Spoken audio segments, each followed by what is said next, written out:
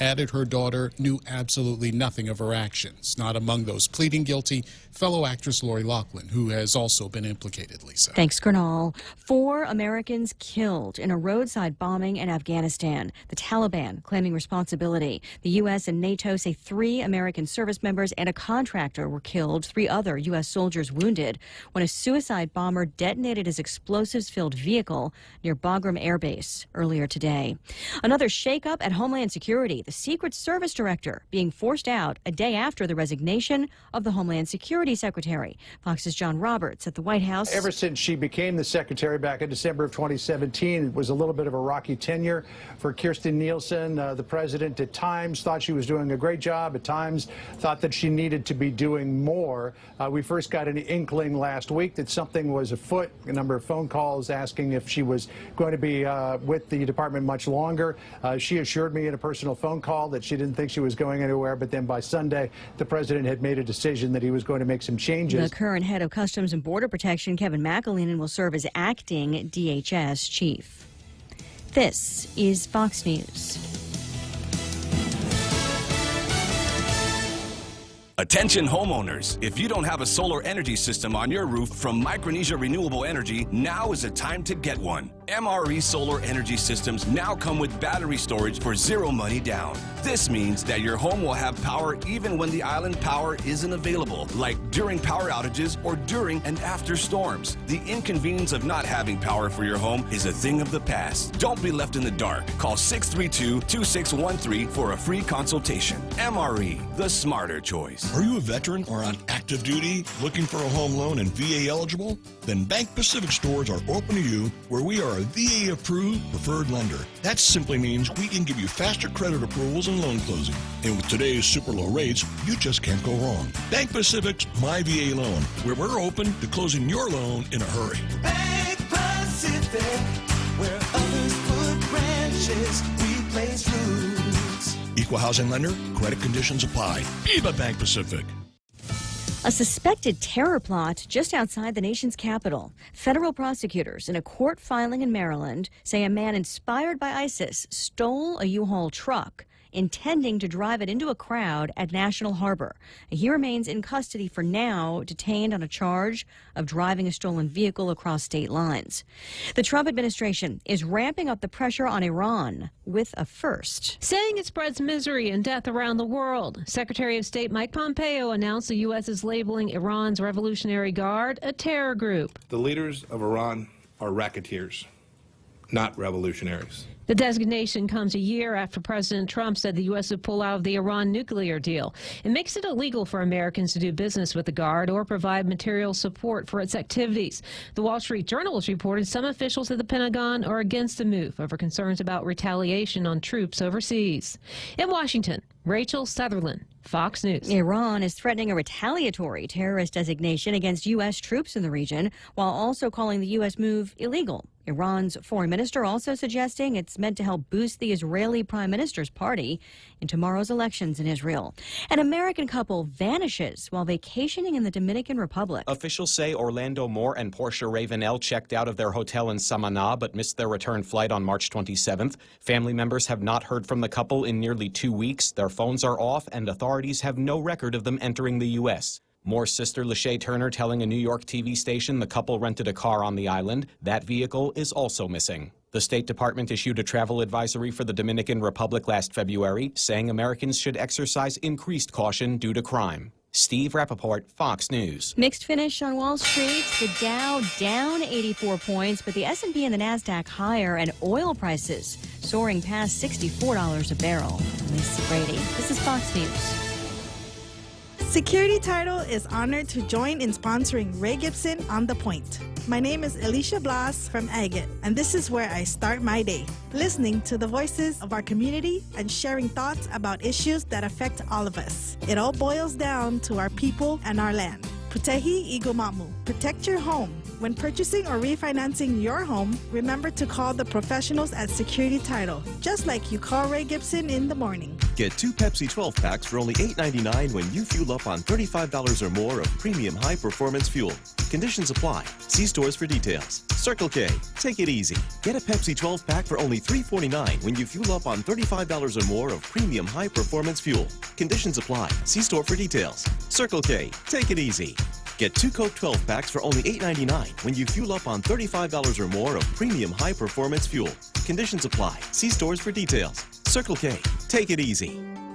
At Guam Regional Medical City, it is our mission to become the island's premier choice for specialty care, like cardiology, pulmonology, neurosciences, orthopedics, oncology services, and more. We aim to protect our island from heart attacks, strokes, cancer, and diabetic complications. But should you suffer from such diseases, we're ready with world-class options, both inpatient and outpatient. For more information, visit us at grmc.gu.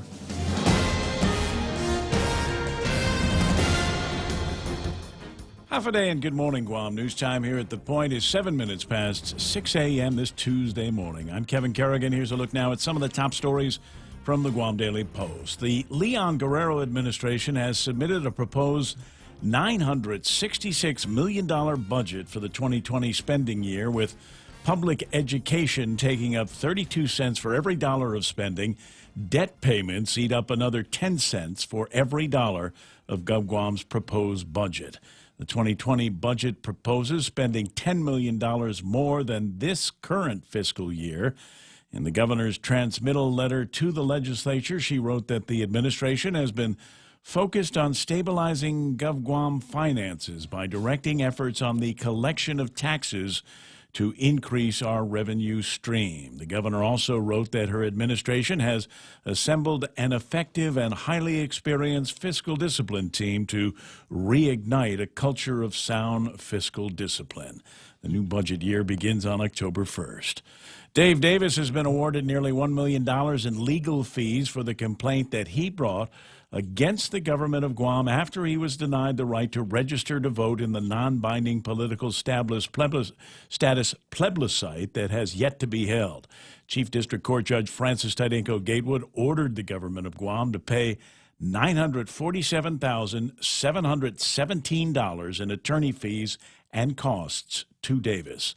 The government of Guam questioned whether attorney fees were reasonable and argued off-island attorneys should not be paid Washington, D.C. rates.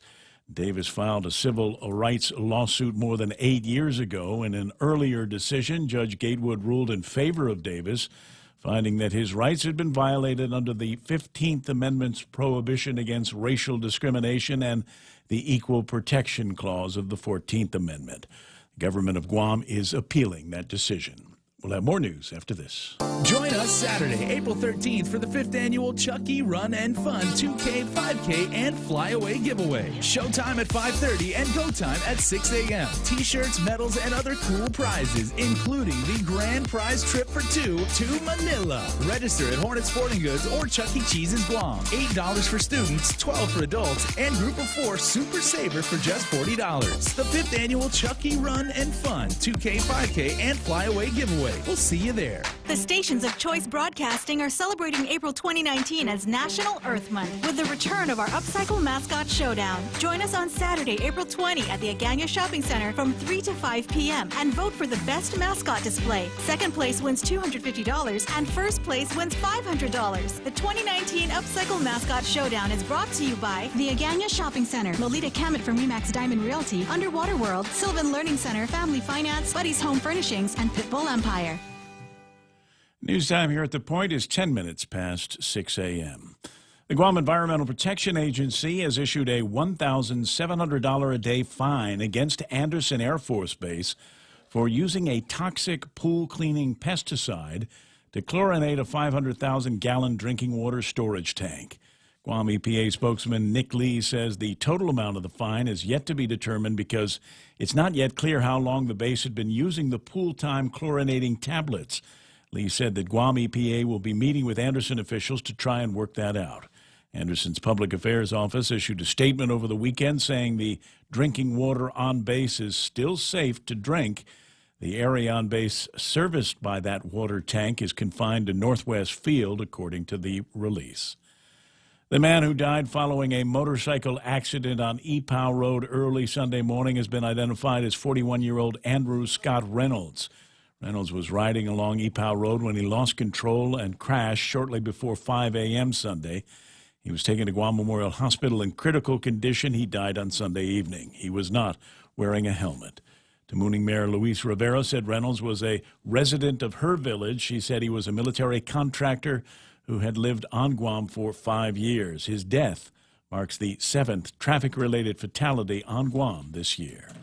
For these stories and more, log on to postguam.com or pick up a copy of today's Guam Daily Post. Ray and Mike now take a look at weather. Thank you, Kevin. Mostly sunny today. Northeast winds 10 to 15 miles an hour, becoming light after the sun set. Highs around 89 degrees. Overnight lows 77 degrees. I'll make it easy for you. It's going to be hot. Sunset tonight at 6:33. Sunrise right about now. It's time to take a look at the weather radar and see if Mike can make heads or tails out of what looks like a blank screen. That's pretty much what we're seeing there. Again, just some of those artifacts off to the southeast. Maybe some rain down there, but it's not getting anywhere close to here.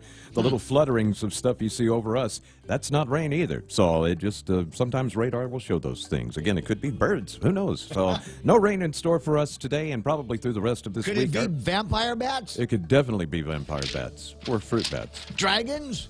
Can it be vampire bats and dragons? Oh, my. 6:11. You want to look at the satellite? We can just for a second. It kind of shows what's going on here. We do have moisture down to the south, but it's staying south of the 10-degree latitude line, which is down south of us. We can see over us right now. Things are nice and clear. I do want to point out that we see a line of clouds going kind of diagonally from the upper right to the lower left, right over Guam and through the northern Marianas. That is a shear line that they're saying might get as far south as Saipan, but I don't think it'll get here. But anytime they get that far down, some of that energy kind of just filters on down into our area. So we can hope that we might get some slightly cooler winds maybe midweek at the end of the week. I'm not counting on it, but it could happen. Hydrate, hydrate, hydrate. Watch the cigarette butts and your marijuana joint roaches. Don't throw those things out of the car. Save them. Supposed to eat those, man. Is it? Yeah. That way, if the cops catch you, you can't get arrested. 6:12 in the morning. That's news and weather together. Brought to you by Bank Pacific. Where others put branches, they place roots. Docomo Pacific's all-new business bundles provide tailored solutions to help your business become a better business. Choose from our Business Basic, Essential, or Value bundles and get unlimited talk and text, worry-free data at home and abroad, plus access to the fastest online speeds in the Marianas. Add on mobile or broadband lines and save up to 20% for each line. Email businesssales@docomopacific.com to find out which bundle provides the best solution for your business. Terms and conditions apply. Wait, I'm supposed to tell people important things about the program, like today's program brought to you by American President Lines APLers, shipping the future Micronesia renewable energy. Never been a better time to go solar. Cat's over at Guam Regional Medical City, the first choice for your specialty care needs. Of course, Cars Plus. And a reminder that they are gearing up now for the Smoke and Wheels event that's going to be taking place this weekend over at the Calvin Memorial Park. You ought to be gearing up for it as well. Visit Cars Plus; they'll show you everything that you need so that you look exactly right for that day out there in the sunshine. And don't forget King's Restaurant still with the Lenten menu. If you haven't had a chance to jump into it, well, Lent's running out. But they're always going to have seafood. But it's nice they've got it all kind of together. Different ways that you can enjoy shrimp and salmon and bungos and parrotfish at King's on the Lenten menu. The Ray Gibson Show. Morning talk that matters. Call now, 888-TALK. That's 888-8255.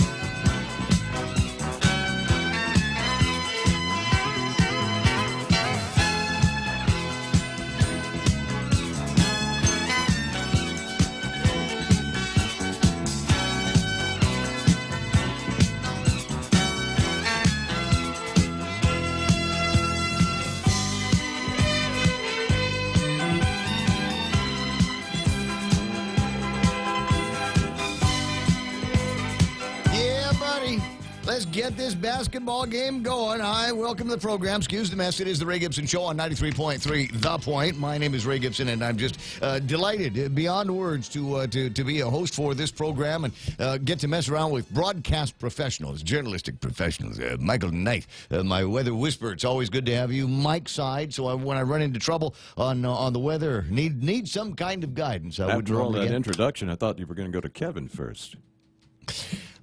He's the only true professional standing here.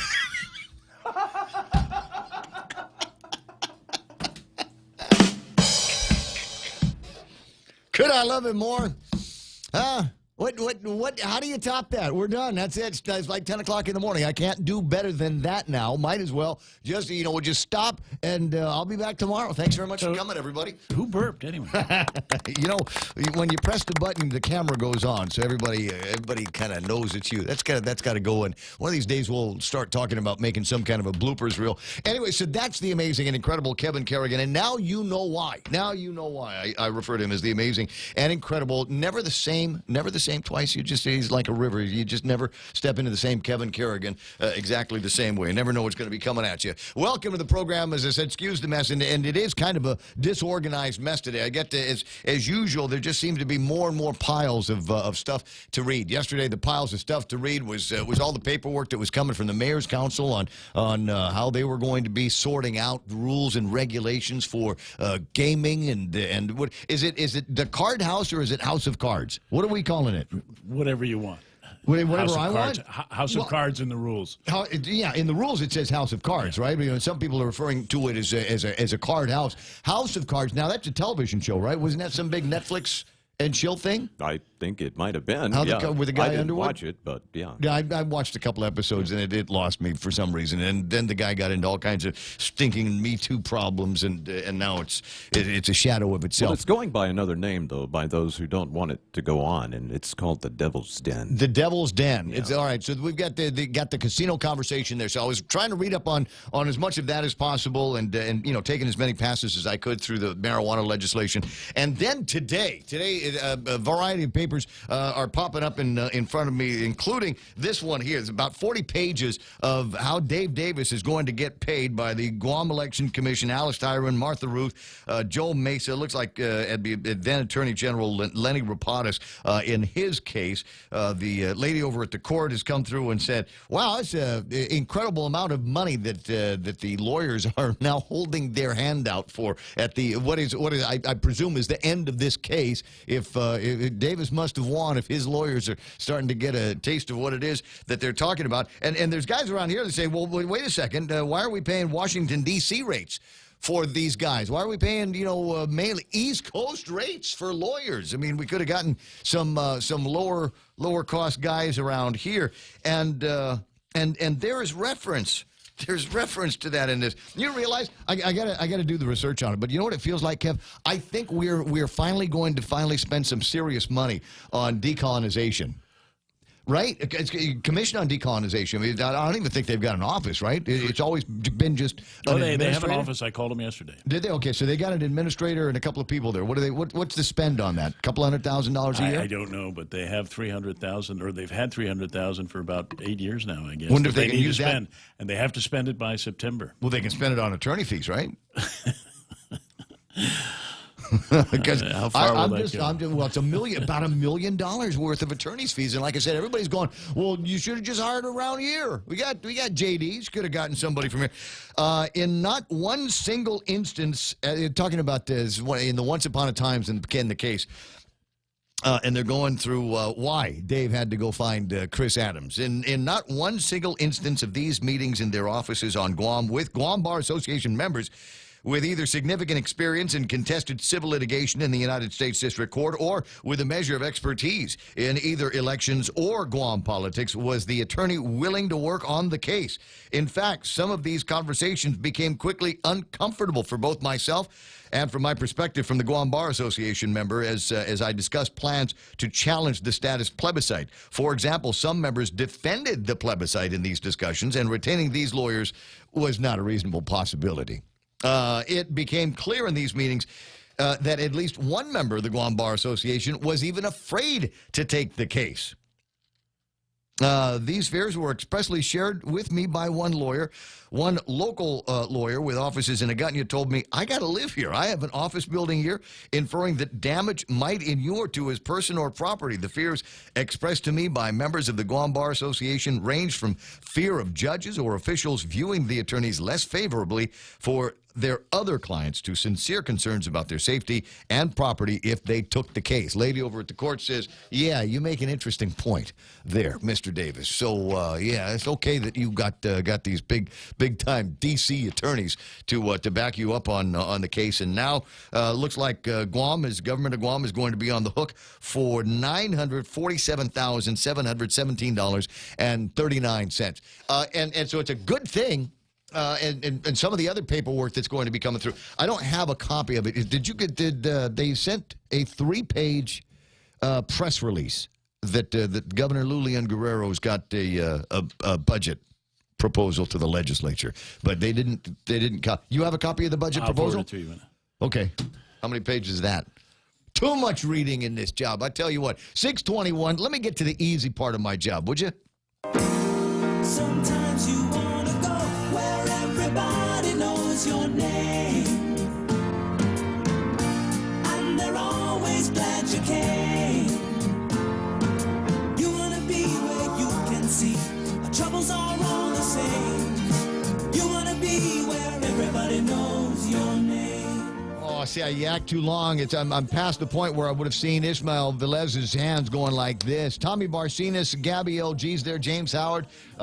Dude is, I think Ismael is artificial intelligence to fast brown. What? Dude, you don't type so fast. You make more sense when you do it that way. Melissa Akimoto is there. I got Joe Blas. Alpha, good morning. Ray Crew and Guam. Tony, Annette, and Pinko Ada is there wishing everybody good morning. Same thing for Gabby LG and Ron F. Zahim and Anna Sidzuas Ramon. Yes, thank you very much. Juanita Machi is online and waving. I'm going to double my efforts to get the top spot one day, says Jim Howard. Lady D is on early. Says Ismail was a chief in the Navy. They basically run it, because the lower ranks depend on the chiefs as well as the upper ranks. Having worked with the chief many times in the past, I will agree with that statement. Lynn Vince, Bora Polino's there. Sahara Defensor is online, and it is from her that I get my theme for today's show, asking, what is your superpower? She had heard through the grapevine that I was talking about her, and she said, what's that all about? I said, well, I like bragging that I know you. I think you're a really intelligent person, and I think you've got some real, and have always had something, really going for you. And she said, wow, you make me out to be like some kind of X-Man mutant person. And I said, well, brains is a superpower. So Sahara's superpower is brains. So what's yours? Wait, got a finger point. Harrison Ford finger point. What's your superpower? Think about that this morning, and riff on it in your own head. As I said, Lady D is there, and Eric Carlson. It's Men's Division I College Basketball National Championship Day. That's the end of the March Madness, right? That's right. That's the end of their college basketball season. Go Tech. Loser leave town, right? Mark Cruz is online. Rita Hugo, good morning, and nice to see Ismail asking, is it my birthday? So much love, and it's not even December yet. Cousin Tommy's online. Gwen Timinglu, Hoffa, Randy Kruger, Rico Blancaflor, good morning. To Joe Leasel Longy, Tedo from the ranch, Randy Kruger, Michael Knight, never heard of him. Good morning, y'all, from the back room. You can just open the microphone and say good morning if you wanted to. Yeah, I know, but I chime in so little on there. I thought I'd just toss that little nugget. We have Pam Duvall, who fed the office yesterday. Right after you left, she came in with a huge bowl. That bowl that's in the kitchen. Oh, the Kelligwin. Yeah. She's the one that cooked up the Kelligwin for the posse, and it was incredible, and the peppers dead on. Bob Lazama's there. May Relay, boy, I haven't said that name out loud in a while. Man, nice to see you online. Joe Ed Cruz, Corina Gutierrez Ludwig, Ken LG says going to be interesting to see the details on how Adelup is going to bring the campaign rhetoric into reality, because so far the superficial news report numbers don't make sense when matched up to the long list of commitments. Got a copy of the budget? Kevin says he's sending one in my direction now. I see Lillian Cruz is there. Anita Muffness with the pretty Valentine's eyes. Lil Cruz, John St. Nicholas, who's reminding me that it's only Tuesday. Thanks, needed that. Tony Babauta is online. Now, faggot. Flo Cruz, Mo Cotton, Doris Mendiola, Sylvan Tadella. And JB, John Bonanno's online, says some other specific expenditures include $3 million to hire more public safety officers, $750,000 for a cannabis testing facility, and $150,000 for an autism center. That's nice. Wow, look what we found in the 2020 proposed budget, money for a lab. I guess that kind of makes clear the intentions of Adelup where it comes to this cannabis industry. But I'm just curious why that money wasn't appropriated in the last 2 or 3 budgets since the law was passed for the medicinal. I'm not sure. Again, it shows that people understand that this recreational aspect of it is going to actually generate enough funds to make it worthwhile to pursue. As soon as they figure out on the Cannabis Control Board how to do that, in light of the fact that there are guys that are going to be growing their own marijuana in the house in numbers prescribed by law. Yeah. Which are going to be soundly ignored. Crescinda Calvo Uggan is online. Former Governor Carl T.C. Gutierrez is there. Mingo Rhee, and there's others that are chiming in here all morning long. What did you just send me? What? Oh, please, no, not that. No, don't do that to me. 626. And I'm not going to show it to you. I could. It would take a couple of jumps through some technical hoops. Ismail has sent me a picture of the gas pump over at the exchange, the auto port, as it were. Oh, geez. What is it, like $1.50? That number is too low.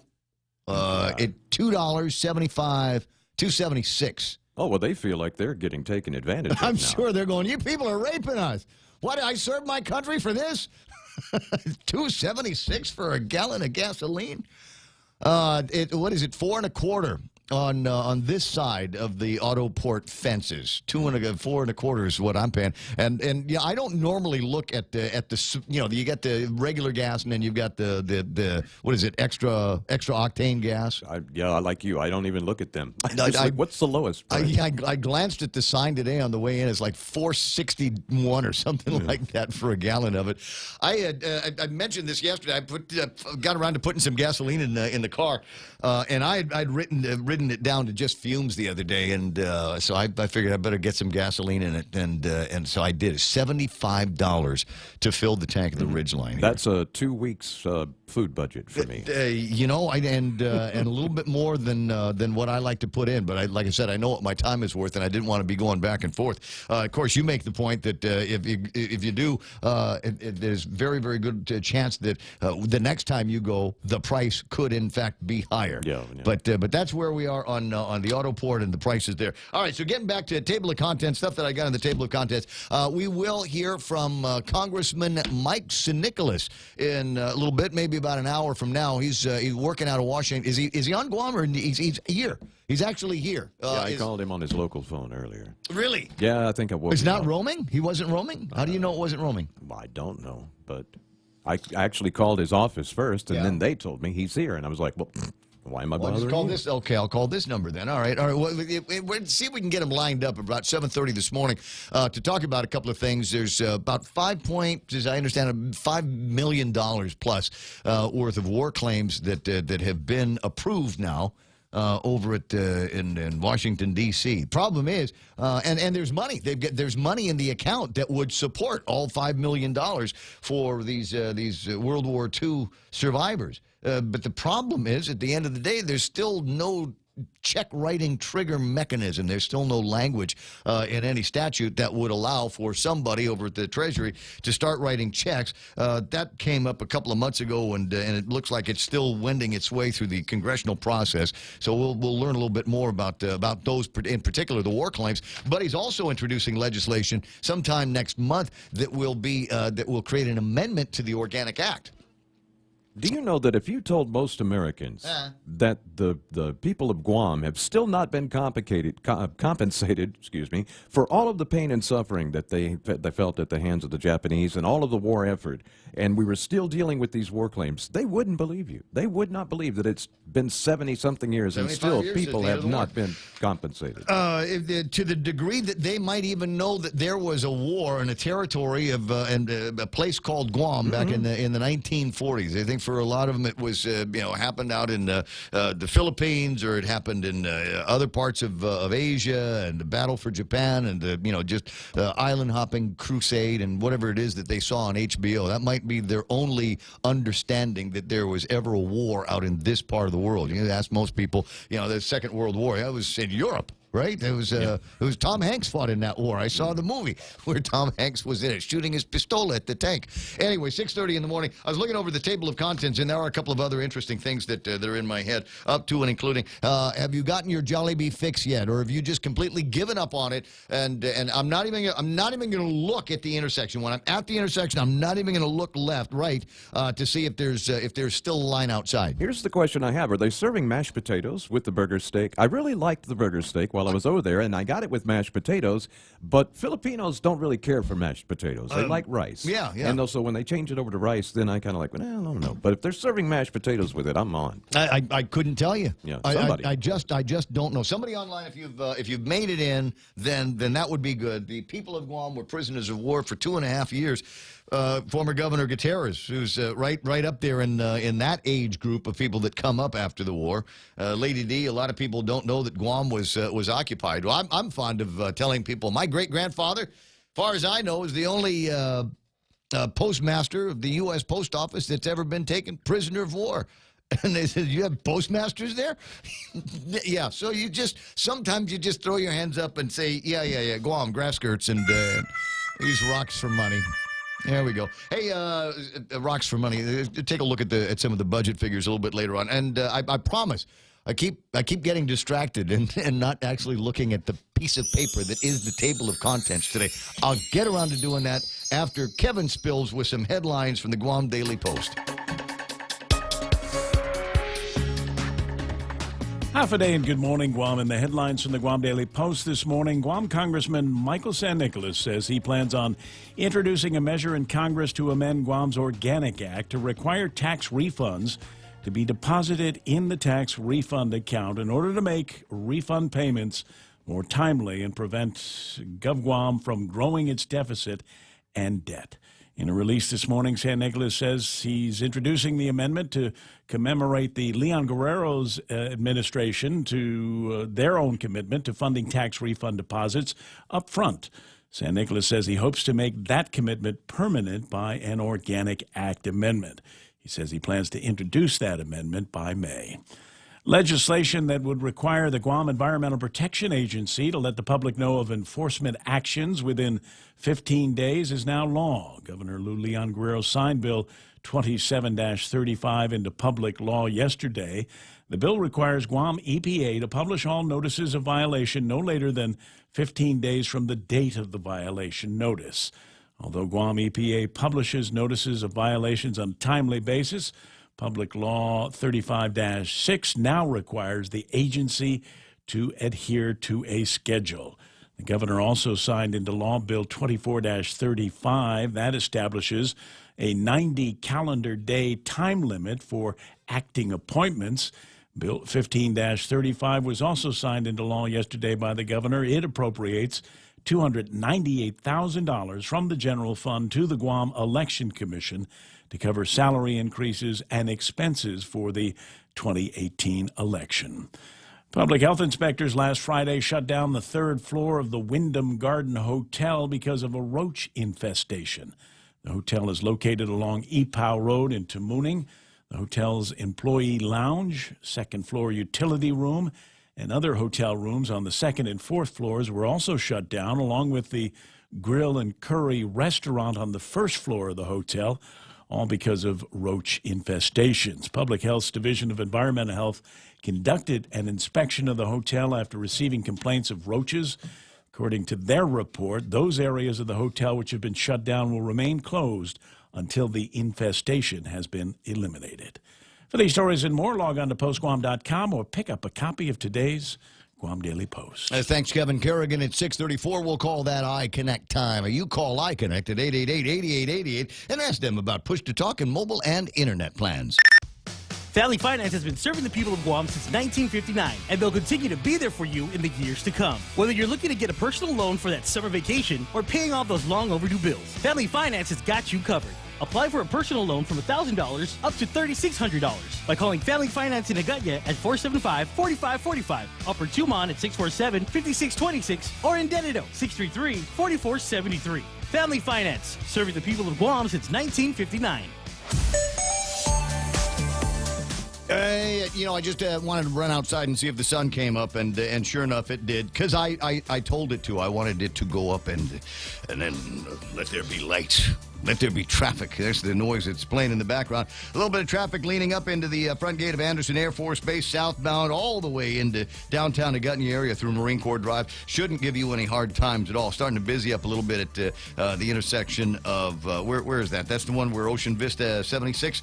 Yeah, on the way into the Barragata area coming out of the airport. 8, 10, and 16, not looking so bad right now. 10 and 15, wide open. 4 and 10, wide open. 4 clear into Agutya is going to be nice. Looks like it might be just a little bit busy over at the intersection where the Wendy's is at the Agutya Shopping Center, but you should be able to make it through there with no major problems. Don't see anything starting to build up over at Navy Hospital, and should be running clear. Yep, running clear into Big Navy in Sumai at 6:36. That's right now traffic here on the point. Lent-friendly burgers at Chili's. Indulge in a selection of our famous burgers with a black bean patty. Black bean patties combine beans with onions, parsley, bell peppers, and cilantro. Served with dill pickles and fries. More Lenten entrees include the spicy shrimp tacos, Cajun pasta with shrimp, or grilled ancho salmon. Best of all, each entree is just $15 and comes with a refreshing Coca-Cola, iced tea, or Heineken on draft. Our fresh house salad with an entree for just $15. Chili's 3 for Me Lent menu. Available for a limited time. Chili's. More life happens here. The Coconut Wireless is back. The Ray Gibson Show. Call now, 888-TALK. That's 888-8255.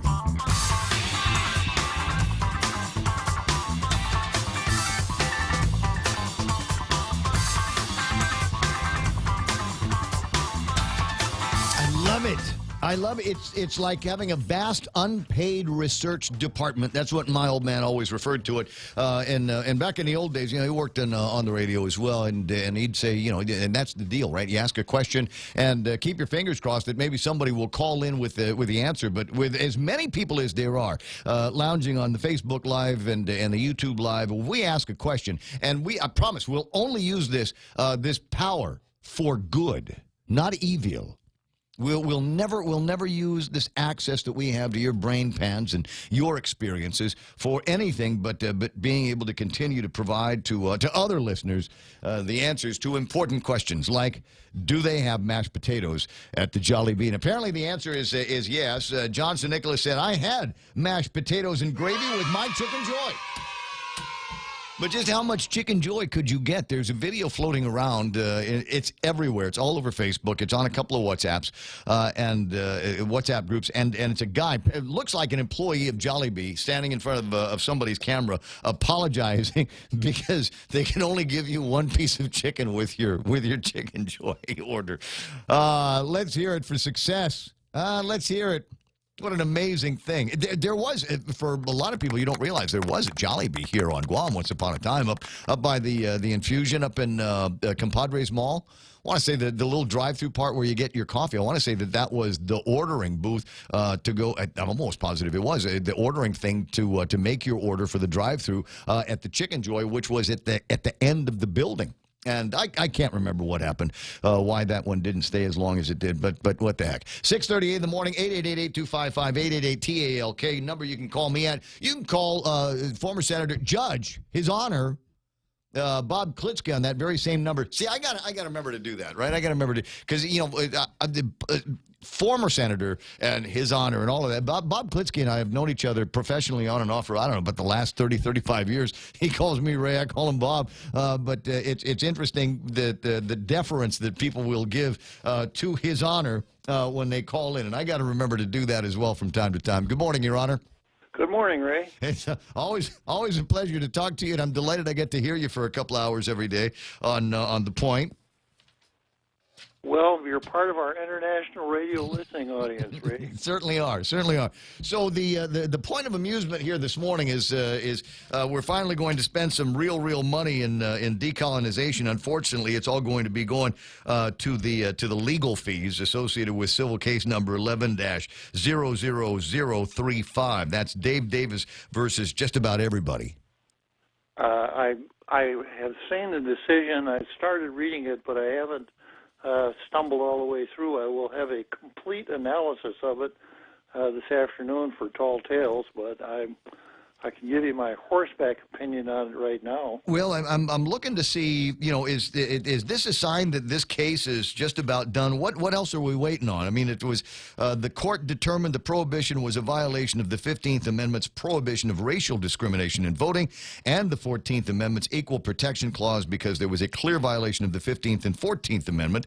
The court found it unnecessary to address the statutory arguments presented by the plaintiff. What other shoes need to drop before this case is all done? Well, you remember the case started out in the district court before Judge Gatewood. Judge Gatewood ruled against Davis. The case went on appeal to the Ninth Circuit, and a decision written by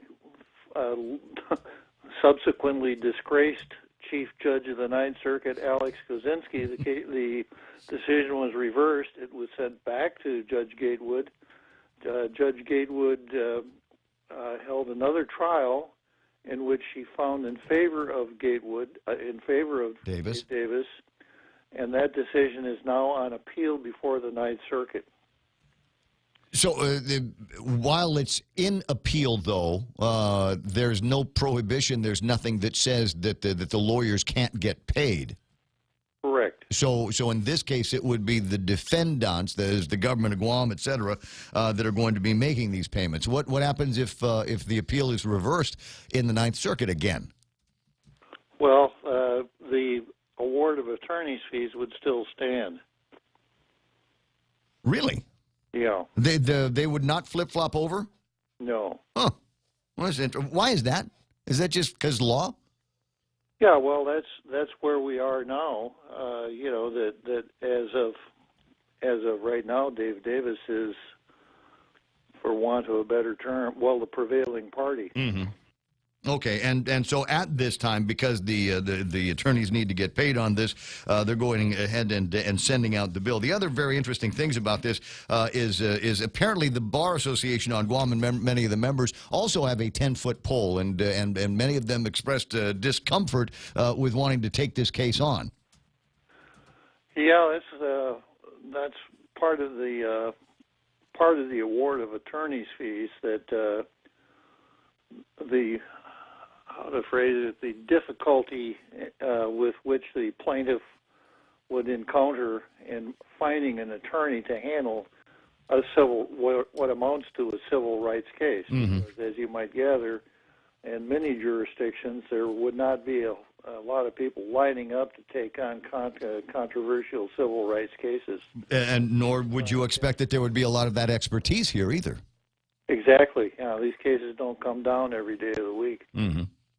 So go and find somebody out in Washington, D.C., see what they've got to say about it. And there's a number of firms that have picked up on this case and seen it all the way through. What do you suppose is going to happen? I mean, the Ninth Circuit's sometimes pretty difficult to read. I think that my analysis was when the Ninth Circuit reversed Judge Gatewood the first time around, the case was basically over. Mm-hmm. Because the Ninth Circuit then said that Davis had standing because he'd actually had an injury in fact. So I can't see the Ninth Circuit this time around deviating from what amounts to something like the law of the case. Yeah. So I think the Ninth Circuit will sustain Judge Gatewood's decision, and basically that'll be the end of the case. I suppose the government of Guam, for appearance's sake, will file a petition for writ of certiorari with the Supreme Court, but I think the chances of that being granted are somewhere between slim and none. Yeah. I've visited that place a couple of times in my life. 6:44 in the morning, and so will there be damages that Mr. Davis is going to be expecting? Do you recall? No. No. No. Because his suit was for injunctive relief. So only people going to be making out on this going to be the lawyers. And I suppose everybody for whom Dave Davis had gone to bat for in this case. Well, you know, the thinking that underlines the civil rights legislation that allows people to bring claims for civil rights and for their attorneys to recover fees is that everybody wins when the United States Constitution is enforced. It's a little bit harder argument to make since Bill 22 was signed, but that's the thinking that the enforcement of constitutional rights makes it worthwhile. So the post ruling from the Ninth Circuit, what then happens to the conversations about plebiscites? What then happens with the Commission on Decolonization and the requirement that only certain folks would be able to vote? Do we go for it with universal suffrage? That would be an alternative. I suspect that probably wouldn't happen. I suspect that it would be just the end of talk about a limited plebiscite. And the next move would be what I refer to as the Commission for Chamorro Independence. So bypass everything and just go straight to independence? Well, that's what the thrust of whatever that commission does. That's about the only reason, or the only thing they've pursued here in the last several years. But they don't have a mandate other than what is prescribed for them and given to them by the legislature and the government and the governor.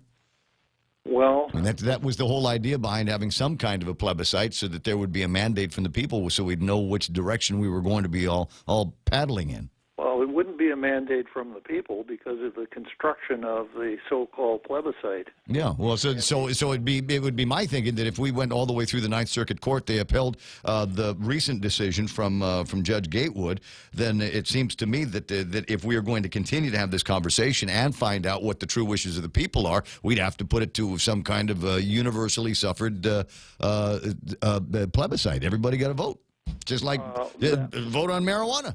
Well, yes, that would certainly be a sensible approach to the idea. But the element that's pushing for Chamorro independence is not going to allow that to happen. That would be my analysis. I wonder who'd crawl out of the woodwork. I suppose we'll see when it happens. Crawl out of the woodwork? Yeah, because I think there are a lot of, I don't know that it's a silent majority, but it is certainly not as loud as it used to be. Perhaps now that with the idea that Dave Davis is going to be taking about $1 million to pay his lawyers out of our meager treasury, maybe there will be a few more louder and radical voices that would push for the independence. Yeah, that'll probably be a byproduct of the attorney's fees decision. See things like that. Enough money to give the folks at the Election Commission a raise. Poor Angel Sablon, stumbling along with about $100,000 a year salary. Just can't make it with 5 figures anymore, Yeah. 6:48. I do want to make a note. I was driving into town yesterday and listening to Tom call you up and say about a week before, if you're still on the air, a week before the election, he's going to call in with the Clinton Rigel and the other 7 people that voted in favor of marijuana, so he could prevent them from getting any kind of re-election. And you said, it presupposed that maybe something might happen to your employment around here. That was quite a chat that Tom and I had. I didn't know if he was talking about the precariousness of my employment arrangement or perhaps my advanced years? I don't. It's I can't speak for the advanced years, but if Bob's doing a great job, as the case is, there are going to be times where he might take a different tact on an issue, and I might take a different tact on an issue. But we're buds, and I don't see anything happening. Do you? No. The point is perhaps the last bastion of free speech on the airwaves. We'll try to do our best to keep it that way. What do you say? Good idea, Ray. All right. I'll talk to you about the Constitution later on. Okay, sir. Thank you, Judge. His Honor, Bob Klitsky will be on the radio a little bit longer. He's got 2 entire hours this afternoon, starting at 4 o'clock. So I want you to be listening. He will, by then, have been able to chew through the 40 pages of the judgment here that came out in favor, not necessarily Dave Davis, but certainly in favor of his attorneys. $947,717 is what is going to be expected in check form, I suppose, by a whole gaggle of attorneys. Interesting that it takes 40 pages to put together it's basically an itemized receipt, if you will. It means there's a little bit of a once upon a time in it, tells the story of the case, and then it goes on to highlight all of the different arrangements that had been made in the cause of the attorneys. Who else playing around on Facebook Live? We got Vicky Borja, Vicky Ganashis Borja, Pat and Norma Jean Flores, Carlo Branch is on. A lot of stuff going to be happening over at the legislature. I'll tell you what I'm looking at here in a couple of minutes. Jeff Pleadwell, Renee, and Pat Tite-Tugui. Puerto Rico's first vote was denied by Congress because it did not include a status quo option. That's a note from Ken LG, who I'm sure is watching this as well. Yoich Ringil says, Ungil Tutao, thank you, buddy, and good morning to you. Francis Salas and Gina Marie Tenorio Call is online. What are you working on with the kids there, Gina? What big deal do you have that I can help you publicize? Richard Leon is online. Carl Facuda Jr. James Howard says, Tall Tales is awesome. I learn something every single time I tune in. I don't even have to listen for a long time. You make it through about 10 minutes of the program, and you will get some kind of dose of common sense. I get my running buddy Doris is on, Rick Leone, another running buddy, Jane Sasai, Greg Kirabrock from over at Take Care. Beck Salazar says, good morning, Ray. Watching from Tokyo. What time is it in Tokyo? What is it, 5:50, 4:50, something like that? No, it's only an hour, right? Okay, so 5:51. Go back to bed. You should have been partying in Roppongi until just about now. This is waking up early and listening to the radio nonsense. This is Facebook Live. It turns into a video on demand later. I got Thelma Lynn Borja says, half a day from Newport News, Virginia. A lot of off-island listeners. That's nice. You know what? We always have on Darlene Bloss is there, and we always have Lynn Vince Borja Polino. And you might be going, I've never heard the name Lynn Vince. Lynn Vince, that's actually 2 people. It's Lynn and Vince Borja Polino. Today is Vince Borja's birthday. So if you see the guy, wish him a happy birthday. I don't know what they're going to be doing by way of celebration, but today is his birthday. So I think that's a big deal. 8 minutes away from the top of the hour, had the very good fortune to run into former Senator and now Port GM Rory Respicio just a few days ago, and hope I get a chance to run down to the port again. And we had an interesting conversation because there's a whole mess of dollars that are going to be spent, a lot of CapEx projects over at the port. And we were asking about a new admin building that's supposed to be going up, but it doesn't look like that's going to be happening. You're looking at reprogramming some of those bond proceeds to go and repair F1, right? Well, good morning, Ray. Yeah, good morning. Because we want to do it, but more like because we have to do it. The Port Authority of Guam financed about $71 million in revenue bond money, and I think about $30 million was used to pay off existing debt, and the balance is being partnered up with a $10 million grant from Merit, from the Tiger Grant, to do developments on Hotel Wharf. And so that's all part of the port modernization plan. And nothing is changing with the exception of the idea of demolishing the current administration building and moving it over to someplace across GPA or in some other area. And arguments for demolishing the administration building was, 1, the building was not ADA compliant.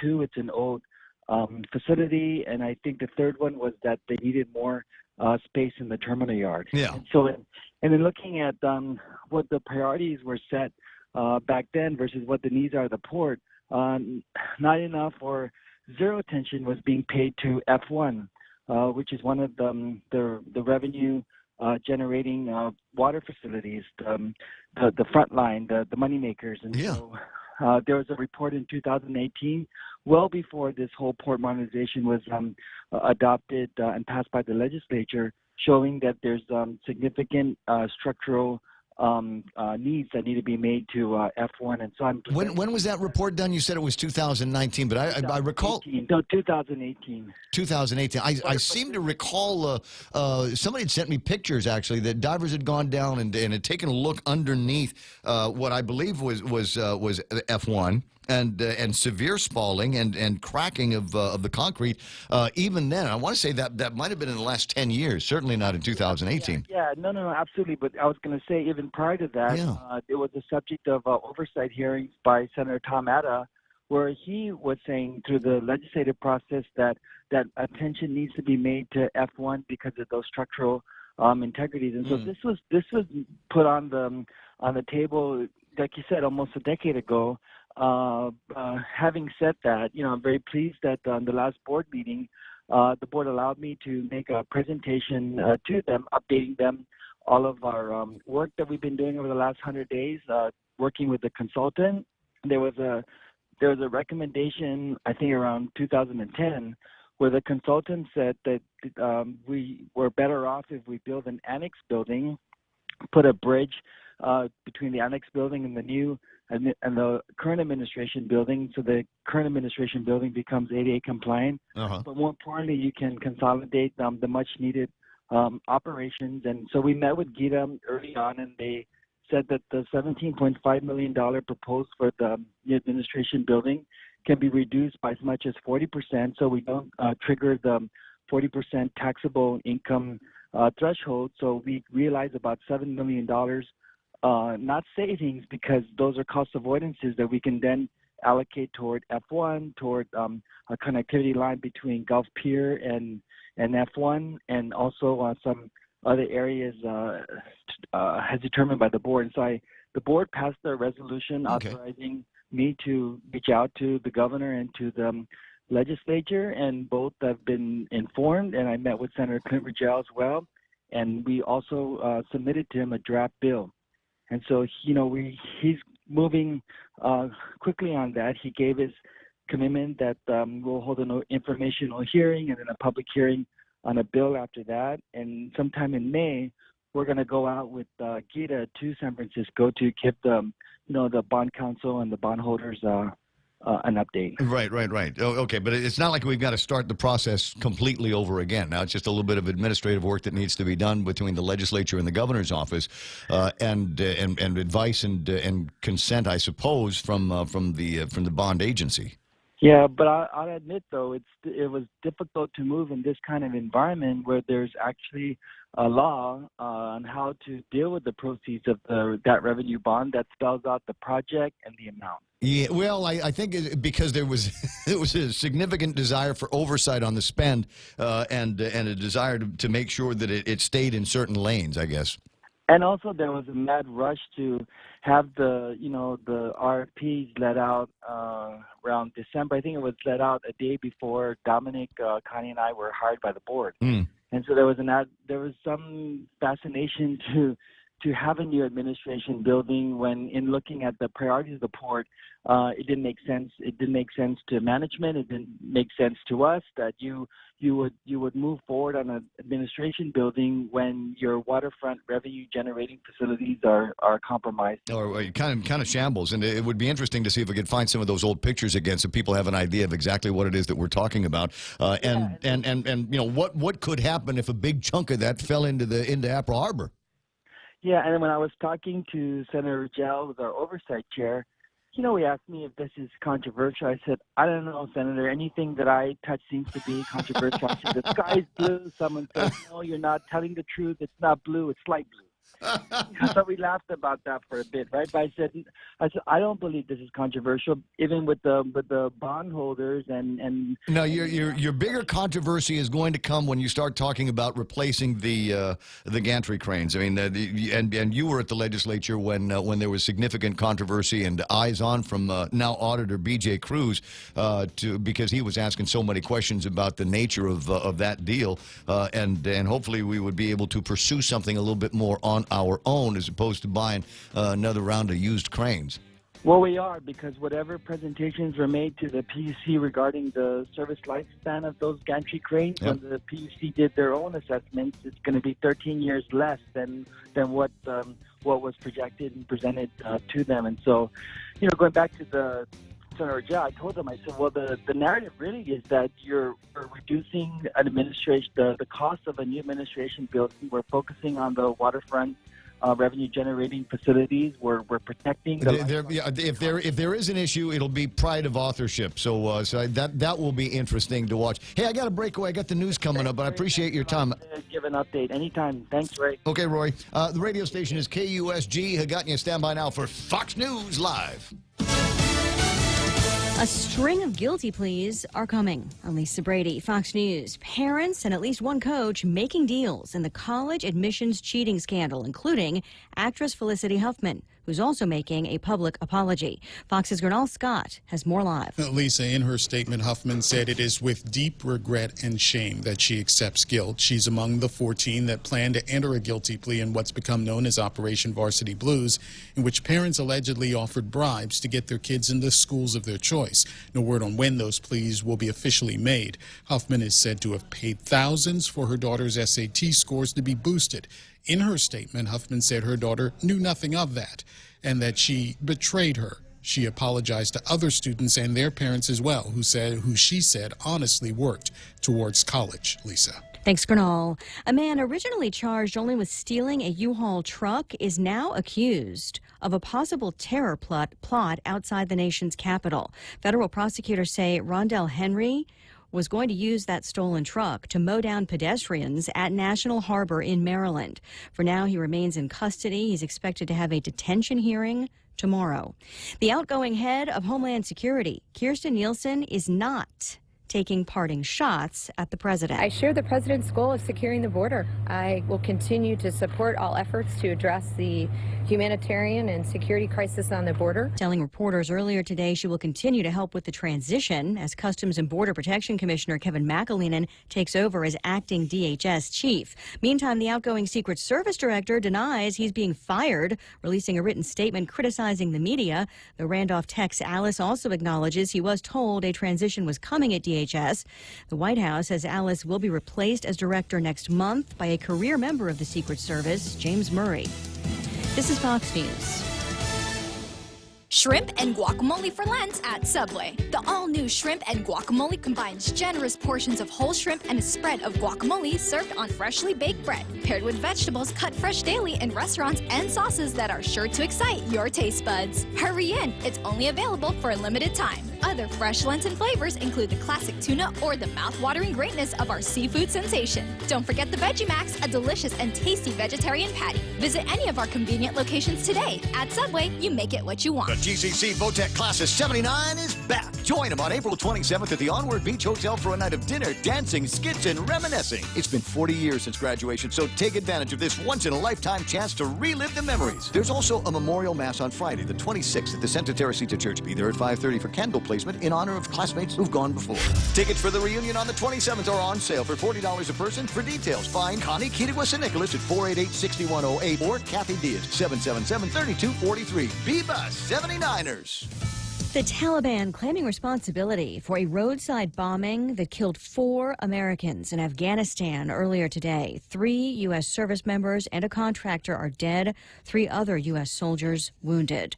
The Trump administration trying something new to ramp up the pressure on Iran. The U.S. is designating Iran's Revolutionary Guard a terrorist organization, putting it in the same class with ISIS and Boko Haram, provoking Iran's foreign minister to call for U.S. troops in the area to be added to Tehran's list of terrorists. Secretary of State Mike Pompeo made the announcement today, along with a warning for Iran. An attack on the United States of America is something that they ought to think more than twice about. The designation means it will be a federal crime to do business with or give material support to Iran's Revolutionary Guard.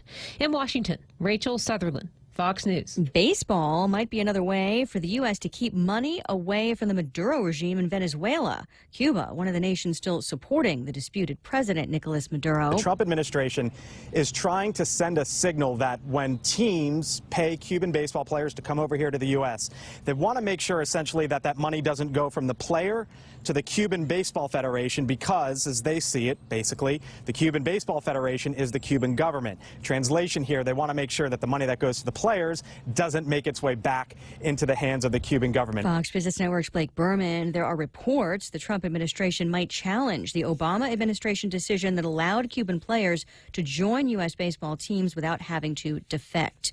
The grand finale for college basketball's March Madness is tonight when the men's national champions will be crowned. The Texas Tech Red Raiders face Virginia just a year after Virginia's Cavaliers were knocked out of the NCAA tournament in the first round. Baylor won the women's title last night. I'm Lisa Brady. This is Fox News.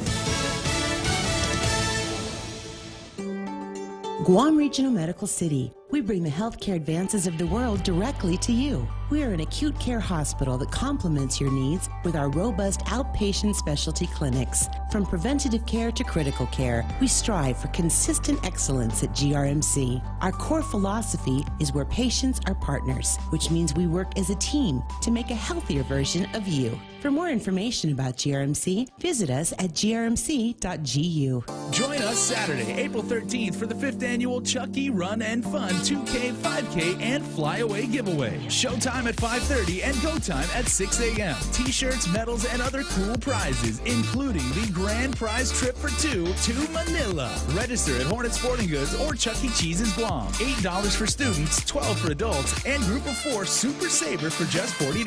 The 5th annual Chucky Run and Fun 2K, 5K, and Flyaway giveaway. We'll see you there. When your family needs medical care, how often do you find the need to visit multiple clinics? When a child has a serious ailment, do you find yourself meeting a medical provider only to learn you must go somewhere else for testing? At the FHP Health Center, you can find multiple specialties and testing services under one roof. And if your family needs urgent care, FHP is there for you with convenient weekday, evening, and weekend hours. Voted the island's best clinic and Pika's best 2 years in a row. FHP, our island, your clinic. Learn more at fhpguam.com.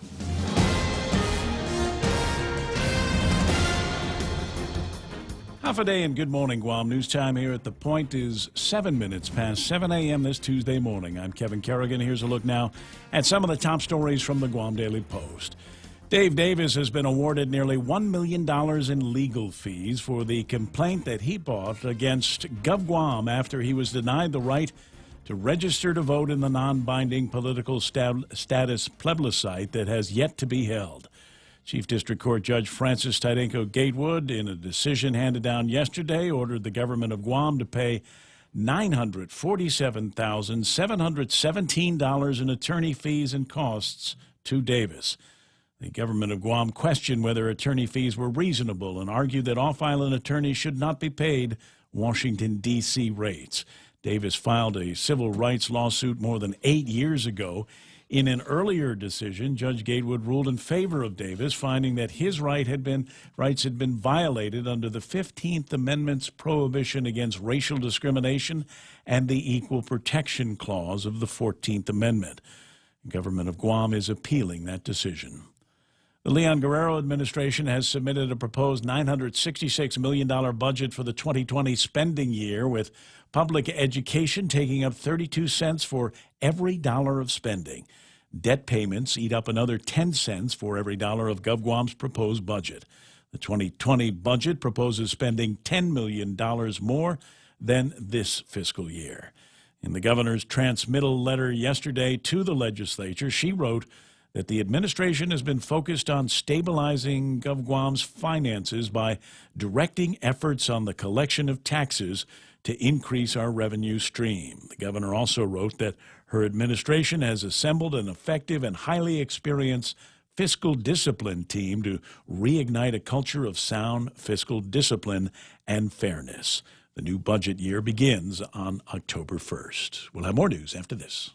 KFC has finally answered the world's most important question. What came first, the chicken or the egg? And the answer is both. Introducing KFC's KFC AM, their new Southern and local-inspired breakfast. AM-loaded platter with chicken fried rice, waffles, and Colonel's chicken congee. KFC also has your all-time favorites, AM chicken and egg wraps, Southern biscuit and sausage sandwich, and hash browns. So for finger-licking good mornings, AM will never be the same at KFC. KFC, it's finger-licking good. Hey, are you ready to afford the good life? For example, cooking in a gourmet kitchen that is as amazing as your skills. Or how about paying off tuition? Or maybe expanding your home to make room for your parents. Live beyond your dreams, within your means, with a low-rate home equity line of credit from First Hawaiian Bank.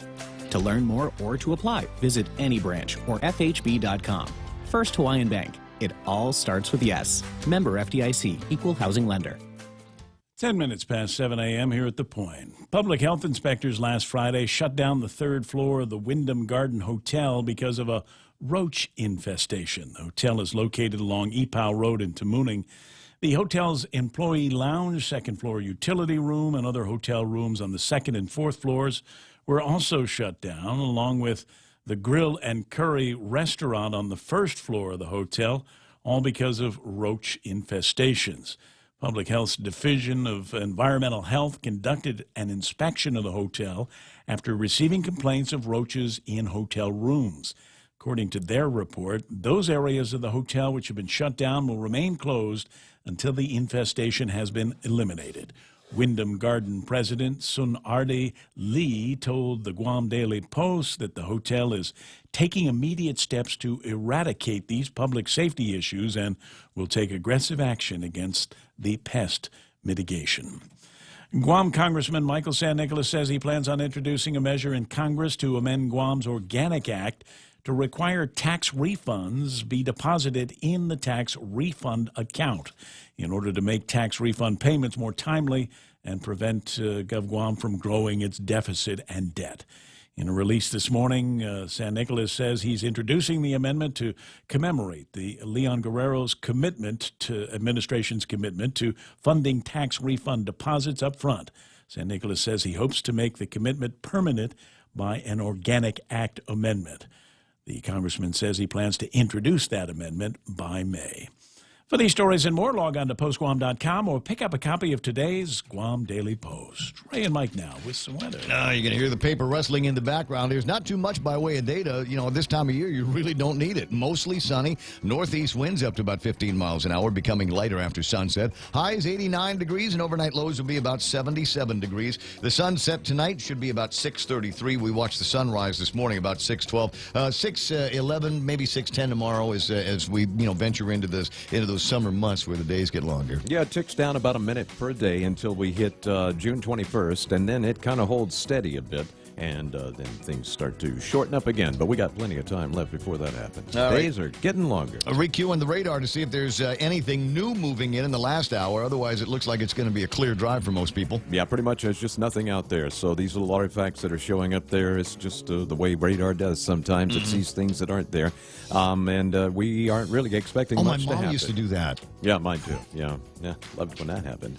So, that was looking like a real dry day. It's going to be hot, though, with the clear skies. That means plenty of sunshine from the moment it rises until the moment it sets. And, of course, the hot time of the day, usually in the 2 to 4 p.m. range. So be careful if you're going out there doing any running, walking, any real physical activities. Hydrate. It will Get be ready real to learn to hydrate. If you're running in the marathon or any of the longer races this coming weekend, practice hydrating. Get out there and actually, I would suggest that people actually go and run during the hotter times of the day. Maybe 11, 12, maybe about 3 or 4 o'clock this afternoon. Go and get some running in and just kind of get used to running in the heat and making sure that you are hydrated. Haven't had a chance to look at the satellite just yet. Does this bring anything that you see that might bring some cooler temps? Yeah, the one I do see is there's a line of clouds, kind of a curvy cloud line dipping down from the northeast to the southwest. That's upper right to lower left, kind of in the middle, actually, is where it breaks off. That's a shear line, some energy from a cold front that kind of dissipated way up north there. These shear lines do come through from time to time, but usually this time of year they don't. Even so, when I get this close, sometimes we can get a little bit of that energy, some of that cooler air down. I'm not sure if that's going to happen, but we'll just have to wait and see. But there's hope that maybe we might find a little bit of relief in the next couple of days. There is always hope. 7:13 in the meantime. Lots of places on Guam, thankfully, are air-conditioned. And that's news and weather together here on The Point. Security Title is honored to join in sponsoring Ray Gibson on The Point. Half a day. I'm Rita Tidegui of Manila, and this is where I start my day, listening to the voices of our community and sharing thoughts about issues that affect all of us. It all boils down to our people and our land. Ingatan ang iyong tahanan. Protect your home. When purchasing or refinancing your home, remember to call the professionals at Security Title, just like you call Ray Gibson in the morning. What? There's talking now? I have to talk, but I don't have to do the long segment with the market report. This is the one where I talk about all of the advertisers that love being a part of the show. Then this is my favorite. Portions of the program brought to you by Guam Regional Medical City. First choice for your specialty care needs. Guys at Micronesia Renewable Energy, there's never been a better time to go solar. APL, they're shipping the future. Cars Plus, gearing up for this weekend's Smokin' Wheels. You can gear up with them as well at the Cars Plus location up in Mighty. Or if you don't have time this week, they're going to have a booth. They'll have some presence at the actual Smokin' Wheel, so a great chance to talk to Jenny and Joey and Dunge about stuff they're doing there. And, of course, also brought to you by King's Restaurant, ladies and gentlemen, with their incredible Lenten menu. Now, they've always got seafood on the menu because it's King's and they're on Guam, but they bundle it all together in one place so you can find it, so it's not a whole lot of searching for your favorite. Yeah, this is what I'm grinding on for Lent. Find them in Tumuning and Harmon. That's King's. News to fill your mind. Talk to get it out. The Ray Gibson Show.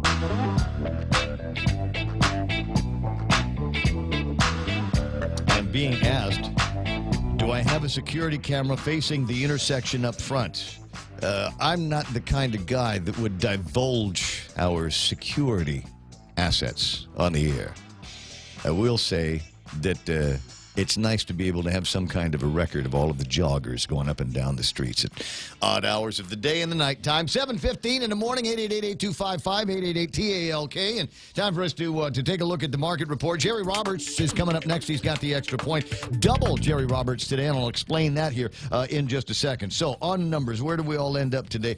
Dow is dipping low a little bit, and yeah, it doesn't look like it came back. 26,341 and off by about 83 points, which constitutes a third of a percent. I mean, it's very small numbers there. So if you're tied to that index, this today was not a big jump down. NASDAQ at 79.53. They're up by 15 points. S&P 500 at 28.95. Dow Jones Industrial Average, the hemorrhaging is coming from Boeing in this case. They have a real hard time with the messaging, I think, and their response on that 737. What is it? X? Is that the number that they're talking about? That particular Max. The Max, yeah, the Max. I can't the nomenclature, but that's giving them a hard time. And as more and more airlines are either putting them on the tarmac, leaving them on the tarmac, and canceling orders with Boeing, making a phone call to the Frenchies at Airbus saying, "What do you guys got in a similar frame? Do you have something like this that we might be able to get?" 7:17 in the morning. Before we do anything else, I did want to mention a couple of businessy things that are happening on Guam later this morning. Vanessa Williams is going to be in the studio talking about the High Tide get-together, professional women in Guam. Women Rising. It's going to take place this Friday all day long because they've got a lot to pass along to you. A lot of high-profile speakers are going to be in attendance and a lot of movers and shakers, certainly in the women's business community on Guam. But I have been invited by more than a couple of other people that said this is not just for girls. This is an event, and I think you're going to hear things from a unique perspective. So gentlemen businessmen should think about attending as well. The guys over at by the way, yes, the labor are having if you need some learning today, on-site Consultation Programs Part 3 with OSHA. It's not a get-out-of-jail-free card, but it's OSHA people telling you how to do self-inspections, how to keep track of what it is that you need to do so that you don't get into hot water with OSHA. One of the more valuable services offered, absolutely. And it's free. It is free with these guys.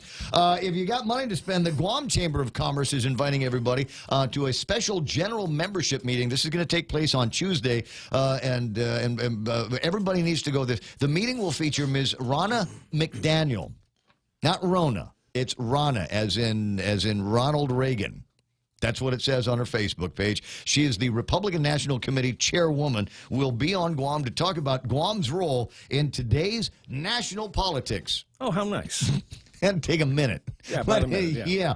And for the other 19 towards the Thanks for lunch. Be talking about Thank you very much for lunch. She might actually be here in the studio, so I might ask her to riff a little bit longer on that. So, as I said, might not be a very long. Oh, you're so cynical. Deal that she's going to be doing. Well, I don't know. So it's going to be Guam Grand Ballroom, Hyatt Regency. And again, it's going to take place on the 16th. $30 a member, $40 for non-members, and I don't know if they're letting cheap journalists like us in for nothing. I think they should. Well, I'm actually a member, so you can come in with me if I remember to go to this. There you go. I don't know. Like I said, she's going to be in the studio with me at some point next week, so I might already have gotten the preview of what she's going to be talking about at the place. Hey, by the way, on the women's conference, the only reason that men are being allowed in is because of you. What? You were the only one. You were the one that riffed on this and said, "Hey, what happened to the guys?" And if they're allowing guys in, it's because you said so. Well, I think they're selling tickets, so I think they'd want everybody that has got money to buy them to be able to buy them. But most people looking at that ad would say, it's a women's thing. Yeah, because a lot of things are girls only. And it's going to be like there's going to be working all day, and there's not going to be happy hour or anything like that. Big wine get together at the end. So if Ray's there, there might be something. Yeah, maybe make him stay all the way there. In the corner. We'll do the work. That's Ray's corner. See, now Vanessa's not going to come. Vanessa's not going to come, and all the girls are going to say, "Did you hear what they said? Those guys on the radio." Anyway, so we're going to have them check those people into the Susan B. Anthony Male Re-Education Center. Stat. It's Double Dose of Jerry Roberts today, friends. You get him online here on the Facebook Live and the YouTube Live, etc., on Ray Gibson Show on 93.3. But you will also get him in print form in the Work Zone in today's Guam Daily Post editorial section. Why facts alone don't tell the story. Ooh, it's counterintuitive. How could facts not tell a story? Do we have to go into just don't? But are you telling me that the feelings will tell a story as well? That feelings will bring us to some kind of logical and happy outcome? It's not just feelings, but that's part of it. In the workplace, you got to go with the feels every once in a while.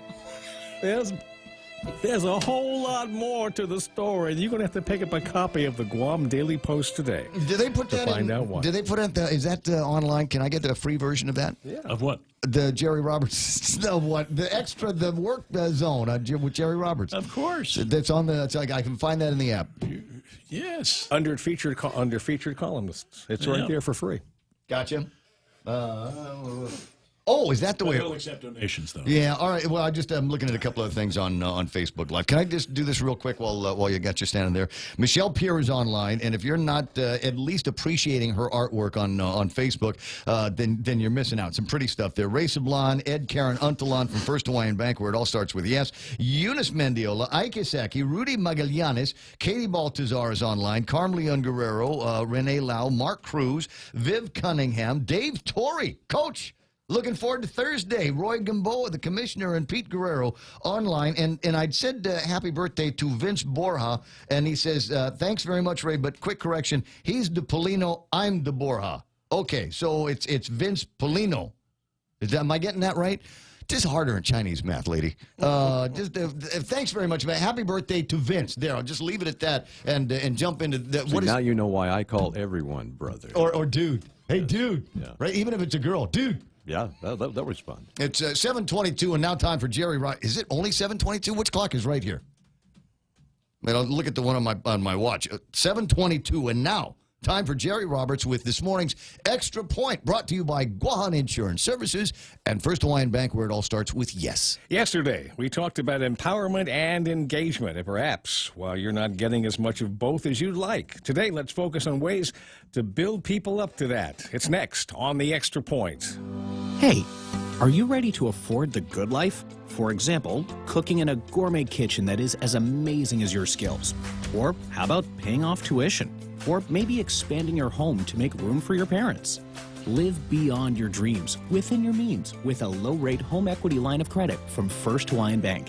To learn more or to apply, visit any branch or FHB.com. First Hawaiian Bank. It all starts with yes. Member FDIC, Equal Housing Lender. It's important to have claims process that works for you. At Guahan Insurance Services, we make things simple and convenient. Same door you walk in to purchase your insurance is the same door you open to file your claim. We can't pretend that the car insurance claims process is fun, but we can promise a hassle-free and speedy recovery without any runarounds. For your home, auto, and business insurance, visit us at the Camacho Landmark Center on Marine Corps Drive in Tamuning. Don't forget to like us on Facebook or give us a call at 475-1162 or text 929-SAVE. That's 929-7283. Empowering a worker. What strategies could we use to make that happen? I've got a short list, a very short list of things you can do right now, today, to get empowerment going on the front burner. Number one, let's start with praise. Most employees say they don't get enough praise and recognition, if they get it at all. Let the individual know that he and she is on your radar screen with some sincere and specific praise. Tell them what they're being praised for, why it matters, and how you feel about it. In case the relationship between the two of you isn't going well, this can hit the reset button on that. Number two, meet with them and raise expectations. Let the worker know you feel they have the talent and drive to make a larger contribution, that you'd like to help them do so, if that's what they want. You're not promising a promotion or a pay raise, just that you have confidence in them, and if they would like to raise their game a bit, you'd be willing to help. You need to get their agreement on this, and I think you will in most cases. If they're reluctant or disinterested, I'd suggest moving on to the next person. Maybe they'll change their mind after they see others gain benefits by working with you.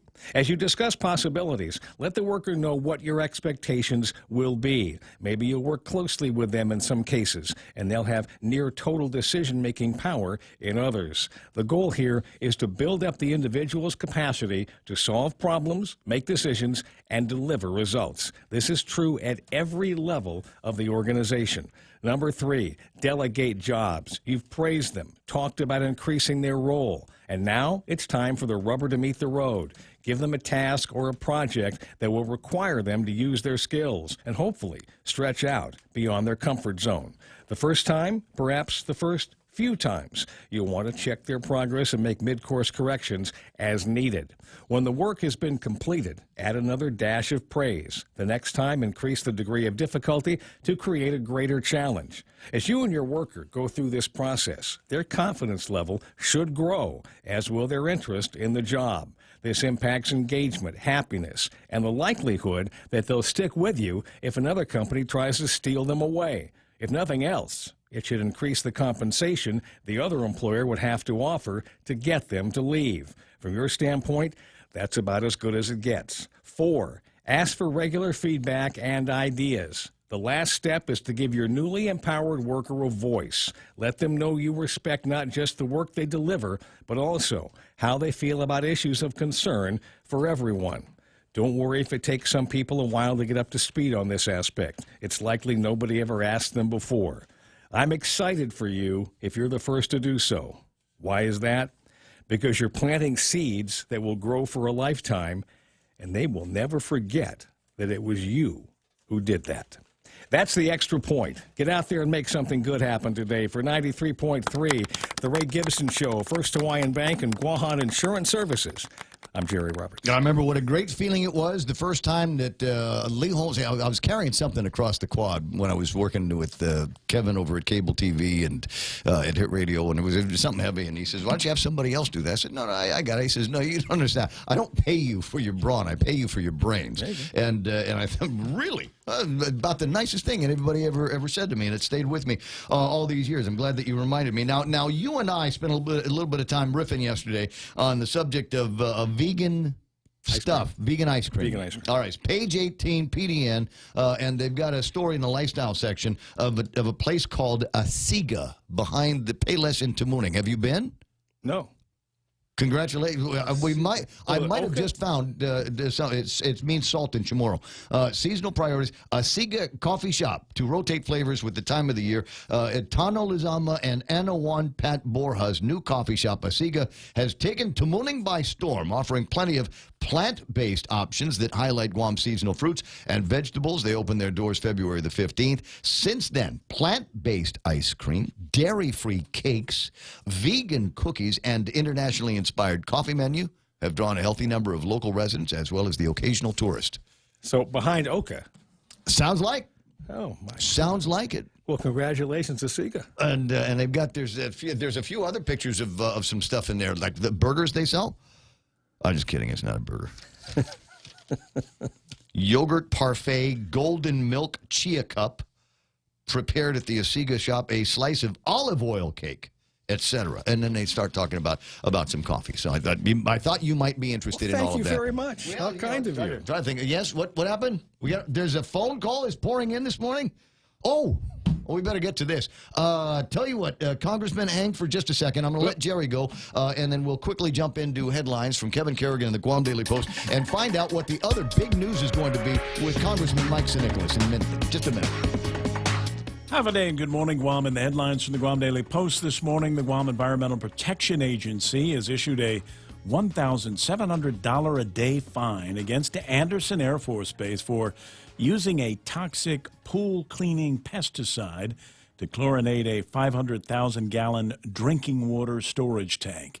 Guam EPA spokesman Nick Lee says the total amount of the fine is yet to be determined because it's not yet clear how long the base had been using the pool time chlorinating tablets.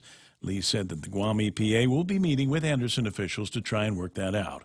Anderson's Public Affairs Office issued a statement over the weekend saying the drinking water on base is still safe to drink. The area on base serviced by that water tank is confined to Northwest Field, according to the Anderson release. The man who died following a motorcycle accident on Epow Road early Sunday morning has been identified as 41-year-old Andrew Scott Reynolds. Reynolds was riding along Epow Road when he lost control and crashed shortly before 5 a.m. He was taken to Guam Memorial Hospital in critical condition and died on Sunday evening. He was not wearing a helmet. Tamuning Mayor Luis Rivera said Reynolds was a resident of her village. She said he was a military contractor who has lived on island for 5 years. His death marks the 7th traffic-related fatality on island this year. Stephen Leon Guerrero made an initial appearance in district court yesterday in a case stemming from his alleged involvement in a string of robberies at the Guam Customs and Quarantine Agency. Leon Guerrero, along with Dennis Dizon, Melvin Leon Guerrero, and Jason Timinglow, were charged in December last year with 4 counts of burglary, theft of property, theft by receiving, and criminal trespass. Between August and November 2018, the men are alleged to have stolen $100,000 worth of items from Customs. According to court documents, many of the stolen items were found at Leon Guerrero's home. During the hearing yesterday, Magistrate Judge Joaquin Manabusan denied a motion for the defendant's release. The next scheduled hearing in the case set for this Friday. For these stories and more, log on to postguam.com or pick up a copy of today's Guam Daily Post. I got you. 7:31. We'll call that iConnect time. Swing by the nearest iConnect or call them at 888-888-8888 and ask them about phone plans for you in this exciting new year. We got push to talk. We got mobile and internet plans at iConnect. Attention homeowners, MRE solar energy systems now come with battery storage for zero money down. This means that your home will have power even when the island power isn't available, like during power outages or during and after storms. The inconvenience of not having power for your home is a thing of the past. It's solar with battery storage exclusively by Micronesia Renewable Energy. Don't be left in the dark. Call 632-2613 for a free consultation. MRE, the smarter choice.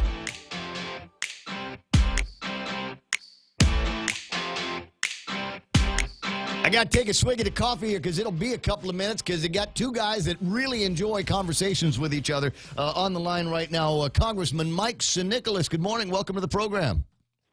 Hey, Ray. Good morning. Now, are you in town? Are you on Guam? No, not yet. I have another week out here in D.C. But you're going to miss the governor's first 100-day speech.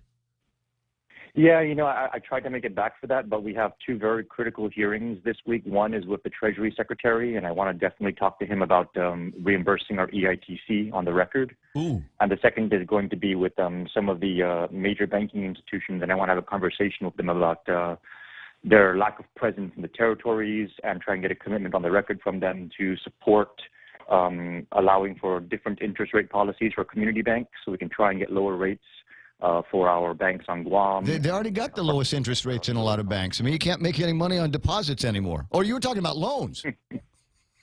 Yeah. I mean, even credit card interest rates, because if the Federal Reserve were to lower community bank interest rates while keeping the general bank rate wherever it's at, community banks, and including those on Guam, will be able to offer lower rates for our people. So it's a conversation I really want to have. So those two hearings are this week.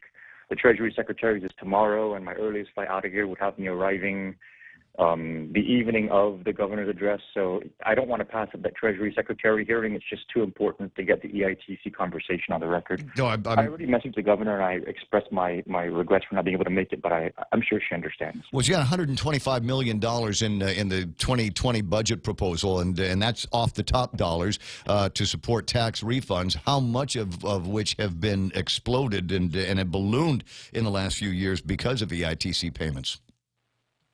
Yeah, the EITC comprises about $56 million of our income tax refunds. Right. That's over 30% of our total liability. Right. I mean, and nobody begrudge you the idea of being able to earn the credit for basically working. But here's the deal: is we don't get compensated for that at all. Other states have other funding mechanisms that support earned income tax credits. We don't. So I mean that comes straight out of the Treasury.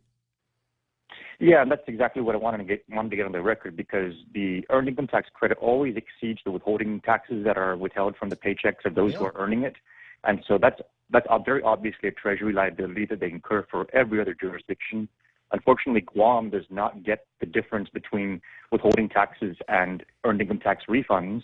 And so that becomes a Guam liability. And Guam is unique in that we're the only ones incurring that liability on behalf of the Treasury. So I'm hoping I can definitely get the Treasury Secretary on the record that earned income tax credits are in fact a Treasury liability, and then from that point on, parlay the conversation to having him agree to reconciling the amounts owed to Guam that are the difference between what we receive in withholding taxes from EITC recipients and what their actual earned income tax refund amounts are. So I think it's a very important conversation to have, and getting it on the record in front of the entire Financial Services Committee will be a real big plus for our island. So, gotta make choices, and that's a difficult one to make. I definitely wanted to be there for the governor. But, I'm sure she'll have other being able to have the conversation. Mikey, I'm sure that she'll have other speeches. So I wouldn't worry too much about that. Yeah, and if I want to ask him too if he can try and make sure that he has his eye on this for the upcoming tax filing season, because the hearing is going to actually be before income taxes are filed on Guam. And if we can get that kind of a commitment, cross our fingers, we can probably have them at least take a look at it for this upcoming tax filing, and hopefully get it to affect this current fiscal year. But at the very least, if we have the conversation and put it on their radar, going all the way back to 2008, that's definitely something that we can go into a negotiation. Ooh, that's sexy. Willing to agree that it's a Treasury liability that needs to get reconciled. That's sexy. Taking it back to 2008. You know what? That's legacy time, bro. I don't want to. No pressure, but if you could do that, that would be awesome. So you're working on the genesis of the call. I got a note from Mike a little bit earlier, which is based on a note that he had sent to Governor Lou Leon Guerrero. And as I point out, the budget that she is sending down to the legislature has right off the top, first $125 million is going to be going to tax refunds. So people that have filed and are owed money based on the last amount here, on the last filing of your taxes. We know that the government of Guam has taken very seriously the idea that there is a fund that is going to be funded. Deposits will be made into the account to the tune of the first $125 million, and that will support all of the tax payments going forward on Status A returns. Having said that, Mike likes the idea of making that kind of an organic act mandate, make it part of our Guam basic basically Guam Constitution. Yeah, I've been doing my best to try and work in tandem with the governor as much as possible. And when I saw her announcement that making these deposits, which have not been made historically and which have led to massive deficits and massive debt for our government over decades, when I heard that she's making a commitment to end that trend, I definitely wanted to move on her signal. And while, of course, we look forward to a younger Tenorio administration following through on that for this term, and when they do, I am sure subsequently a second term, I want to make sure that, after all that, going into decades into the future, we take this legacy that she would have established and make it permanent as a function of our government. And in order for us to do that, putting it into the Organic Act and requiring future administrations to follow her example, I think would be a fantastic way to honor her legacy in making that a priority. And so I made a commitment, and I put out a press release, and I sent her a letter basically indicating that we're going to follow her signal, and we're going to introduce on our side an Organic Act amendment to make what she's putting into administrative practice, make it an actual function of governing law. So going forward, the precedent that our MAGA-HAGA will have set will be something that all of the future people of Guam will be able to enjoy in future administration. Written in stone, as it were, in the body that is the Organic Act. Now, it's not the first time you've had the idea of making some amendments to the Organic Act. Seems to me, while you were in the 34th Guam Legislature, you had spearheaded the discussion on adding language to the Organic Act that would basically stand up a couple of laws on Guam that generally get ignored. So when we have new bond borrowing that we go out for, that needs to go to some kind of voter initiative, voter referendum. When we're talking about new taxes and tax hikes, those need to be taken before the public in some kind of a referendum. While you're talking about Organic Act, why don't you just throw those other two in as well? Ray, that's one of the reasons why the people of Guam love you. You always remember the top issues of the day. We can. I'm waiting for signaling though. Do it. You know what? You're gonna get a lot of blowback from the guys over at the legislature saying, "Wait a second, that's not in his wheelhouse. You can't force us to do whatever." But I don't care. I think we've got the law in place, and we've used the quote notwithstanding any other law. They've used that to the advantage of the legislature to bring us further into debt and to get more money out of taxpayers' pockets, and there needs to be the legislature and the governor's office need to have a clear mandate from the people when it's appropriate to do that. I very much agree, and I'm waiting for signaling on the local side. You're right. I think that the legislature would probably react adversely to it. So I'm waiting for one of two signals, either positive or negative. If this current legislature does that and moves forward a tax increase notwithstanding any other provision of law, that would definitely trigger me to say, hey, you know what, enough's enough. We're gonna go and make sure we put a stop to this federally. Whatever appearances notwithstanding, I think that doing things in contravention of our own laws is more embarrassing than putting it into our Organic Act, quite frankly. But so I'm letting everybody kind of demonstrate their own value system at this point. But you already know where my value system is on this. I mean, you basically just captured it, and we'll see where things go from here. But I do want to give absolute kudos to Governor Lunguero for her commitment to making these tax refund deposits. And I want to, on my end, follow through on her commitment and make sure that it's something that gets established and permanentized, so all of our future generations can enjoy the precedent that she's setting. Caller wanted to know if we could opt out of mirroring the U.S. tax code, and would that get us out from under the earned income tax credit? There's already federal law that permits us to, through the Guam Tax Commission, initiate a process to delink from the federal income tax code. We can do that. I actually was the author of the local legislation to make the Guam Tax Commission be a permanent fixture in the Guam government, and I believe the chair of the Committee on Finance and Taxation is currently the chair of that tax commission, so they can stand up that commission and begin having those discussions. So it's definitely something that can be done, but I wouldn't do that in the context of just trying to avoid the ITC. I would definitely do it in the context of trying to establish a tax regime that would benefit the territory. And we have a lot of experts on the ground out there in Guam, and we definitely can help tie them in out here with my contacts with experts here to begin really crafting that process. But I wouldn't just do it for EITC. I would definitely do it to try and evaluate a tax system that works. But again, that needs to be in the context of a revenue tax operation that the people have confidence in. And so, that's something that I think this administration, the younger Tenora administration, is going to have to do, is just reestablish the public's confidence in the local government's ability to, follow through on its own existing mandates, so that when, we do start moving in that direction, the people will be following along from a position of confidence, rather than, being skeptical and wondering whether our government is going to be able to pull it off. I think it'll take Daphne a little bit longer, but she's, in my mind, I feel like she's doing all the right things over at the Department of Revenue and Taxation. I'm not happy with the or more legislation, and I hated the idea that it was voted on and then signed on by the governor. But, once she got her marching orders, Daphne started sending out new tax bills almost immediately. And now we've got some additional money from those properties that are valued at $1 million or more coming back into the government. So she's taken very seriously her role as chief tax collector around here. Yeah, I'm confident in her abilities and looking forward to seeing how the department's going to improve over the time of her leadership. Yeah, we'll see what happens if we can get some money in for some new technology, because it sounds to me like that is among the biggest problems at the Department of Revenue and Taxation, is the amount of manual work and double and triple inputting that needs to get done in order for us to be able to see some viable reports that come out. And unfortunately, because of all of the manual work, it doesn't come out in a timely way.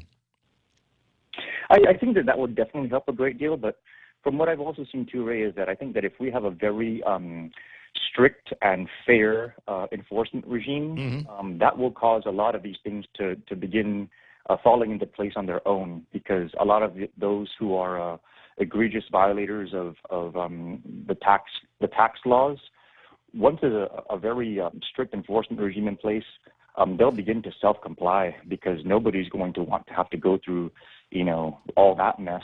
So I think that kind of waiting on these first bunch of cases that she sent over to the Attorney General's office to see what shakes out of the tree, and if it sends, as you point out, the right message to the community. Is we've had a lot of carrots over the years, and oh, by the way, we got a lady here that knows how to wield a stick. 7:45. Speaking of sticks and carrots, have you gotten any response back from the people over at CMS? Did you not last week send them a note asking them to take it easy with GMH?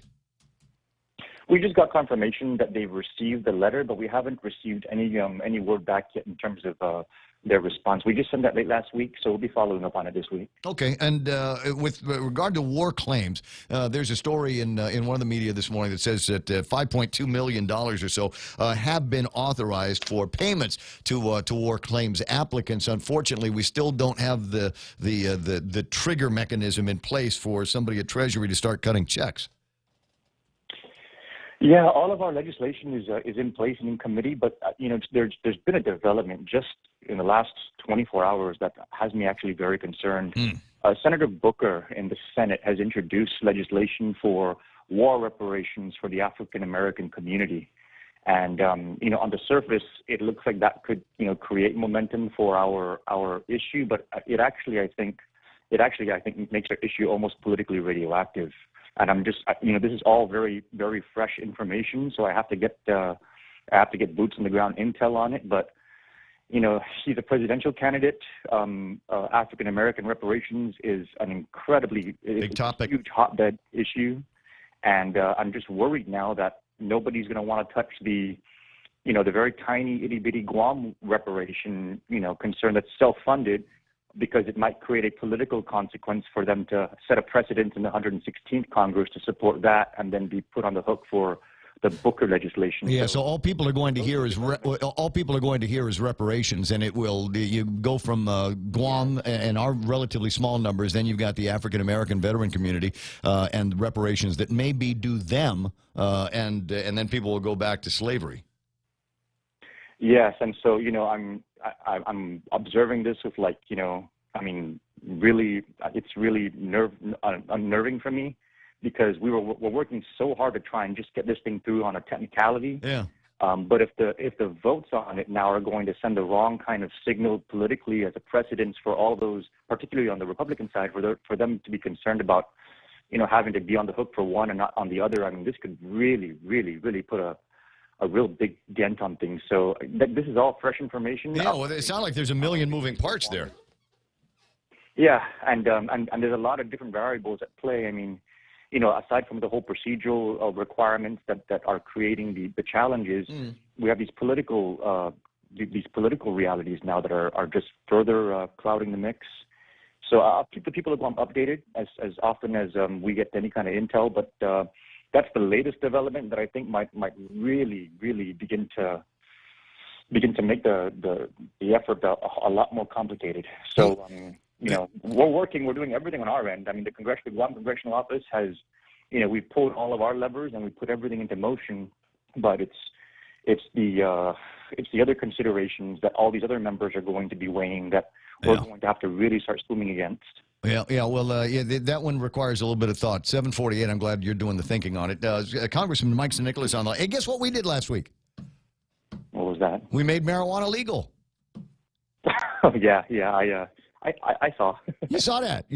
Hey, so do you have anybody like in the FBI or Department of Justice or Homeland Security banging on your door saying that we're coming after Guam because you're not a state and your Organic Act doesn't necessarily give you the authority to do any of that stuff? Have you heard from anybody that there's going to be any heavy weights coming down on Guam and our new cannabis revolution?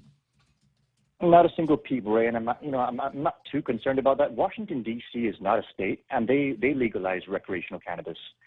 So, I mean, granted, their political circumstances are different from ours, but they're the same in that they're not a state. And so if the argument is, well, non-states can't, then, it really becomes difficult for that argument to hold water, considering how Washington, D.C. as a non-state already has it legalized, and this is D.C. I mean, the FBI is right here. Yeah, down the street. And they're not banging down any doors over here. So, I think the FBI, they're in the interest of really going after bad actors. And if local jurisdictions are saying that recreational cannabis is something that, is not going to be defining a bad actor, then I don't think they're going to be wanting to prove a point. So I don't see it happening. I haven't heard anything. But that's also going to be in the courts arena at this point, with the lawsuit being filed and the Attorney General saying he's going to get involved. So yeah, well, the Attorney General is going to back it up. It's said free, so I don't know if it just a kooky piece of writing that he sent over to district court. Bob Klitsky on the radio yesterday saying district court's probably not the venue for this conversation, and so I don't know what's going to be happening with this. But the reason for the question is simple, and it is there are a lot of people here that are worried that there's going to be shoes dropping in Washington, D.C., and, the white fathers are going to be saying, what are those colonists doing out there? They don't have a constitution like the other states do. That's stepping outside their lane. We're going to crack down on it. And nobody's calling you asking what's going on in Guam. So as far as I'm concerned, they're just, just kind of looking, saying, well, that's interesting. Let's go find the real crooks. Yeah, I mean, I've been working closely with the FBI, too, and I can say that they have zero interest in trying to use their role to prove a point with respect to political status and dominance. I mean, they just want to make sure that, nothing bad is happening to the community. And if the community is going to, relax the laws locally at the local level with respect to cannabis the same way that Washington, D.C. has, I have heard nothing so far, and I can't imagine them wanting to rattle the saber, so to speak, when it's happening right here in their own backyard. Right, I gotcha. 7:51, almost 7:52. You want to say hello to family and friends while you're on the phone? Because I'm sure they miss you. Yeah, I miss everybody. I really miss Guam. It's a lot of work out here, but, we're doing it for all the right reasons, and we're in the right place at the right time to make things happen. We may have some other announcements that will be very historic with respect to the work of our office, but I don't want to kind of jump the ball. They're things that need to go through some review and some approvals by some of the other members. But I think we're doing pretty darn good out here, circumstances notwithstanding. And I just hope the people of Guam can continue to give us their support. Congressman, I appreciate your time and how busy you are. I'm going to let you get back to it. Stay away from Joe Biden.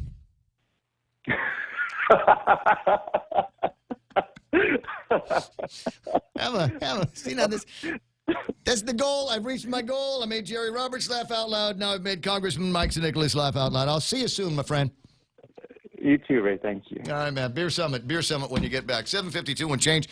Missed the break last time, so I got to take care of that right now. Portions of the program brought to you by my friends over at Wendy's. What? You're not getting your EITC? You're not getting? You're not in line for $125 million worth of tax refunds? Yeah, I know. We're holding steady to our bucks, aren't we? Well, you eventually got to eat. There's a totally hot offer at Wendy's, and only for a limited time. $2 premium chicken sandwiches. So they get these chicken sandwiches. It is, in my mind, the best spicy chicken sandwich on Guam is at Wendy's, or you can get the home-style chicken sandwich, and they're only $2. So you got $4 on you? That's 2 sandwiches made of chicken over at Wendy's. Are you waiting too long for a home loan decision? Are you looking for a bank that understands your needs and can close your loan quickly at today's super low rates? Then come no further than Bank Pacific. Our home loan specialists are friends and neighbors from your community, and our decisions are made right here in Hagåtña. Bank Pacific, where we're open to closing your loan in a hurry.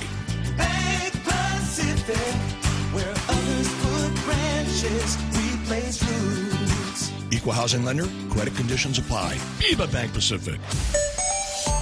Oh, yeah, 7:54. You better believe there's traffic right now. Route 3 is ugly. I got traffic on Marine Corps Drive headed to Route 3 just as you pass the Micronesian Mall area. And then, of course, southbound is going to be kind of an issue until you get past St. John's School. And by then, everything ought to be all right. 8, 10, and 16, looking frosty in all directions here. Traffic trying to get up there past the Wendy's is moving a little bit slow because, you know, there's a school and everything. Traffic on 16 from the post office through Happy Mart, slow because there's an intersection there, but once you're past it, then it slows down again. Because there's only one way into Tiedzen, and you got to get past that intersection. Once you do, then it should be clear sailing right up until you get into the around Cars Plus. That intersection is slowing down southbound. It'll open up again. It should get you all the way into Hagåtña past the Bank of Guam intersection with not too many problems, not too long of a light delay there. Looking at traffic on Route 4 on the way into town. Yes, Sinahanya, Ordot area over by the schools. Watch out for that. Is there traffic in front of Navy Hospital? Yes, there is. Is there traffic in front of Big Navy? Yes, there is. Checking on Anderson Air Force Base? Not so bad getting into there. 7:55, and that's right now traffic on the point. Get a Coke 12-pack for only $3.49 when you fuel up on $35 or more of premium high-performance fuel. Conditions apply. See stores for details. Circle K. Take it easy. Get a dozen extra-large eggs for only 49 cents when you fuel up on $35 or more of premium high-performance fuel. Conditions apply. See stores for details. Circle K. Take it easy. Get a case of Circle K water for only $2.99 when you fuel up on $35 or more of premium high-performance fuel. Conditions apply. See stores for details. Circle K. Take it easy. Oh, I got Star Power. Star Power on this program. You see who's online watching on Facebook like Bert Duarte is there. Regine Bisco-Lee. Her Facebook name, Regine B. Lee, is online. We're going to get a hold of her later on, you think? Okay. Gina Kono, I got Gerard Estoy, Richard Clark, and Vince Pareda, and Smug Wimp. Hoffa Dude, nice to see you online.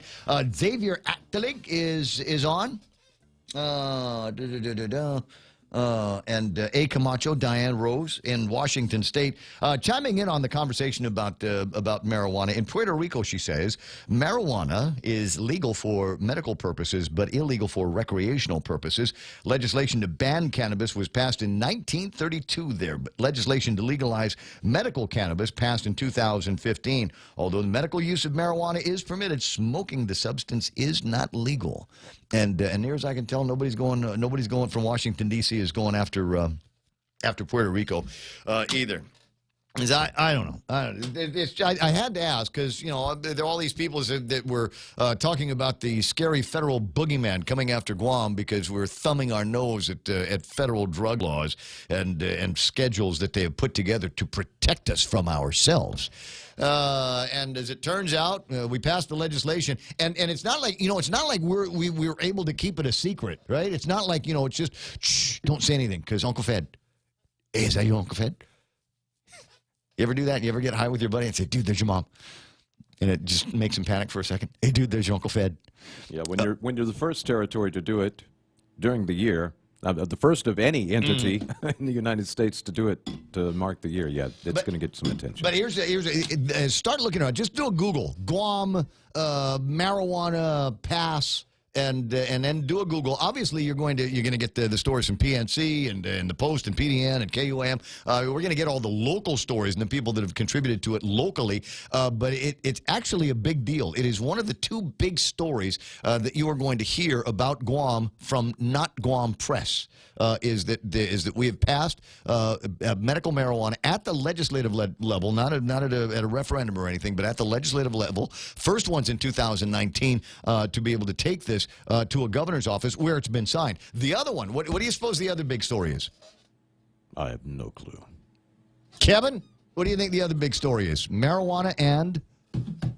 Come on.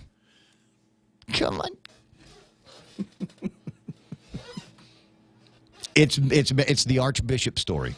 It's the Emperor guilty in the Vatican story. Yeah, that one is getting. If I'm you in start, denial about all that. you just do the Google Guam news, and those are the big ones that are going to be coming up. Those are the top stories that are going to be coming up. Another one of the stories about what's happening with the old Archdiocese. It looks like they've got a buyer, might be on the hook for $5-something million worth of the Action Hotel, the former Action Hotel, what was for a while the Redemptoris Mater, I want to say seminary out there on the other side of the island. And I've always kind of had a curiosity about that place. I've never been there, but I kind of has the look of a nice kind of that side of the island resorty thing going on with it. Can you imagine how many B&Bs we might be able to, how many tourists that we'd be able to throw in there? You can make some serious money over there and develop the area, too, once that happened. Well, don't say develop and south in the same words. Anything south of Junction, forget it. Nobody wants anything taller than the tallest coconut tree down in that part of the island. 8 o'clock in the morning, the radio station is KUSG Gutnia. My name is Ray Gibson. Coming up, Fox News Live. On the other side of that, Kevin Kerrigan with a look at all the big stories in today's Guam Daily Post.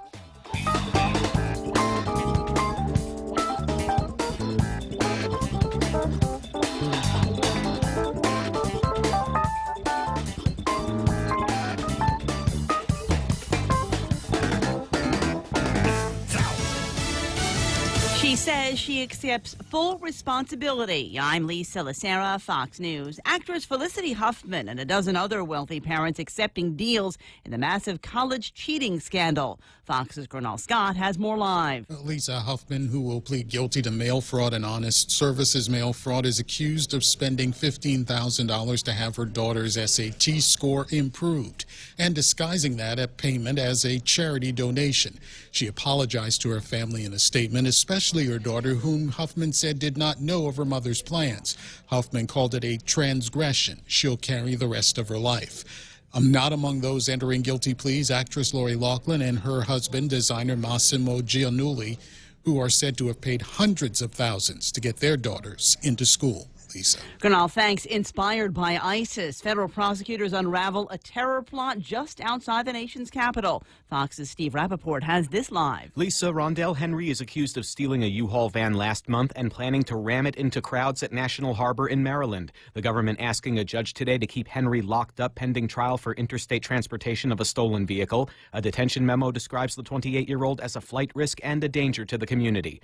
Authorities say Henry harbored hatred for people who do not practice the Muslim faith, and he wanted to carry out a massacre similar to the 2016 truck attack in Nice, France that killed 86 people. Lisa? Steve, prosecutors outside Dallas say a teenager has pled guilty in plotting an ISIS-inspired shooting at a mall in North Texas. A judge has blocked the Trump administration's policy of returning asylum seekers to Mexico, but won't immediately put the order in place. Civil liberties groups had requested the practice be halted while their lawsuit moves forward. They say the policy violates federal law by failing to adequately evaluate dangers migrants face in Mexico. This is Fox News.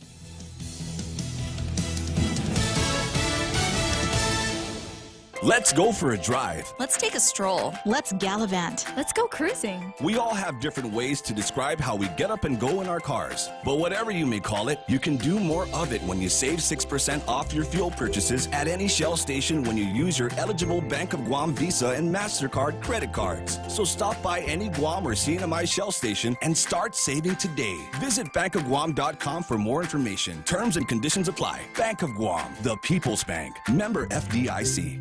Attention homeowners, if you don't have a solar energy system on your roof from Micronesia Renewable Energy, now is the time to get one. MRE solar energy systems now come with battery storage for zero money down. This means that your home will have power even when the island power isn't available, like during power outages or during and after storms. The inconvenience of not having power for your home is a thing of the past. Don't be left in the dark. Call 632-2613 for a free consultation. MRE, the smarter choice.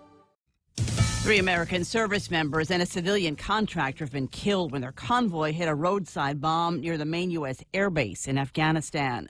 A woman arrested on the grounds of President Trump's Mar-a-Lago resort last month will remain in custody for now. 32-year-old Yujing Zhang, the Chinese national caught at Mar-a-Lago with a thumb drive full of malware, will remain in federal custody for another week before a judge could decide to grant bail or not.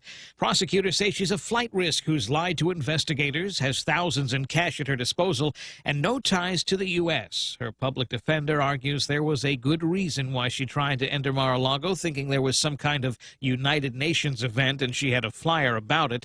The Mar-a-Lago club says no such event was planned. Federal agents say they found listening devices in Zhang's hotel room, but the prosecutor says they're not alleging she's a spy. In Miami, Eben Brown, Fox News. The Trump administration blocking an agreement between Major League Baseball and the Cuban Baseball Federation that would have allowed Cuban players to sign without defecting. What remains unclear at this point is whether or not any potential action is imminent or might be taken by the Trump administration, potentially even the Treasury Department itself. The National Security Advisor, John Bolton, somewhat teed this up over the weekend, in which he sent out the following tweet. He said, quote, Cuba wants to use baseball players as economic pawns, selling their rights to Major League Baseball, America's national pastime, should not enable the Cuban regime's support for Maduro in Venezuela. Blake Berman with the Fox Business Network. Fleetwood Mac forced to cancel a number of shows, including at Jazz Fest in New Orleans, where the band had been scheduled as a last-minute replacement for the Rolling Stones because Stevie Nicks is ill. Festival organizers are asking people to stay tuned to see who will perform May 2nd. I'm Lisa Lacera. This is Fox News. Here at APL, our core values give the company its heart and soul. Whether it's connecting your business with our global network through our newly enhanced service or investing our efforts into giving back to the community, APL is committed to serving you. We humbly honor the opportunity to find innovative solutions for you and your business. To learn more about our enhanced service, call 588-4651 or visit www.apl.com/Guam for more details. Join us Saturday, April 13th for the 5th annual Chucky Run and Fun 2K, 5K, and Flyaway giveaway. Showtime at 5:30 and go time at 6 a.m. T-shirts, medals, and other cool prizes, including the grand prize trip for two to Manila. Register at Hornet Sporting Goods or Chuck E. Cheese's Guam. $8 for students, $12 for adults, and Group of 4 Super Saver for just $40. The 5th annual Chucky Run and Fun 2K, 5K, and Flyaway giveaway. We'll see you there. The GCC Votech Class of 79 is back. Join them on April 27th at the Onward Beach Hotel for a night of dinner, dancing, skits, and reminiscing. It's been 40 years since graduation, so take advantage of this once-in-a-lifetime chance to relive the memories. There's also a memorial mass on Friday, the 26th, at the Santa Teresita Church. Be there at 5:30 for candle placement in honor of classmates who've gone before. Tickets for the reunion on the 27th are on sale for $40 a person. For details, find Connie Kittigwa Nicholas at 488-6108 or Kathy Diaz, 777-3243. Viva 79ers!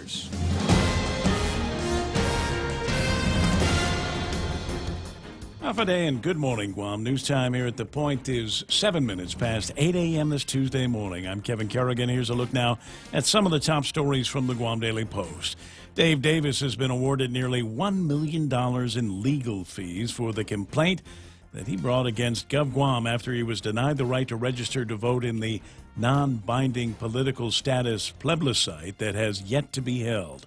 Chief District Court Judge Francis Tadinko Gatewood ordered the government of Guam to pay $947,717 in attorney fees and costs to Davis. Guam questioned whether attorney fees were reasonable and argued off-island attorneys should not be paid Washington, D.C. rates, but Guam rates instead. Davis filed a civil rights lawsuit more than 8 years ago. In an earlier decision, Judge Gatewood ruled in favor of Davis, finding that his rights had been violated under the 15th Amendment's prohibition against racial discrimination and the Equal Protection Clause of the 14th Amendment. The government of Guam is still appealing that decision. The man who died following a motorcycle accident on Ipoh Road early Sunday morning has been identified as 41-year-old Andrew Scott Reynolds. Reynolds was riding along Ipoh Road when he lost control and crashed shortly before 5 a.m. He was taken to Guam Memorial Hospital in critical condition. He died on Sunday evening. He was not wearing a helmet. Tamuning Mayor Luis Rivera said Reynolds was a resident of her village. She said he was a military contractor who has lived on island for the past 5 years. His death marks the 7th traffic-related fatality on Guam this year. We'll have more news after this. Lent-friendly burgers at Chili's. Indulge in a selection of our famous burgers with a black bean patty. Black bean patties combine beans with onions, parsley, bell peppers, and cilantro. Served with dill pickles and fries. More Lenten entrees include the spicy shrimp tacos, Cajun pasta with shrimp, or grilled ancho salmon. Best of all, each entree is just $15 and comes with a refreshing Coca-Cola, iced tea, or Heineken on draft. Our fresh house salad with an entree for just $15. Chili's 3 for Me Lent menu. Available for a limited time. Chili's. More life happens here. News time here at The Point is 9 minutes past 8 a.m.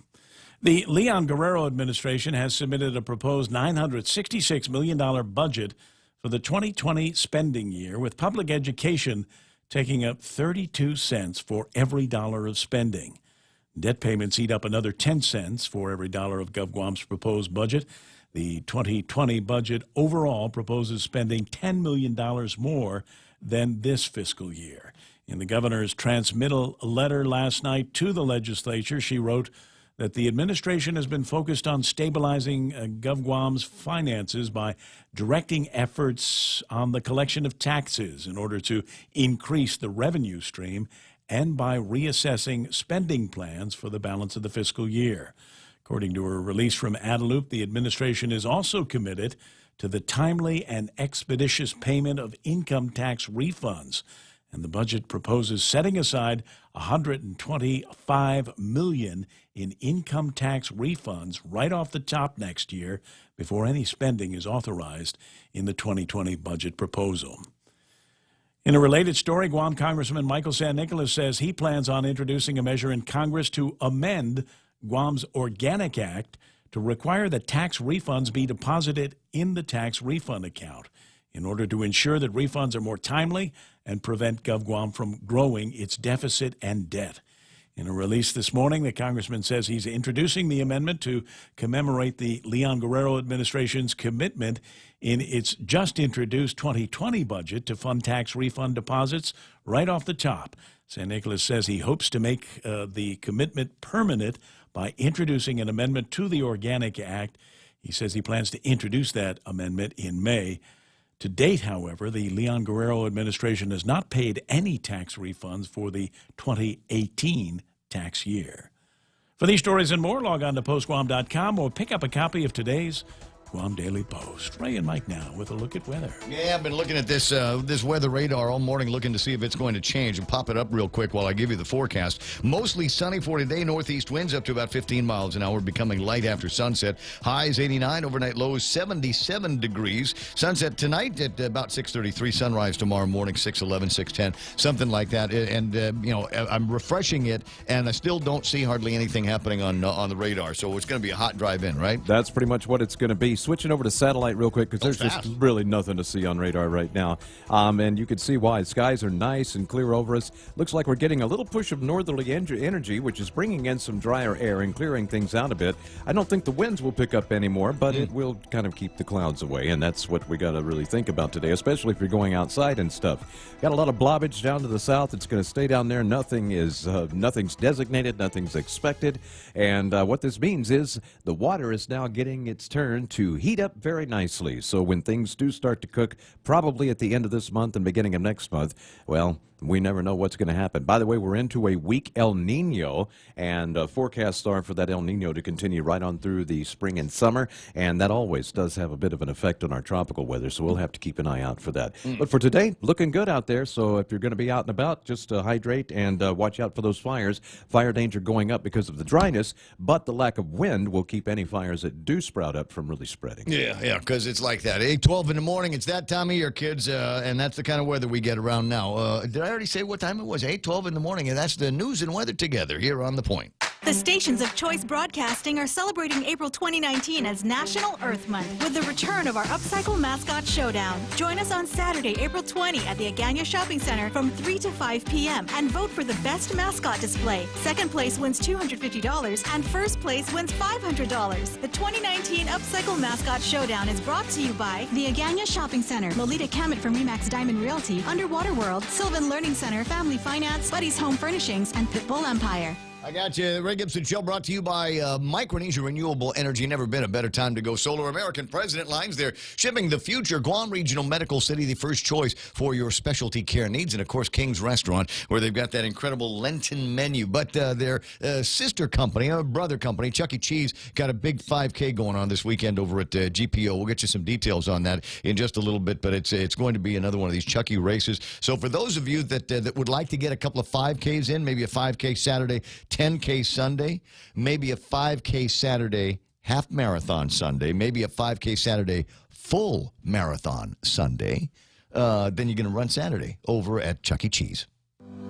Hey, are you ready to afford the good life? For example, cooking in a gourmet kitchen that is as amazing as your skills. Or how about paying off tuition? Or maybe expanding your home to make room for your parents? Live beyond your dreams, within your means, with a low-rate home equity line of credit from First Hawaiian Bank. To learn more or to apply, visit any branch or FHB.com. First Hawaiian Bank. It all starts with yes. Member FDIC, Equal Housing Lender. I just waiting because that one sounds like that commercial where I don't know where the end is, right? All right, so he did the FDIC thing. It's usually a pretty good sign that the bank commercial is over. 8:14 in the morning, my producer's freaking out because we're out of hand signals. What don't we have a hand signal for? I got security title here. I invented a new one now because of Take Care. So, the S is security title. Right. Big Hugs is Take Care. And then Cars Plus because I'm driving. I got to put that on. What is the hand signal for I got to put you on the camera now. What is it the Take Care symbol? Yeah, Take Care is the hugs.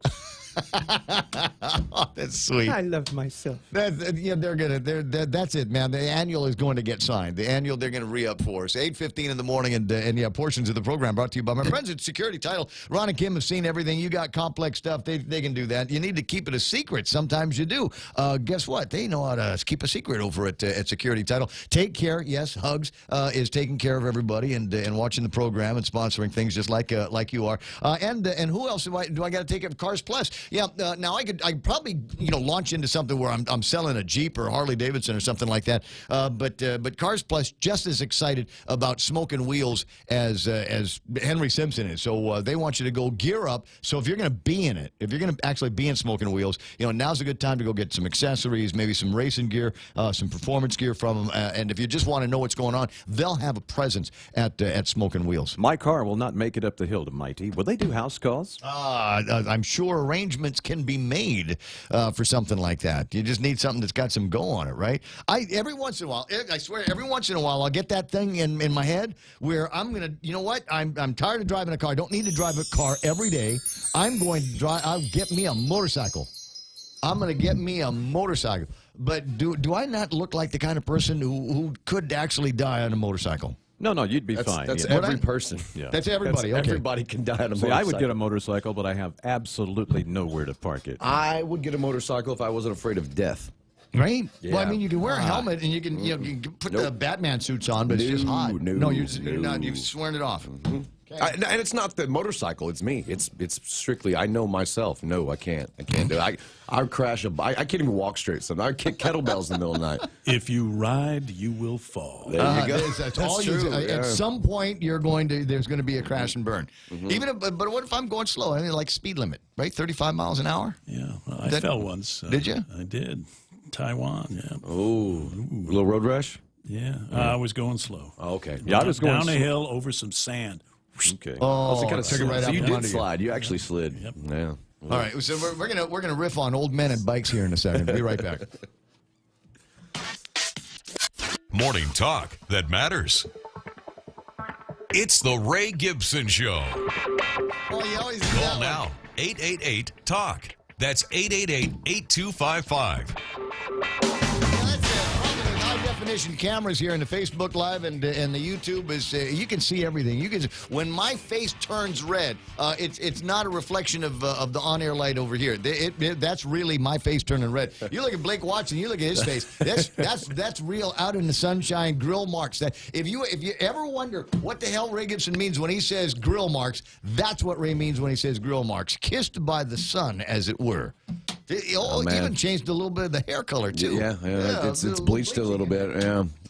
So anyway, so you've never harbored the idea that you could be a motorcycle guy. My mom rides a Harley, and I just leave it up to her. Hers just looks nice and all that. She's like, "Oh, you want to ride it?" And it's even like, and I don't, it's even like a woman-size Harley. I could probably hold it up. It's not a heavy Harley or anything like that, but I'm guessing you just don't trust your own decision-making process. It's me. On a bike, Like I said, it's me. It's not. It's something to consider too, man. It was one thing that I considered when I started thinking about riding a bike back in the '80s.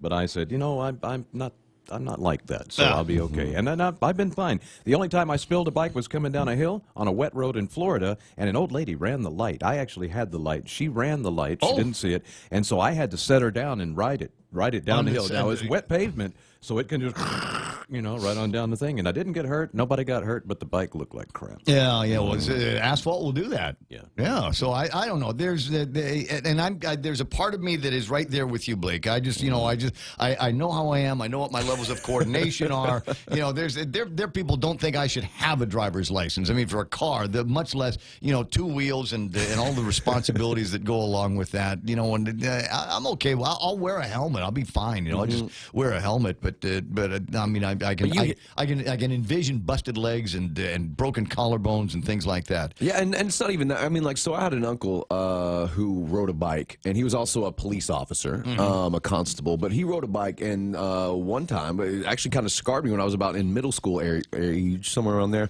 Some old guy pulled out in front of him at a red light. And he T-boned the guy and went flying, broke his pelvis, broke his tailbone. And so it's not even just you. I mean, it's just one of those deals where, if you hit somebody in a car and you're in a car, you have obviously, you may, scuff it up, fender bender. But in a bike, if you're on the bike, you can go flying, you can slide under stuff. You could. But dude, can you imagine the bragging rights? I'm sure like the guys, they just had one of these big campouts, right? One of these like multi-club campouts at the beach. And I can guarantee that there were conversations going around fires at that thing where guys were comparing their broken bones and the number of stitches they had as a result of getting into scrambling and on a bike. Yeah, it's kind of a badge of honor, I guess. But I just look. Runners do the same thing. Right.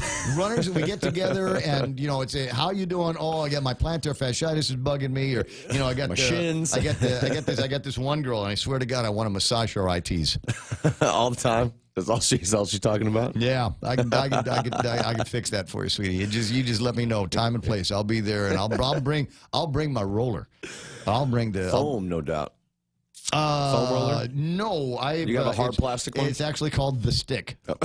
Oh, it's one of those. I've seen those, like a rolling pin, but God, that feels good when you get somebody that does it right. Anyway, 8:21 Stafford Sports with Blake. James Howard wants to know if we're high. No. Surprisingly not. You can't. We're you high can't do on it in public. We're high on life, man. Look, can you?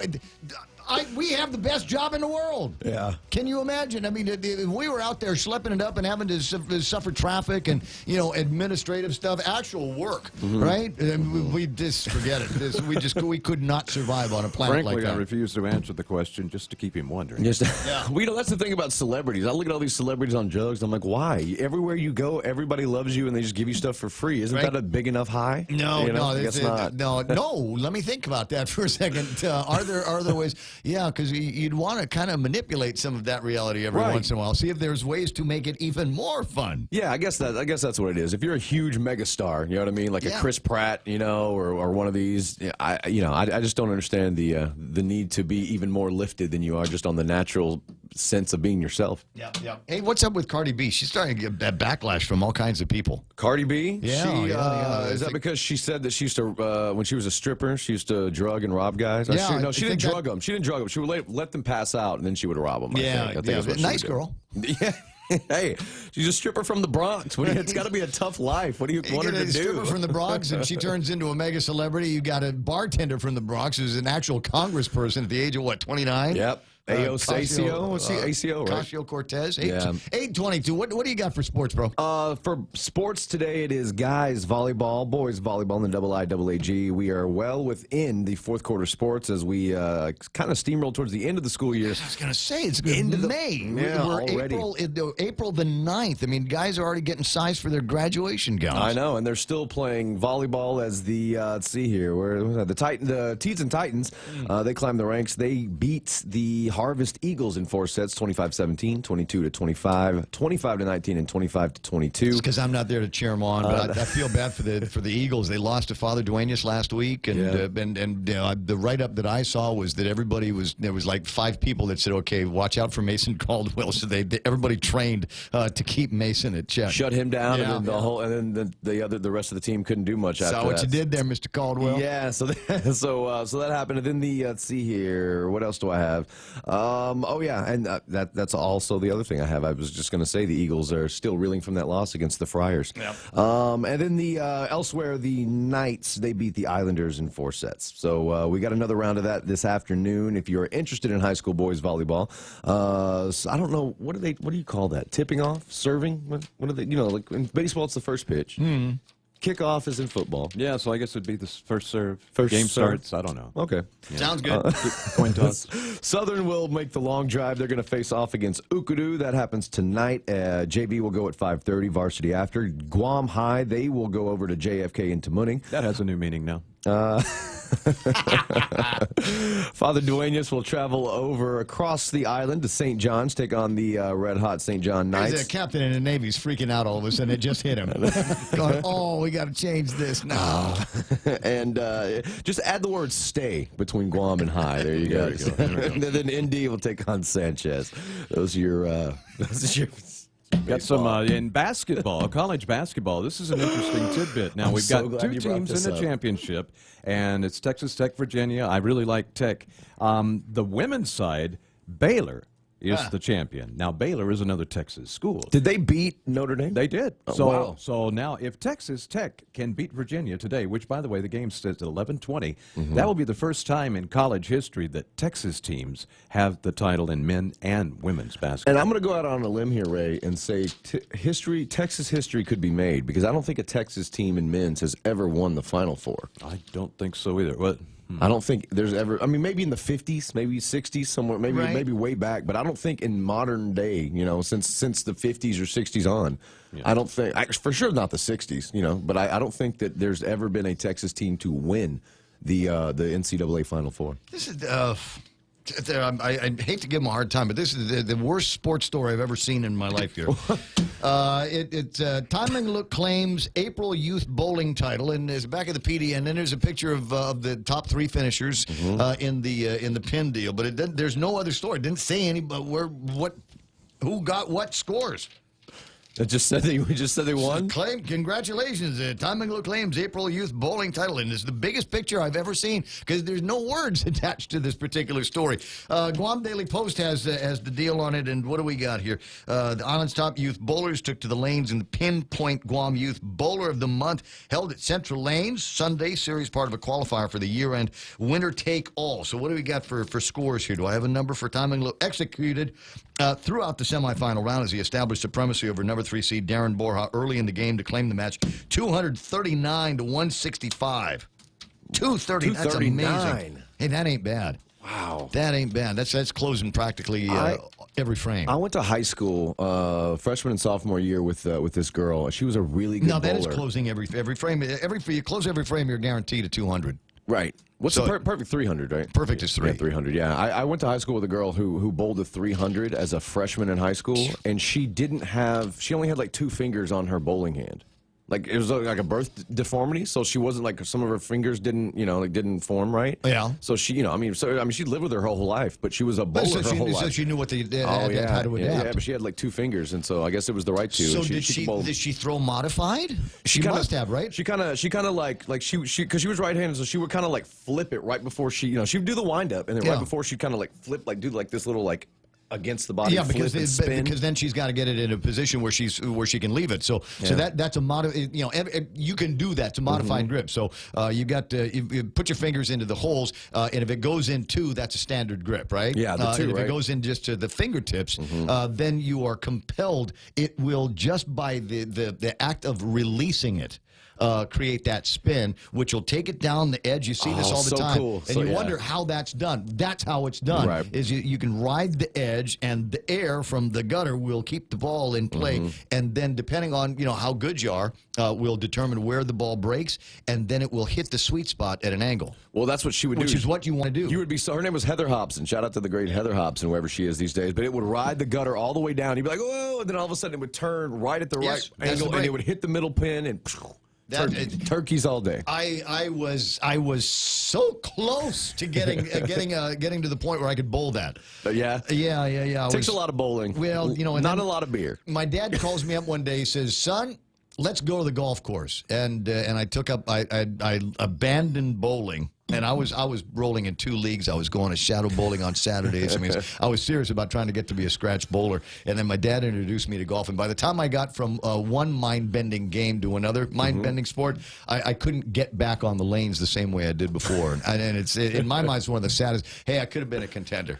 You could have, because I was shooting in the 230s all the time. Oh man. The Texas Western Miners basketball team. That was the movie Glory Road. Made history by winning the 1966 NCAA University Division basketball tournament. They also made history, Kevin, which I believe that team started the very first all-black starting 5. That's it. Yes, All-black yes. If you starting ever want to see that great movie documentary, watch Glory Road, starring Josh Lucas, the home of the voice of Home Depot. And there will good movie. There's always answers to our questions here. Michael Knight that was asking. 66, huh? That was 66. Okay. Mike Knight asking if the guys over at Cars Plus do house calls. Jennifer sent me a note, and Jennifer Camacho says, yes, we do house calls.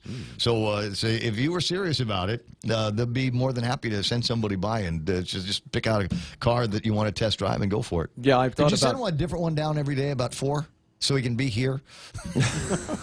Yeah, I've thought about, I thought about fixing my car, but my car is really old, and I actually have a job, so I think for a while. Anyway, so I might want to, get one. Yeah, you got a job for a while. You're not going anywhere. I'm never in that mood.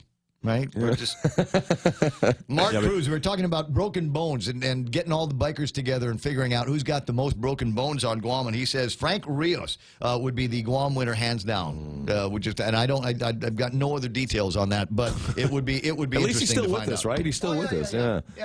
But the shock would kill me. I've never broken a bone in my life. I've never been in a position where I try not to put myself in positions. You ever fractured a bone? That's no. pretty much the same thing. Is Yeah. it? Okay. Yeah, absolutely. I fractured my right forearm because I playing lacrosse, Right. and I went against what the coach teaches you. I went in for a 1-arm scoop right in the middle of a pack on a loose ball, and I just got hacked. And so your gloves, it's like hockey. Your glove stops here. Yeah. Your elbow pad starts here. So there's like 6 inches right there in the middle of your forearm. And they got you right and there. they a titanium stick, right? Wow. And now it was a very, very small fracture. I didn't even need a cast. I just needed a light, a sling. But it was not pleasant. You ever break a bone? Absolutely. Which one? Broken bones in both hands. Right? Is that broken boxer a couple of fractures? ribs. You get that from fights? Yes. Yes, okay. Yes. Got it from punching out. Yeah. No, it's cool. No, it happens. Well, that's and cool. ribs, and that's about it, though. Yeah. Well, there was my head that time. I was gonna say, would you piss off? You get in a fight where you come out of it with boxer's fractures. Well, he's swinging. If you think I look bad, you should see him. I was gonna say, I might not win, but when you wake up tomorrow, you'll know you were in a fight. What about you, Kev? You ever break a bone? Still broken. Still broken. Oh, finger, huh? Yeah. Was that from the motorcycle? No, that was from a football catch back in high school. Oh, okay. And it never got set? Nope. And you just live with it? Yeah, well, that's mine. That's why mine look the way they do. Do you get handicap parking with that? Good idea. Crazy time here. Look, it's 8:32 in the morning, and we got. There's other work that needs to get done here today. A little bit later on, Vanessa Williams is going to be in the studio. The singer actress will be here. She's going to be talking about a big get together that the ladies are doing, the High Tide Professional Women in Guam Conference. She always comes up on people I should know on Facebook. Vanessa Williams. Maybe they hit add friend one day. Just do it. Yeah. I do it all. You know what? There's a thing about just how few people do you need? There's got that one mutual friend that you have in common. That's enough. That's enough. In my mind, that's enough to Is that your limit, one? Because sometimes you get like 31. You're like, might as well. Depends on how much I've had to drink. It's 8:32 in the morning. That's my buddy Blake Watson from Star 101. You can catch him finishing up the morning show over there. And if you want to stick around here, we got headlines for you with Kevin Kerrigan. That's right around the corner on The Point. Okay, I think it's coming up soon. Yeah, we're on Route 1 and near the airport intersection, right? There, see it? What's the promo code? Look for the promo code. Check out the Vantage Digital Billboard and reap the rewards. Catch the promo code on the screen and get $10 off your stroll ride by inputting the promo code on the Stroll Guam app. Did you see it? You got it. I got it. You just focus on driving. Take advantage today and take a look at Vantage Advertising's digital billboard located on Route 1 at the airport intersection.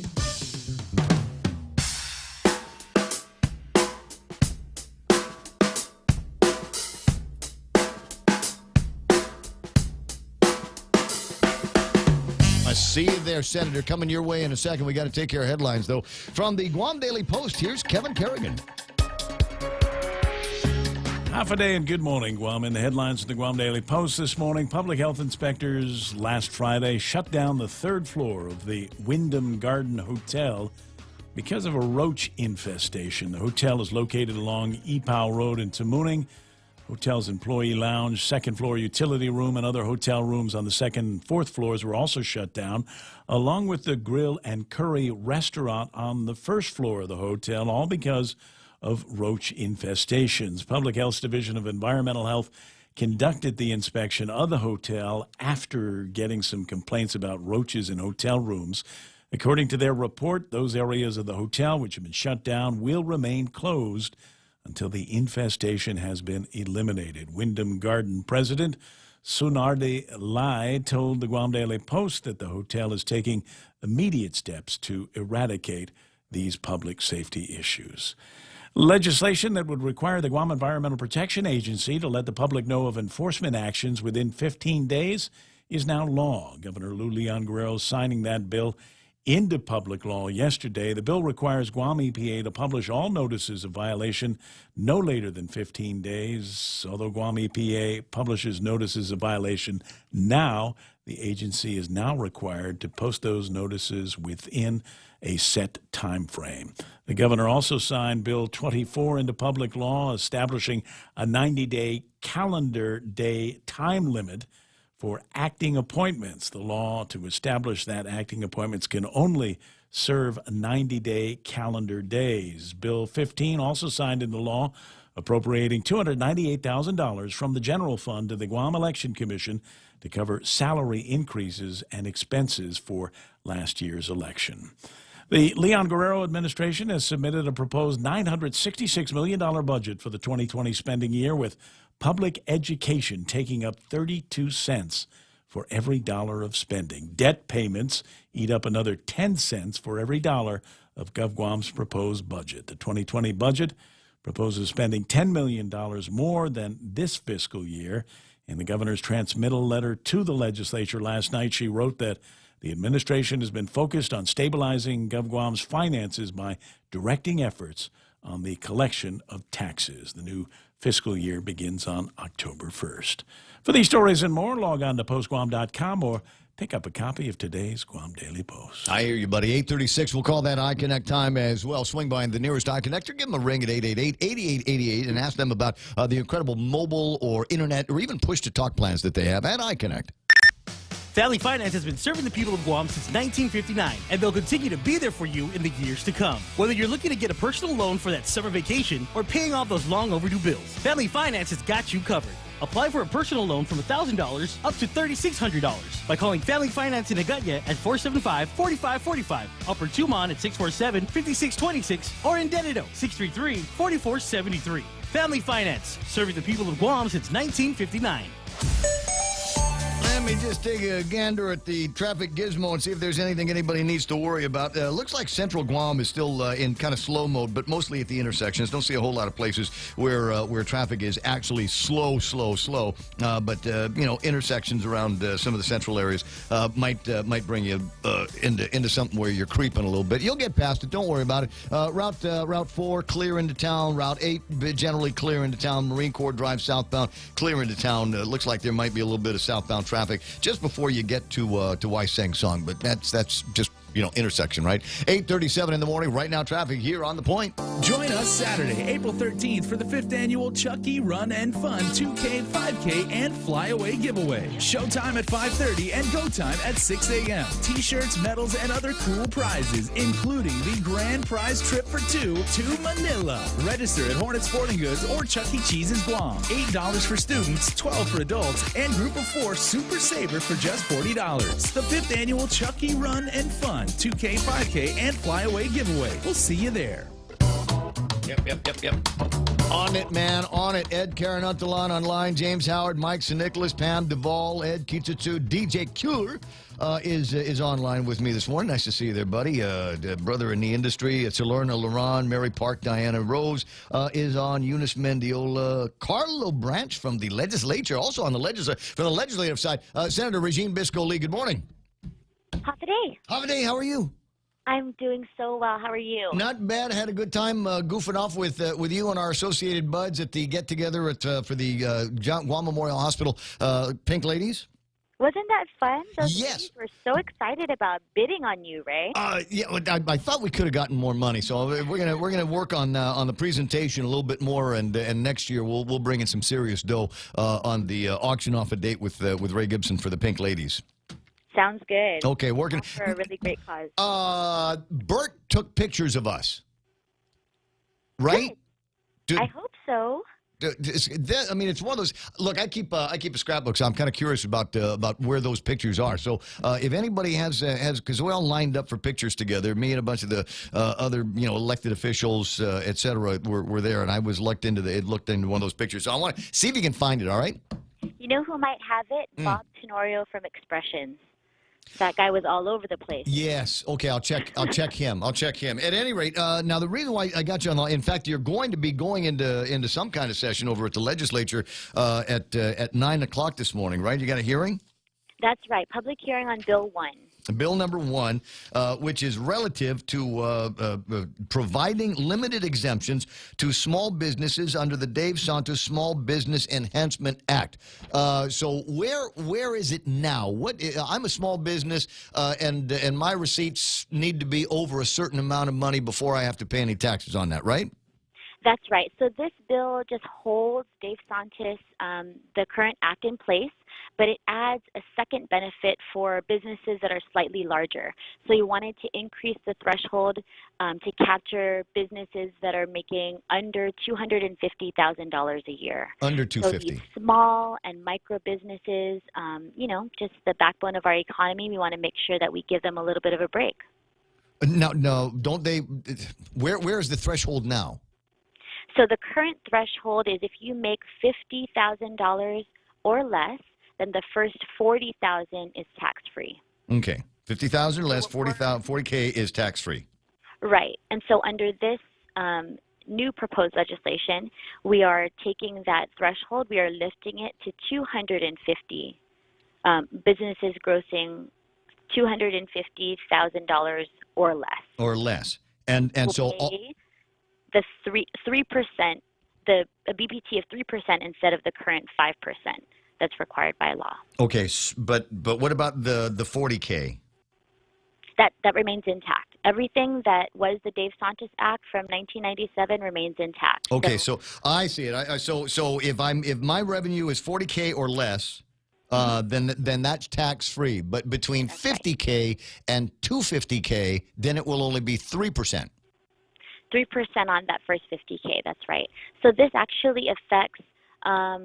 We just got the new fiscal note back, and Lester and his team said about 2,200 local small businesses will be able to keep more of what they earn. And so that, I think, is fantastic news. Yeah, well, keep more or pass the savings on to their customers could help make them a little bit more competitive against some of the bigger players in the game, right? That's right. I mean, it basically just gives them more options. So they could potentially buy a new piece of equipment, or maybe give a slight bump in salary to the folks that they have employed with them, or complete maybe new improvement projects, or absolutely pass it on to consumers. So we're just hoping that, you know, in a year where we're hearing from a lot of our economists and our subject matter experts that we are going to have a flat economy or a zero growth economy, we need to act quick. And we need to make sure that we provide those incentives to small business so it can have that ripple effect going out into our entire economy. Are you sure you're a Democrat? You know what's interesting? This is bipartisan legislation. So I really want to quickly just shout out my co-sponsors. So our chairman, Mr.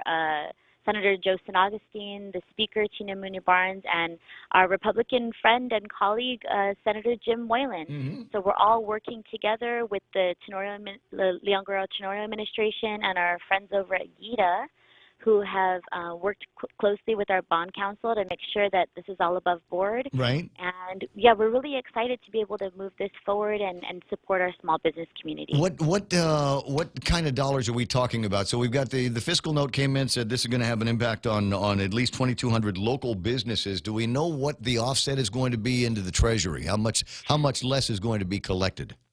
So they're estimating about a general fund loss in terms of this at about $2.2 million.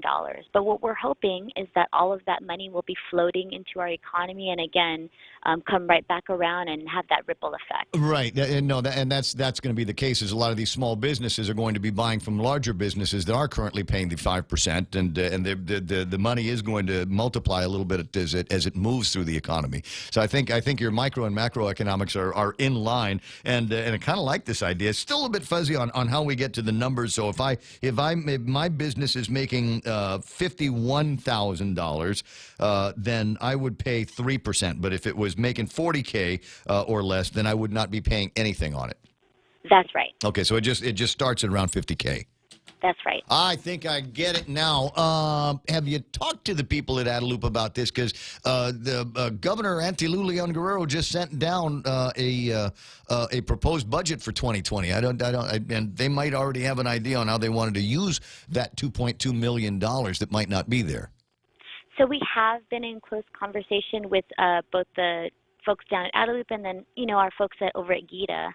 And so we're working really closely with them to make sure we have the proper language. And, this was all part of the governor's platform when she was running. She wanted to make sure that we give a break to our small and micro businesses. So this is totally in line with what she's trying to do, and we look forward to her support. No, I dig the idea. I think there's good things that can come from this, and the more that I find myself, the whole buy local concept is not lost on me, and I try to buy small business as often as I can. So I'm crazy about pop-ups. I like the food truck deals. I like how there's a kind of new democratization, if you will, of business, where back in the old days, you needed to have a degree and you needed to have access to all kinds of capital and you need to know the people over at the bank. And a lot of people are finding ways to do things with cottages. I also think this might actually be good in the new regime that we're going into, where cannabis and eventually sales of cannabis is going to be legal. That's absolutely right. And we also want to just spur new entrepreneurship, like you were mentioning, Ray. There's so many people out there with really great ideas, and we want to make sure that they know that Guam is open for business, that, you know, our local people can contribute to this economy, provide services, provide things that you can get only on Guam. So, yeah, that's all really exciting. I already told you what I'm going to be doing, right? I'm going to be making Sinai pipes. So it's like this, going to be a Sinai, and from the front it looks like any ordinary Sinai, but on the back is going to have like a bowl with screens in it, and you can put your dual purpose, and then you can put your dope in it and smoke it that way. And wait, hold on, because I thought this through. So it'll have two holes for smoking, so you can shotgun. Don't act like you don't know what that is. Don't you act like you don't know what that is. My buddy Kenny Williams says, you know, if 3% is good for the small businesses, maybe a 3% GRT would be good for all of the businesses on Guam. What do you say? Hey, Kenny, why don't you come down to the Guam legislature at 9 o'clock and share some of your ideas with us? I would love to be able to have this conversation at the public hearing and get, you know, more of our senators in tune with what the community is looking for. We really want to encourage people to give us their testimony and their feedback. Why not? And Kenny is one of these small business guys. Might actually be affected. Might actually have this. Might actually have an impact on how he conducts his business. Although my guess is they probably got him the 911 Kenny. You need to be at the Wyndham Hotel Stat. They got it's now going to be known as the Roach Hotel. Oh no. Yeah, it's like that. All right, listen. I know how busy you are. I know you got your thing at 9 o'clock, so I'm going to let you go. I do, and I just wanted to say good luck to you for this weekend and good luck to all the runners for the United Guam Marathon. I'm really looking forward to being out there and cheering you guys on. Where are you going to be? So we typically are down south, across from the GTIC, but this year I think I'm going to be closer to the finish line. Okay, all right. Frankly, that's where I need you. So water, icy sponges, frozen chocolate M&Ms. Not the one with the nuts, but just frozen chocolate M&Ms are really, really good. And Heineken Light. Yeah, there's going to be free beer at the end, right? I don't know. They always say there will be like a beer garden or someplace to get beer, and then it costs money or it's never ready when I get down there. So if you could just get a 6-pack the night before, that'd be good. Okay, sounds good. Come on, and don't let your husband drink it. You know what? I'll make sure that Ben Ferguson has that nice and cold and ready for you when you cross the finish line. You got better connects with Ben than I do. Then 8:48 in the morning. Regine, I'll talk to you soon, Senator. Take good care. Thanks a lot. Certainly will. 888-825-5888-TALK. I just need to get the splains on it because I wasn't sure what was going. I forgot where the threshold was, and I thought it was much higher than that. All right, and so small businesses, if this goes, and it sounds like she's got the support of Adelup, there might be opportunities for small businesses and small businesses with higher revenues to pay fewer taxes. I think it'd be fun to watch and see where all of this goes off to.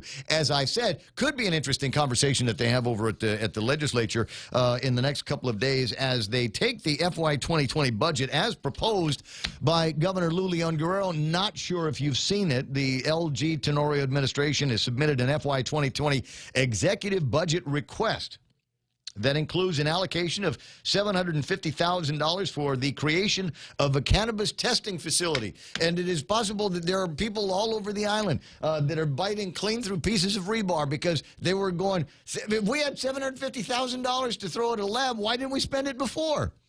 Like 4 years ago after we voted for medicinal marijuana. That was among the things that were holding everybody back, was we didn't have the money to stand up the proper system, didn't have the money to stand up a proper laboratory or some kind of a testing facility. And now new administration, there's Governor Auntie Lou, who signed off on the measure and says, yeah, let's do this.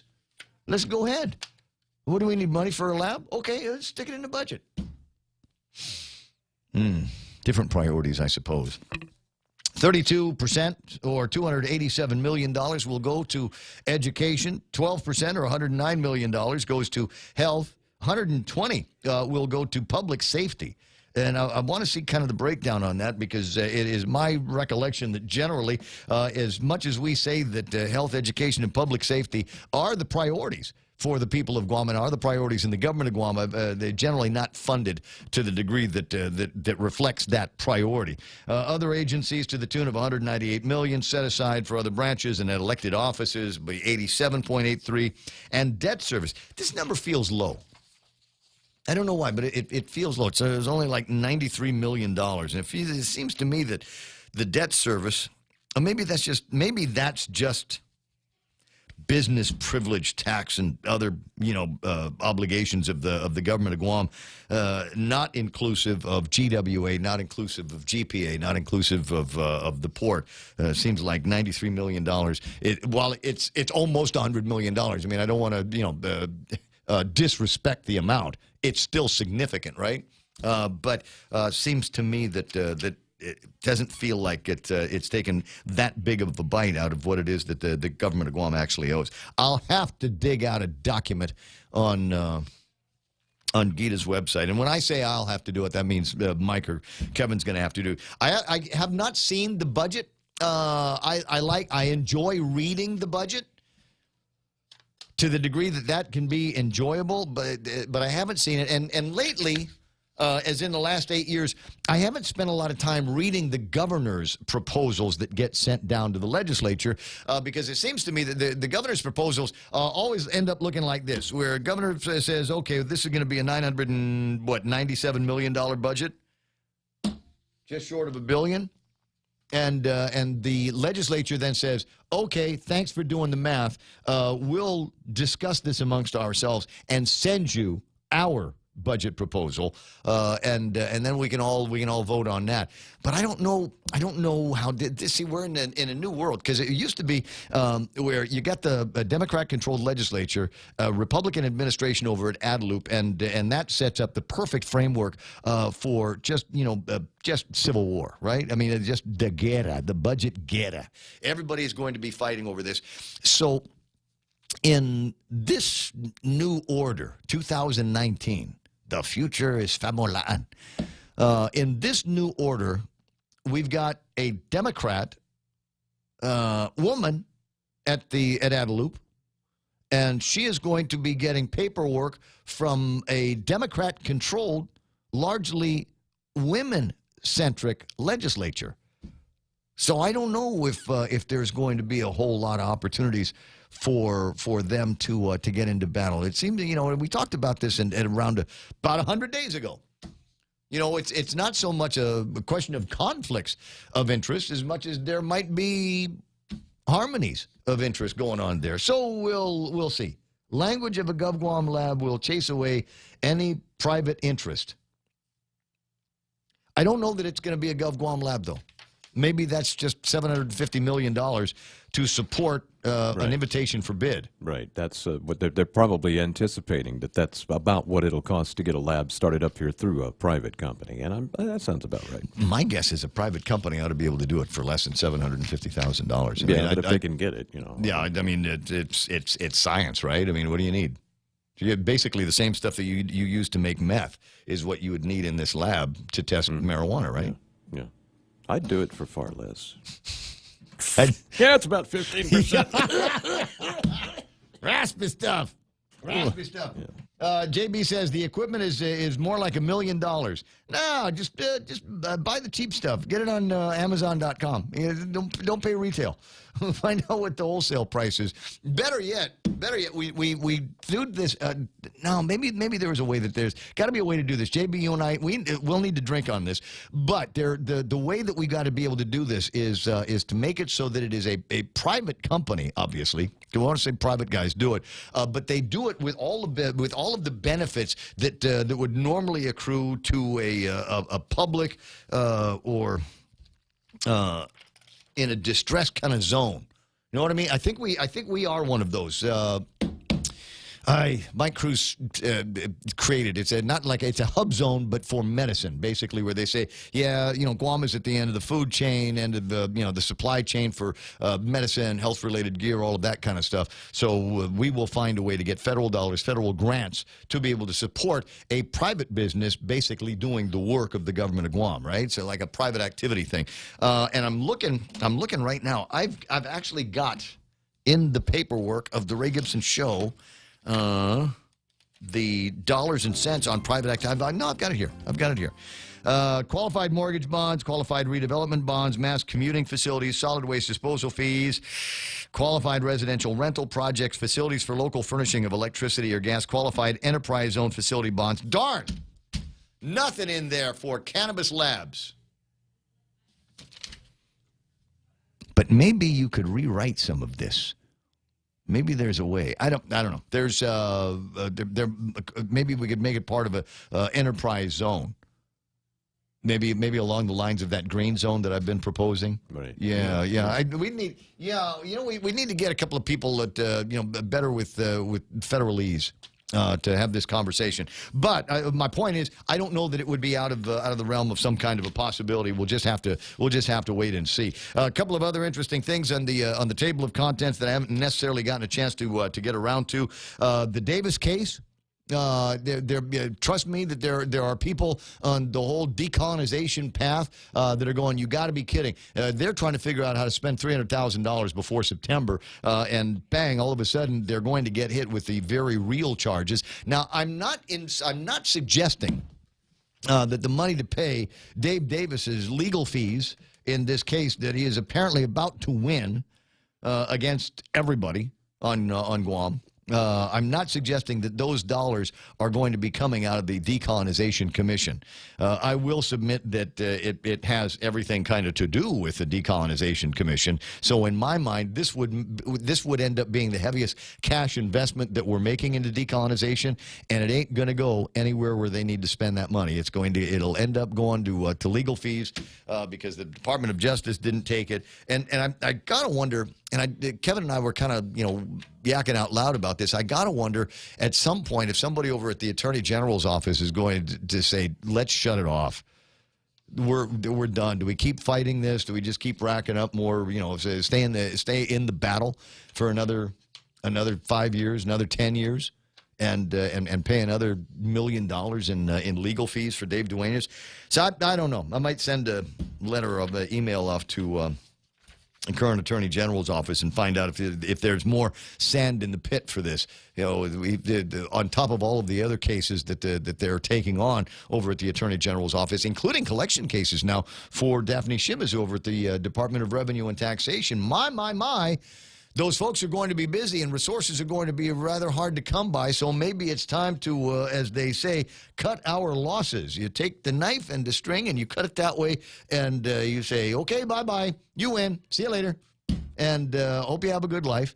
What's the win going to end up being even after? And I'd ask Bob Klitsky that question. It's not like Dave Davis is going to get damages out of this. Is a civil rights case. So he will get to be able to say, we did it right, and you guys did it wrong, and I told you so, and pay my lawyers, which is going to be at the end of it for him. Who else going to? What's the other high side? So we will have answered that question about whether or not our conversation about a local plebiscite that would be populated only by people that have been designated, although apparently unconstitutionally as capable of voting. And I'm on that list. But I know a lot of other people who've made Guam their home, born and raised on Guam, but don't necessarily fall into that same category that have made similar investments as others have. Do they not get a voice? And that has been the horns of the dilemma all of these years. Okay, coming up, next hour of the program, and this is going to be exciting for me. I got a couple of real noisy ladies coming in. Vanessa Williams, and she's joined by a very close, very personal friend of mine. It's a delight working for her father when I was younger, and Stacey Kreitcher is going to be in the studio. So we'll sit in a warm bath of nostalgia and then talk about the High Tide Professional Conference that is going to be thrown in a couple of days. Radio station is KUSG Agania. It's 9 a.m. You're not going to want to miss the next portion of the show. Stay right there. Blocked by a judge. I'm Lisa Lacera, Fox News. The Trump administration policy of returning asylum seekers to Mexico put on hold, but not right away. Fox's Steve Rappaport has more live. Lisa, Judge Richard Seaborg delayed enforcing his order until Friday to give U.S. officials a chance to appeal. The lawsuit filed on behalf of 11 Central American migrants and legal advocacy groups say the Trump administration is violating U.S. law by not adequately evaluating the dangers migrants face in Mexico. Families seeking asylum typically get released in the U.S. while their cases work through the courts. President Trump argues sending migrants back to Mexico eases the strain on an immigration system that he describes as maxed out. Mexicans and children traveling alone are exempt from the new policy. Lisa? Steve, outgoing Homeland Security Secretary Kirstjen Nielsen says she continued to support President Trump's policy of security of the U.S.-Mexico border in her first public remarks since her resignation. Senate Majority Leader Mitch McConnell thanked her for her service. Secretary Nielsen provided experience and steady leadership. Her grasp of the issues and dedication were major assets for our department, and as a result, for our country. Senate Democratic leader Chuck Schumer calls her tenure a cruel chapter in which the agency followed through on President Trump's worst impulses. Most regrettably, her full embrace of the child separation policy, leading to thousands of children being ripped away from their families. Nielsen's resignation was announced yesterday. Actress Felicity Huffman among the wealthy parents accepting plea deals in the massive college cheating scandal. Huffman was accused of paying $15,000 to have her daughter's SAT exam fixed. She released a statement saying, "I am in full acceptance of my guilt and with deep regret and shame over what I have done." She apologized to her family, friends, and colleagues, and other students and parents. Fox's Michelle Polino. This is Fox News. Join us Saturday, April 13th for the 5th annual Chucky Run and Fun 2K, 5K, and Flyaway giveaway. Showtime at 5:30 and go time at 6 a.m. T-shirts, medals, and other cool prizes, including the grand prize trip for two to Manila. Register at Hornet Sporting Goods or Chuck E. Cheese's Guam. $8 for students, $12 for adults, and Group of 4 Super Saver for just $40. The 5th annual Chucky Run and Fun 2K, 5K, and Flyaway giveaway. We'll see you there. Docomo Pacific's all-new business bundles provide tailored solutions to help your business become a better business. Choose from our Business Basic, Essential, or Value bundles and get unlimited talk and text, worry-free data at home and abroad, plus access to the fastest online speeds in the Marianas. Add on mobile or broadband lines and save up to 20% for each line. Email businesssales@docomopacific.com to find out which bundle provides the best solution for your business. Terms and conditions apply. Britain's parliament has passed a law designed to ensure they don't leave the European Union without a divorce deal. Israeli Prime Minister Benjamin Netanyahu hoping to remain in power as voters in Israel head to the polls. The country is expecting a tight race between Israeli Prime Minister Benjamin Netanyahu and his main opponent, Benny Gantz. Both spent the past 2 days meeting with voters to discuss their positions, with Gantz holding a small rally on Sunday and Netanyahu strolling through Jerusalem's biggest market on Tuesday, talking with voters. Back in February, Israel's Attorney General announced that Prime Minister Netanyahu would be indicted on bribery and corruption charges. In the weeks that followed, papers across Israel covered the story of Gantz's phone being hacked by the Iranians. Neither Gantz of the Blue and White Party or Netanyahu of the Likud Party saw any major hits to their poll numbers following these scandal announcements. In Jerusalem, Trey Yingst, Fox News. Honda recalling more than 360,000 of Acura SUVs worldwide because water can get into the taillights and make them turn off. The recall is mostly in North America and covers the MDX from the 2014 through 2019 model years.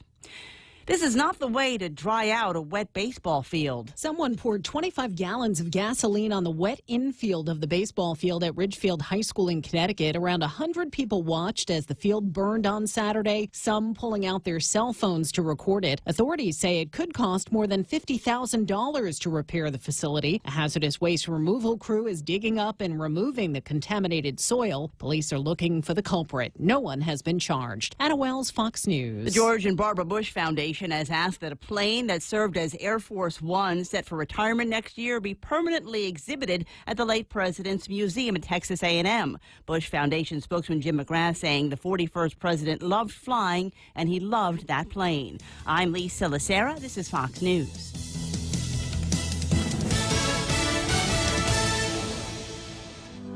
Hey, Are you ready to afford the good life? For example, cooking in a gourmet kitchen that is as amazing as your skills. Or how about paying off tuition? Or maybe expanding your home to make room for your parents.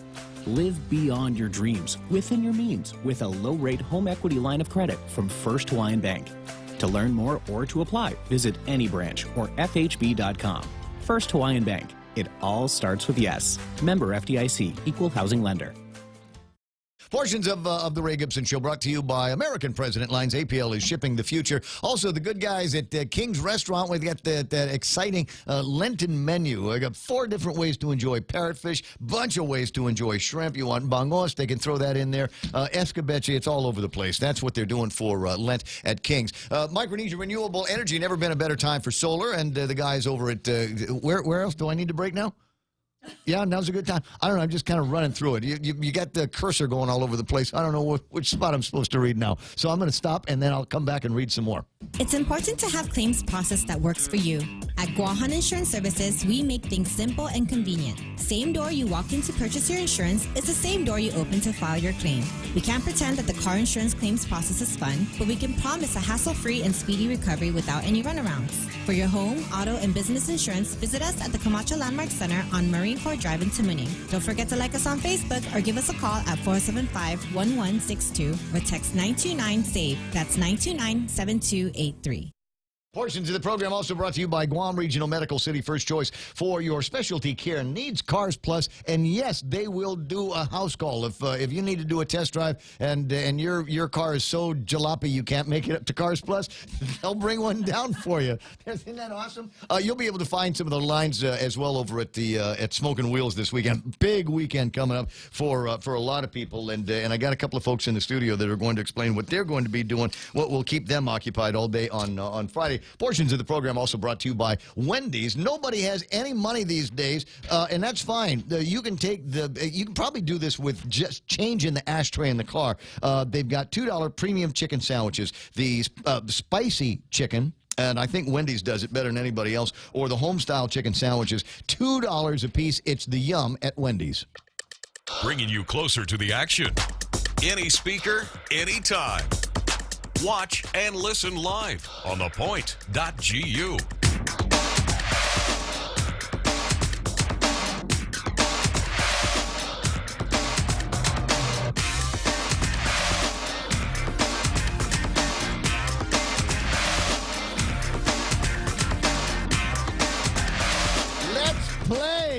Let's play radio, everybody. Turn microphones on. And is mine on? Yeah, on. It is now. It is. I got, there it is. Oh. I got 1, 2, just absolutely gorgeous people in the studio. And it was Dr. Anita's daughter, Vanessa's in here. Good morning, Attorney Vanessa Williams. Good morning. It's always nice to see you.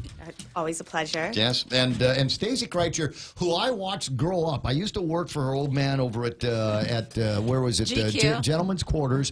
But I always wanted to work at the other one. What was the one in the front? The closet. The closet. Ladies, of course you did. I always wanted to work at the closet. But the cool thing about the closet was, GQ was all like rolling shirts and angel flight pants and things like that. But the closet, now the closet was where they sold the cool stuff. They were like jeans and hang ten shirts. Right, yes. the hang ten shirts. That was great. So how is your dad? He's awesome. He's quote retired, Whatever. which that's not real. Dude, it's Smoking Wheels. I was Yes. talking with Henry, and there's all these people with all these great old pictures of young Henry Simpson, young Richard Kreitcher, young Sonny Shelton. Right? So we got to get all those Dr. pictures. Frank Romero. And it's so funny. I ran into Joey and Joyce at Doucet after the GMH event Saturday night on Sunday. And she's like, Stacey. And he's like, hey, Smoking Wheels are doing a run through today. Come down. You got to honor your dad. You got to come do it. And I was like, yes. And then, of course, we're so busy with this. But I'm literally trying to extend my stay so I can go to Smoking Wheels in honor of Uncle Sonny and Dad and the boys. Yeah. And John Camacho, But they got of some course. great pictures. So whoever's got all of those old pictures, I old have school them. Did you pictures. see them? I posted them on Facebook. I'll look again. I'll look do again. a repost. So the question I was asking Henry was who was the original guy doing the ring announcing back in those days? It was Dave Eckert. You remember Dave? Oh my God, I totally remember Dave's on Dave. Facebook. You're and so young, Vanessa. You don't even know what we're talking about. It's so crazy. Those were what a great time It growing was up. such a good time. We literally had the best childhood of all time. We really did. Guaranteed. We had cool cartoons. that you had to wait for every Saturday. Right. It was the only time they were we had watching. 4 channels. But no internet. There was. And we had the Love Boat.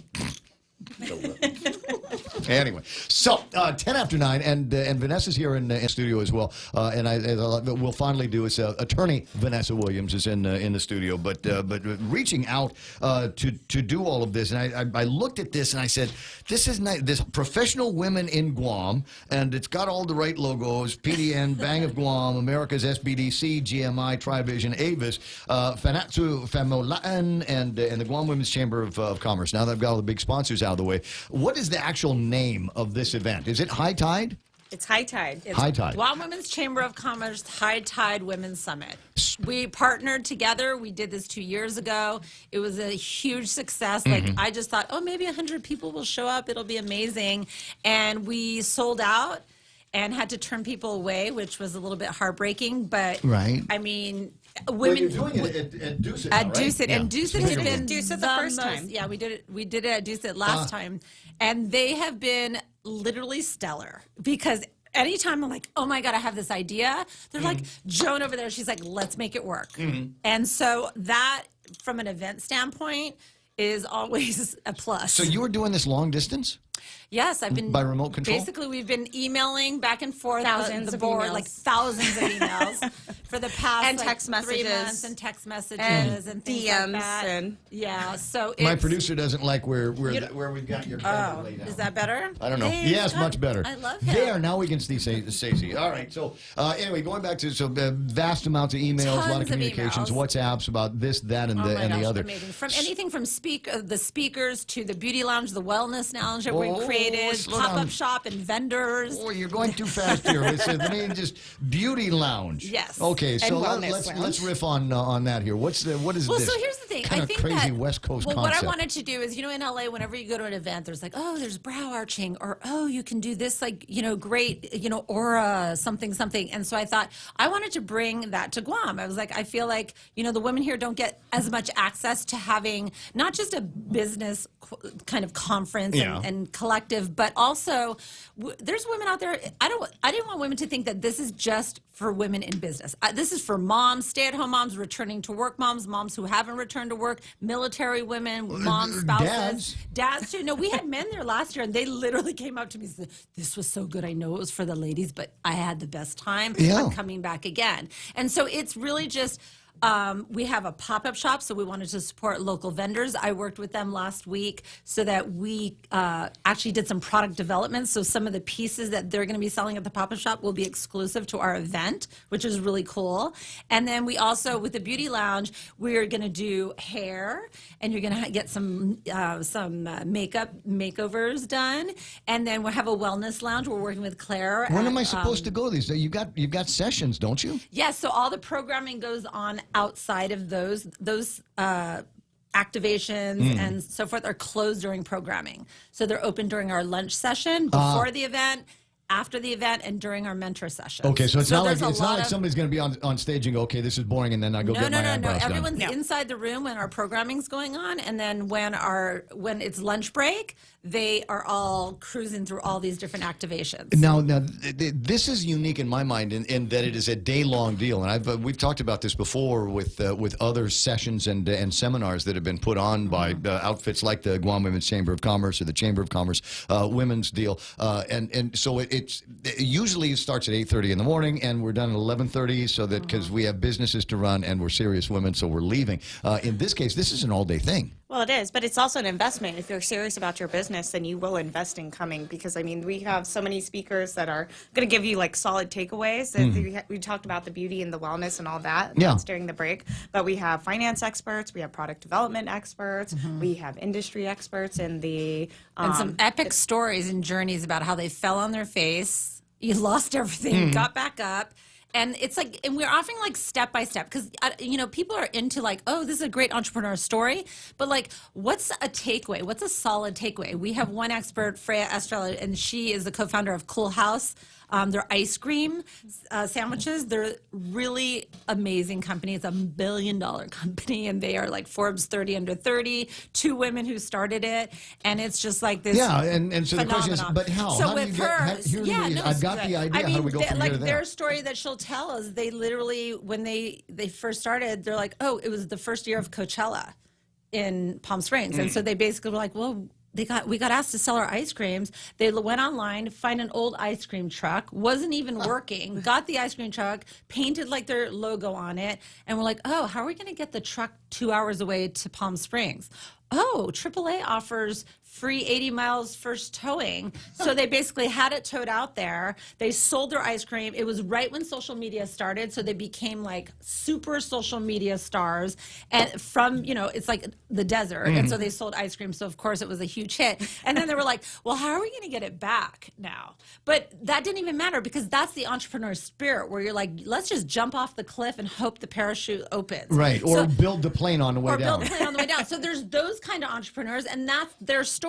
But then there's also another entrepreneur who's going to talk, Jen Billick from Knock Knock. She has these like quirky, irreverent stationery products that she's a global business, and she's sold in like thousands of countries. And I'm like, I don't even know how she did that. But she started as a graphic designer. Right. Well, I mean, stationery is a cool product to begin with. I mean, but she does journals and notebooks and Post-its. And you go into all these stores in LA that, in other places like New York, San Francisco, whatever, and you see all these like cute products, and you turn it over, and you're like, oh, that's Knock Knock. It's everywhere. So she is a force. She's literally one of the women who I'm like, God, I wish I could be you. But I mean, you can do Guam big, and there's going to be women that attend this. There are going to be business people that will attend this that are Guam big already. But it's that next level. How do we take this to franchise? How do we make this global? Right. How do we turn this into a Guam export? I mean, is that one of the questions that will be answered? Yep. Yes. Absolutely, because one of what we did is we took a survey after the first event. Because we're like, okay, what was your favorite speaker? What was your takeaway? And then we did a survey before this one.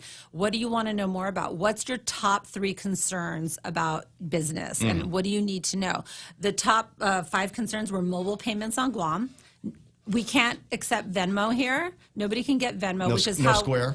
No, Square, there's a charge if you don't have a U.S. number. There's so many problems with all the mobile payments. Lots of barriers. Lots of barriers. So as a small business, that's just a huge roadblock. So we reached out to Paco, our speaker, and she's like, here's how you can do it. The finance and so expert. we went through Shopify, and now so that's actually working, and there's a PayPal option that we found a way to work. So we've helped solve that but by working with the vendor. Emails back and forth going, who uses what. So that is something that we've tackled. That was that's one. worth the price of admission alone for a lot of these small businesses, because If you everybody can't it's a accept cash payment, business everywhere you go. Nobody's walking around with their checkbook as much as they used to. Well, I mean, one of your sponsors is the Bank of Guam, and they've got mobile ATMs and things like that. And if the mobile ATM is at the pop-up and it's over at the food truck gallery, then that's a great thing. Otherwise, I've got to go find an ATM, got to pay whatever the fees are going to be. It's absolutely true. And also just the small business development, Denise, she's been a huge force in just, getting entrepreneurs Came back to town last night. She's been traveling, Yes, getting inspired and helping them and being a liaison. But another thing that was a top topic that on the survey was how to ship, like shipping. What's the, because we have to ship USPS, how to ship bulk, how to get, bottles here that aren't expensive. So just different ways around that. And then product development. Like, how am I going to make my product, be able to be sold in the mainland? Because I also, one of my things was, there's so many great makers here, but I want you to think bigger. Like, it's great that you're in all these shops. It's great that you do pop-ups. It's, but like, why don't you attack the like hotel shops and then do it in Honolulu and then do it in Hong Kong and the Philippines and the U.S. And now we used to have an excuse. We're in the middle of the ocean back when we were young. We're like, nothing's going on. Oh, it's on the ship. See you in like 5 weeks, 8 weeks. Now, if you're like, hey, I really want to be, I want to sell these cute bracelets I make at home, you have no excuse. You can go onto Etsy right now, create a website, take 5 pictures on your phone, put it up there, put a price, and you're in business. Etsy, we talked about Etsy last time, right? Wasn't Etsy one of the mechanisms for being able to interact with each other? No, Etsy's like a marketplace that people from all over the world, from like Turkey I'm thinking to of something like else. Australia. There was a Q&A thing, but anyway. So Etsy, right now, that's what we're trying to do is inspire everyone to let them know that they could launch a business tomorrow if they just have the information of like how to do that. There's still, because it's an evolving conversation. How do we use social media, and how do we define digital and social media? How do we use that for marketing? Not just around here. Around here is one thing, but how do we use this to market in the States? Yeah, and I think Stacey's going to touch on that because she's our PR and social media expert. So there is going to be a session on that, on how to get publicity without a PR firm, which is like giving away your advice for free. Yeah, basically. Yeah. No, I mean, the thing is like one of the things last time when we asked the survey, like, what do you want to learn about people? And I said on the survey, what are your 3 top Instagrammers that you follow? 99% of the people said, I don't have an Instagram. So I booked a social media expert, my friend Chelsea, and she did a session on harnessing the power of social media for your brand and your personal life. And she basically said, some of the takeaways that they had emailed are, one of the things she said is, if you're not on social media, you're not relevant. Right. Period. Like, you may as well close up shop and, go to the beach because you're not relevant. And she said... But even if you are in social media, there's so many ways to botch that up. But what she said, but also what she said is, choose the social media platform that is most authentic to you. So I have never done Twitter. Not authentic to me. I just don't get it. It's not my thing. But I'm a very visual person. So Instagram, totally my jam. Facebook, I love because I can connect with family. You get kind of you get visuals, but it's a little more storytelling, and it's you can forward share, etc. And so I think that was some really good forward advice. share, etc. is what it's for. Exactly. But I agree with you. It's important to find the platform. When we say platform, we mean Twitters and Instagrams and Facebooks and Snapchats. But they've got to be authentic to your voice. Exactly. And so So your voice. Define the voice. Like look at what you post on Facebook. What are some of the things that you always post on Facebook? You post you're running because I follow you. Right. Like so you're being active. It depends. Politics is part of your thing. My most recent one was telling somebody that her butt was prettier than most people's faces. Oh, that's nice. Yeah. But that's my voice. You've known me all my life. You know that I'm that Peekaboo boy. And you will call people out on stuff, and like that's your authentic voice. For me, I love to share like, oh my gosh, this is a beautiful, I love doing, creating things like, weaving and natural dyeing and things like that. And so for me, I'll post a lot of those visuals. I post a lot of my kid. Yeah. Anybody who's a mom loves to post their kid. And that's just because it's like, hey, I'm a mom, and that's like a huge part of my life. But I also have a separate account for like my business where I post business stuff, and my kid's not on that. I actually use like the 3 different. Facebook is kind of where I do more of my women's chamber and like my work stuff, and then Instagram is the visual and the mom stuff, and my personal life, my fun stuff, and then Twitter's like where all the snark is. And that's perfect, because really Twitter is where all the snark is. I love how you put that. Well, this is one of the first times that we met digitally before we met in real life, and we got in a big scrap on I think what was GRT. It? Minimum wage. I think it was. I think that was after GRT. Okay, but I knew her voice from that, and that leads obviously leads to interesting real life. And isn't it funny how you're like, oh, and then you have an opinion about that, and then you kind of like go, oh, and you're totally not like that in person, or oh, you're this way. And that's another thing that we said is that on social media there's a session that we have is everything is not all right. That's in the afternoon, which is does anyone post their failures on social media? Not really. We're always like, look how perfect my life is. Look how perfect my kid is. Look how amazing my plate of food in the Philippines is. And today I said I was going to start a Truthful Tuesday, where it's like, stuff is not all right. Sorry. Oops, sorry. That's how we know it's Richard's daughter. I was like, whoop.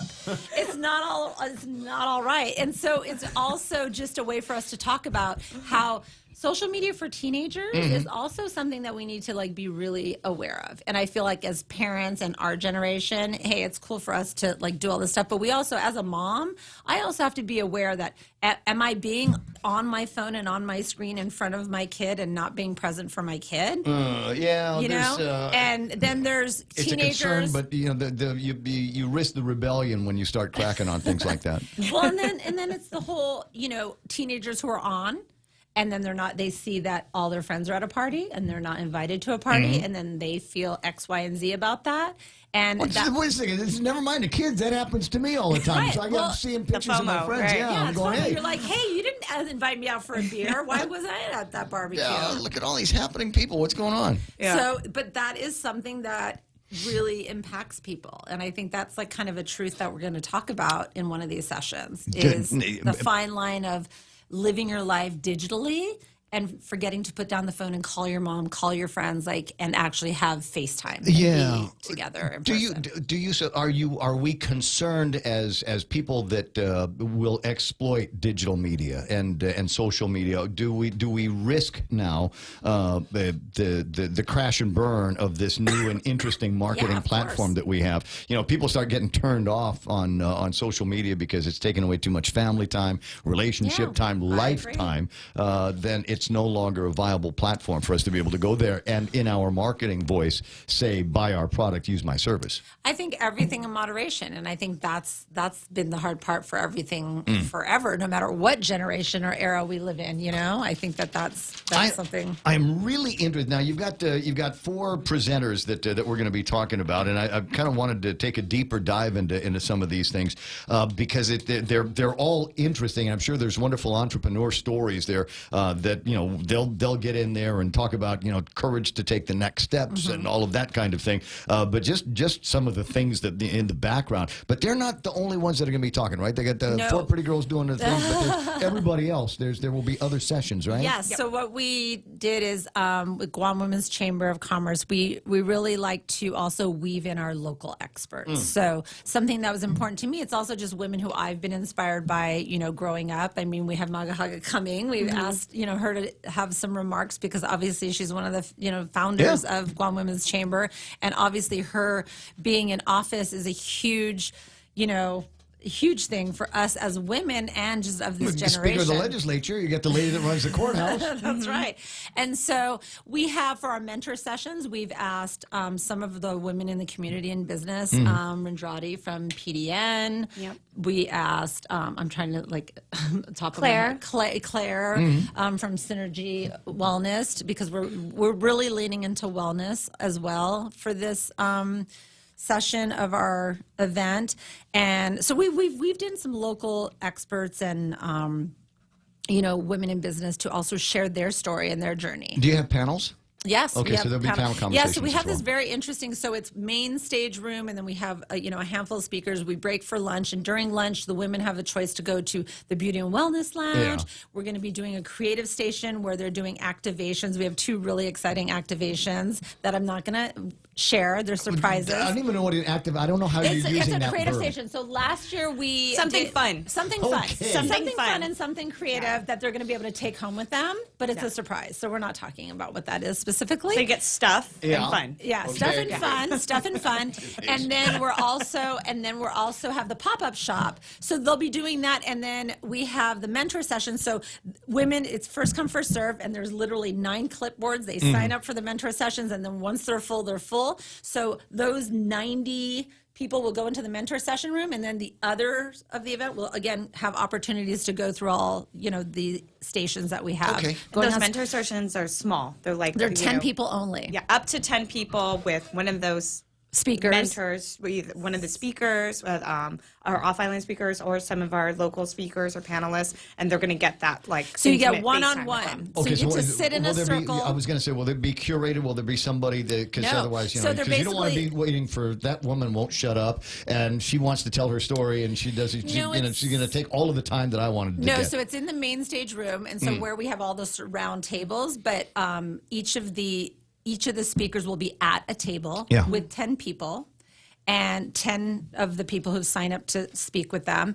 And it's a very intimate environment. They have an hour to talk one-on-one. So we go. We've done this with the Women's Chamber a lot. Yeah. Since we did it, Yeah. Stacey introduced us to this at 2017 High Tide, and since then the Women's Chamber tried to incorporate that at our meetings. And I found that it's not really necessary to have someone else like moderate the conversation. Oh, cool. It's more organic like that. And the people at the table are usually like, it's funny because you get the other participants at the table to start chime in like, hey, I know something It's about that. crosstalk. So it's basically they go around and like when I ran my mentor session, I said, let's go around and just say your name and what your business is so that I could be of service to them.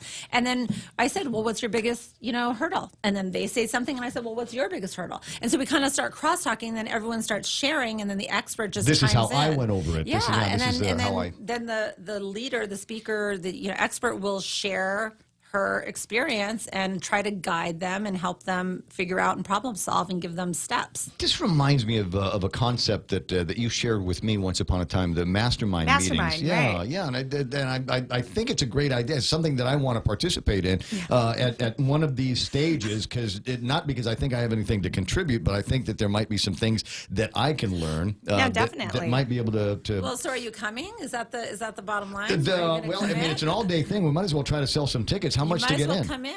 Come in. Okay, well, I'll show up. But I don't want to pay. I think it's right now it's $175. 175, 200. Depends if you're a member or not. So you can actually sign up to become a member and get all the benefits of membership for the rest of the year. That's the best. That's the best. Yeah, bet. and Sign then up for membership, and then avail of the member rate. But even if you're paying the full 200 rate, I mean, it's and just let me break so it much down. value. Let me break down how that for the price runs for people out there going, oh my God, $175. That's a lot. So if you were going to do a beauty, if you were going to get your nails done, your hair done, and your beauty, that's already at least that's already a couple $100. That's Which you can do. Are we talking mascara or fake lashes? Fake lashes, because the fake lashes is like $100, $125. Right? And then so imagine all those services are free, and then you get 2 activation things, which I know you don't. Fun stuff and stuff that you get to take. Think of like a workshop that you pay for that's creative here on island, like when somebody does wine and painting.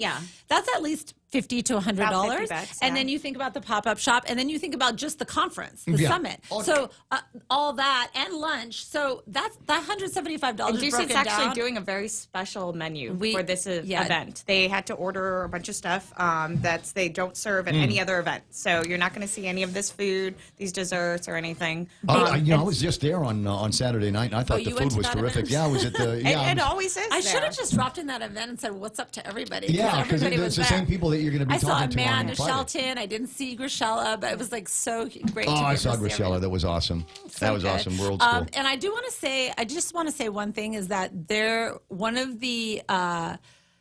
of my biggest sources on Guam for this event last time and this time is everyone laughs when I best kept secret in Guam. It's the best kept secret in Guam from like a decor and trend is Butlers in Sinahanya. Cecilia, people like when I set up the pop-up shop last time, they were like, oh my God, these baskets are so beautiful. I was like, they're like, did you bring these in from LA? I was like, oh girl, that's from Butlers in Sinahanya. And you go in there and it is like a treasure trove of like amazingness. And I'm just so grateful that she is willing to like work with me again because she is so amazing. Very interesting. And such an interesting home makeover with Butlers. Yeah, we should. It's really good. Wait till you see the stuff. It's so beautiful. I got to take a break here. 9:32 in the morning. When we return, then we'll go name by name with the big stars that are coming in. Maybe a little bit of how Stacey got into this, because among the last times that you and I have had conversation, it had to do with chasing celebrities at the Grammys and the other award shows, red carpets. So we'll talk about what you've been up to and a little bit more on the other side of this break. iConnect time is 9:33. Swing by an iConnect. Learn about the great plans. They've got packages that include mobile phones and internet and even push-to-talk at iConnect. Shrimp and guacamole for Lent at Subway. The all-new shrimp and guacamole combines generous portions of whole shrimp and a spread of guacamole served on freshly baked bread, paired with vegetables cut fresh daily in restaurants and sauces that are sure to excite your taste buds. Hurry in, it's only available for a limited time. Other fresh Lenten flavors include the classic tuna or the mouth-watering greatness of our seafood sensation.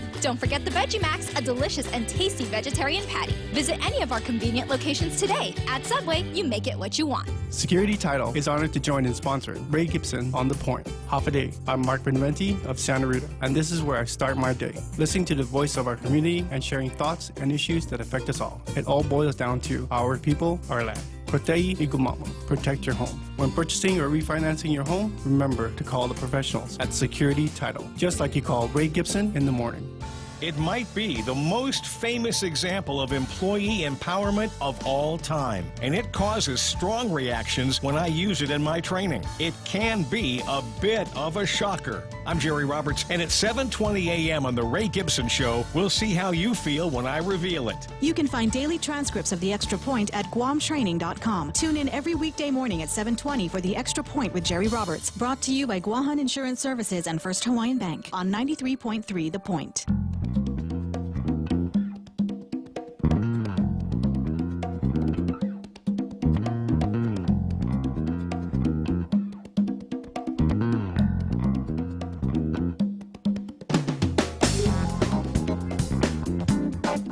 I gotta do shouts. Rudy Magallanes is there. Tony and Ann Pinko and Lisa Borozo. Good morning to Sheila and Joe Cruz and Yvonne Cruz Beneventi. Mark Mendiola online. And Mark says, half a day, Stacey Kreitzer, and welcome home. You know that, Mark, right? Yeah. His sister Michelle. Yes, there we go. Ray Joe Fernandez is online. Richard Leon, James Howard. Will the Women's Conference speak about the cannabis industry? Oh, yes, we will. We will. Oh, Yeah. yes, we will. But the cannabis industry is huge, right? I mean, there's lots of different facets. Megan, my friend who is the co-founder of Seven Space, it's an all-female platform that. Oh, that's how it's pronounced. I'm such an Seven idiot. Space, I've been saying SVN Space. No, it's Seven Space. Seven Space. So yes, they're going. She is a huge resource on hemp and CBD. Basically, she is going to give you the ABCs of CBD. She's going to talk about the differences. People don't understand that it's not about, there's a certain level. CBD has to be 3% or less to be considered CBD. The THC content changes the name of it.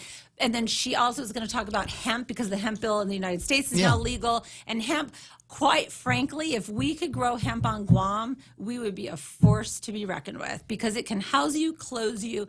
There's a company in the mainland and in Europe that builds houses just from hemp. And so it's incredible. It's an incredible. The people that know the hemp story are familiar with industries that were popping up around the same time. You could make clothes out of hemp, or you could make clothes out of cotton. And the people that were big on cotton start talking to their lobby in Congress. It was it's all political, as everything else is. So yes, it's going to be that's going to be probably one of the most informative and educated. The reason why I brought Megan before all this bill stuff was even on deck was I really was disappointed that medicinal marijuana has been legal here for 5 years, and we have yet to be able to actually have a dispensary or to have access to. And I know there's tons of politics. I know there's public health. I know nobody knows how to do the law, but that's not a good enough excuse why all of the people who are suffering, whether it's mental health, diabetes, chemotherapy, aches, pains, postpartum, cannot have access to wellness that isn't going to cost so much money.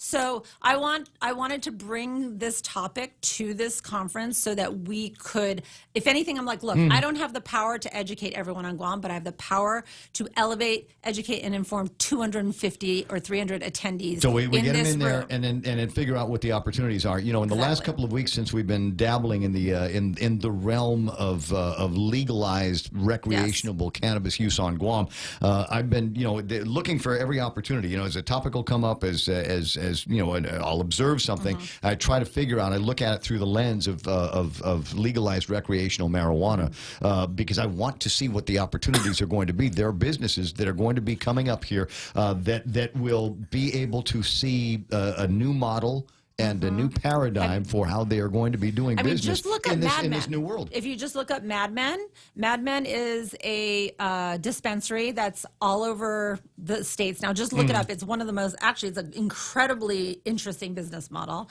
But you look up Mad Men, and it's basically like walking into a Louis Vuitton.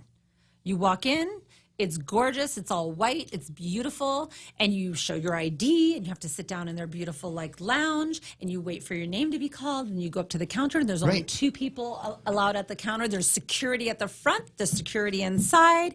It's like going into a 5-star hotel. It's like a bank. It's essentially a bank. Well, that's what with a Dusit Tawny luxury vibe. So that and so the thing that people are going to need to think in terms of is how are we going to do marijuana in 2020, 2021? I don't want to go into some place that looks like a crack house to enjoy my vibe. I want to be able to go someplace. Right, you want to go someplace sexy. Yeah, exactly. I want a craft beer experience. So yes, you want to craft. Exactly, you want to craft. So that is you know what it's called? It's called an experiential experience. Exactly. So what? And guess what? We have the power to enforce what the parameters are. Okay, so getting away from this conversation, how much of it? Think about business. Think about places where you like to eat, places where you like to get coffee, places where you like to get a dessert or something. How much of that is experiential? 100%. 100%. Well, you know you're going to get food. You know you're going to get coffee. But you want an experience when you get there. You want a selfie moment, right? I mean, I wish I could have brought. There's a pen called Dossit, Dossit. I mean, everybody just look it up on Instagram. It is this tiny little pen that is a CBD pen that you literally, it's like you inhale it. It's like, and it vibrates when you're supposed to be done. So it tells you that's it. It's a little baby micro dose, and you essentially that's it. Mike, I've got a friend in Arizona that it doesn't exude. It doesn't have smoke. It's not like your kid's gonna inhale it. You can do it like so under the radar, and it's something that and nobody's offending other people. And guess what? I don't think anyone, it's like alcohol. I don't think anyone who is not smoking marijuana right now is going to jump on the smoking marijuana bandwagon. So I just don't think we're going to suddenly have like this influx of marijuana smokers. You'd be surprised. I don't think so. No, I don't think people don't smoke marijuana here because it's not legal. Maybe it's accessibility. Maybe, I don't want to make that phone call. I got to find somebody that gets it for me. We'll leave that up to other people. Exactly, but I think that there are going to be some people certainly that will want to experiment with different things now that these different products might be available to them to try them out. Right? It's like, the last time I got high, I was 18 years old. Edibles and microdosing and the little pens, those things are all just like chill. Those are not like offensive, and they're beautifully packaged. It's like going in and getting a Godiva chocolate bar. That's how it is. There's not a whole lot of things that equate with a Godiva chocolate bar. So that's Megan, and she's going to be with 7 Space. Paco de Leon from Hell Yeah Group, financial Paco firm. Is awesome. Okay, so Paco, basically, no matter where you are in your finance land, whether you're like, oh my gosh, I'm doing stocks and so forth, or oh, I have $8 in my checking account, or oh, I have a small business and I don't know how to set up my bookkeeping. Paco, it speaks to everyone's level. Super scalable. At your level. Super scalable. And Refinery 20, she's a co-host of a money show in the mainland called Money Diaries. And it's on Refinery 29. You can have access to it right now. And that's another thing that Vanessa and the team at GWCC, we all talked about is we're bringing these speakers, but then what? They leave, and then our community feels like, oh, I really wish that I could get more from them. Well, they have newsletters, they have podcasts, they have radio shows, so they actually can continue the relationship with them even after they've left Island, which is cool. So there's a concept, and one of the newspapers wrote her up specifically today, and I'm assuming that the other speakers will get some ink over the next couple of days. At any rate, so these guys are getting written up, and she has an interesting concept like rent a CFO. Yes. which is great. I don't want to hire that guy. I just would like somebody to come in and tell me what I've got, what I need to get, and with the changing landscape and regulations in some businesses, what it is that I need to do to make sure that I'm compliant with these new laws. Exactly. Yeah. And she helped my husband and I, because we were just like, wait, we don't understand the child care, write-off and that. And she's like, oh, you guys got to stop being sole proprietors and do an LLC. And we were like, wait, what? And so that's what I mean. It's like poor dad. I just basically said, can somebody be the boss of me and tell me what to do, because I just mentally can't handle it. Right. And that's me being super truthful and honest. Is like, I can't like this is one area I know what my expertise is, and this is not it. No, but that's you bring up another good point, and I think that's something that needs to get brought up because everybody tries to do everything. It's like small business, women-run business. I've got to be the CFO, I got to be the general manager, I've got to be the janitor, and the mom, I've got to and the wife, and the gardener. At some point, you got to say, not me. Yeah, I ain't doing that. It would be nice if I could hire somebody. Outsource. Yeah, outsource. I outsource as much as I can. Right, and we talked about. I think Lena and I were talking about that. I have learned now that I'm of a certain age. I have learned that there's something to be said in the power of no. It's like when I say no to something, it means I'm opening and giving myself spaciousness to something else. Yes, and it's really hard for me as a control freak type A person to let go and to one surrender. consonant, one vowel. The two of them together, and it will set you free. And it is so true. You don't say no. And I've people have asked me, "Can you sit on my board? Can you do this? Can you do that?" And I say, "You know what? I don't have the bandwidth for it. I'll only disappoint you in the end." And I won't show up and be the best version of me for you. Yeah. I've already got too much on my plate. That's an interesting conversation. Freya Estreller. Oh yeah, she is. Yeah, she's like, I call her the trifecta because she looks local. Well, so there's another thing. All these girls look like they could have been raised here. Being a local girl, I said, I can't just bring all white people. That's not going to work. We can't bring just Helly Nation. It's like I want. Well, no, it's true because I was like, we need to hear from somebody who looks like me. Who looks like us, who talks like us, who has cultural connections to our people and our culture. And I felt that, and it was by coincidence that they're both Filipino, but Freya and I, we spoke at a conference. It was a camp. You had to go away for 3 days. And she was my bunkmate because we were both speakers. Oh, wicked. And we ended up just like connecting and we're like, oh my God. And it was just great. And it was just an interesting way to meet new friends. Did you connect over food, by the way? No, we did not connect over food at all. Interesting. We connected over just being in the outside, the redwoods, and being like, oh, do you want to do wood whittling or do you want to do shibori dyeing? I think these are activations. Yeah, those are activations. See, look at you. But I'm just thinking it would have been fun because if she's Pinay and you're from around here, we've eaten the same food. But of course, we connected. Okay. I did. I said, tell me if you make pancit or chicken adobo better. Of course. So Tea Drops, an award-winning company that makes organic dissolvable teas. Yes. All right, but that's just the way into the conversation, right? Well, that's just, that is the way into the conversation. All the rest of it is, how did she get there? And is that a category that she invented? What's interesting for that is that she is the founder of Future Gin, which is a gin brand, with other women. Cool House with her wife, who is her co-founder of Cool House. And she also created Ludlow's Cocktails, which is Jell-O shot alcohol. Okay, so she created those 3 brands. Those are her 3 brands. Then had a baby, Remy. It's 2 now. And she just said, you know what? I want a 9-to-5 job. And being a founder and being a entrepreneur in that she could level, give herself that 9-to-5 job. So she said, I'm out and I think that's a went question to that go a lot work of for women or business owners. I face myself as like, okay, should I go work for somebody? I do the 9-to-5 or do I want to stay? Do I still want to be? So her story of how she can you do both? Well, we can all do both. Well, yeah. And so actually I'm kind of 8:30 to 4:30. So, and I also think it's about saying no joke. Yeah, you have to define what your work life is going to be. And that's part of an entrepreneur. You can say I'm going to work until 2 on Tuesdays because my son gets out early and then I'm going to put my phone in the glove compartment and we're going to go to the park. We're going to go skateboard. We're going to go do something solo, just him and me. And he's not going to see me be on my phone, and I'm going to be present for him. That's a decision that an entrepreneur can make. But if you work for somebody else, you get the option of 9 to 5. And then when you leave at 5, you don't have to check your email. Yeah. Whereas as soon as I get back from that skateboarding and put him to bed, then I'm back on my laptop and I work 3 hours in the night. So it's a difficult, that's the choice.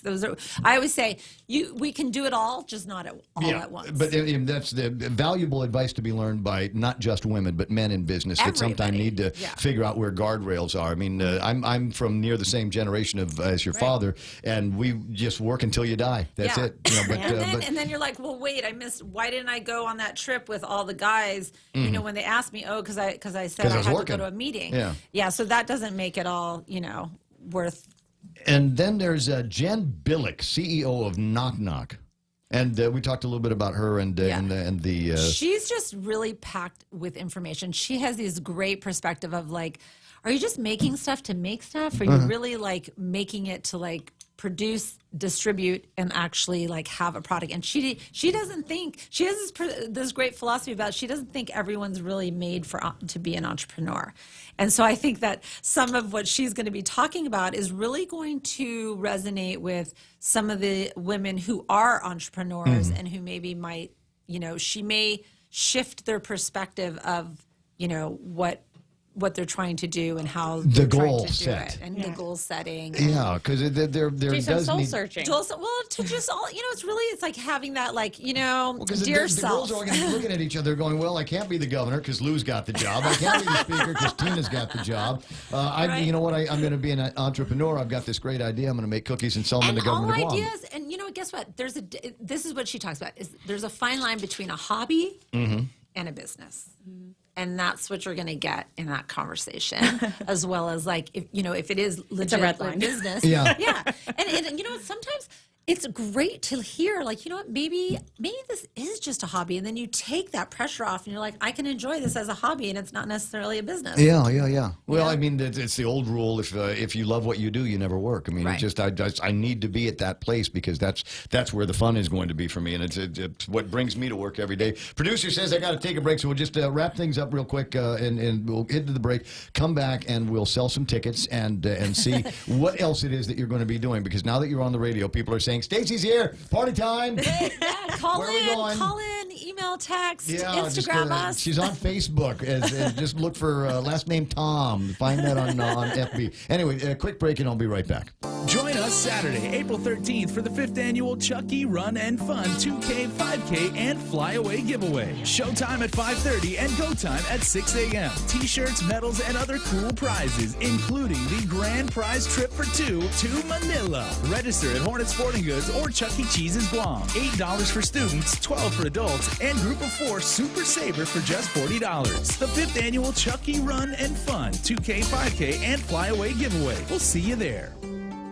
At Guam Regional Medical City, it is our mission to become the island's premier choice for specialty care, like cardiology, pulmonology, neurosciences, orthopedics, oncology services, and more. We aim to protect our island from heart attacks, strokes, cancer, and diabetic complications. But should you suffer from such diseases, we're ready with world-class options, both inpatient and outpatient. For more information, visit us at grmc.gu. Get a Coke 12-pack for only $3.49 when you fuel up on $35 or more of premium high-performance fuel. Conditions apply. See stores for details. Circle K. Take it easy. Get a dozen extra-large eggs for only 49 cents when you fuel up on $35 or more of premium high-performance fuel. Conditions apply. See stores for details. Circle K. Take it easy. Get a case of Circle K water for only $2.99 when you fuel up on $35 or more of premium high-performance fuel. Conditions apply. See stores for details. Circle K. Take it easy.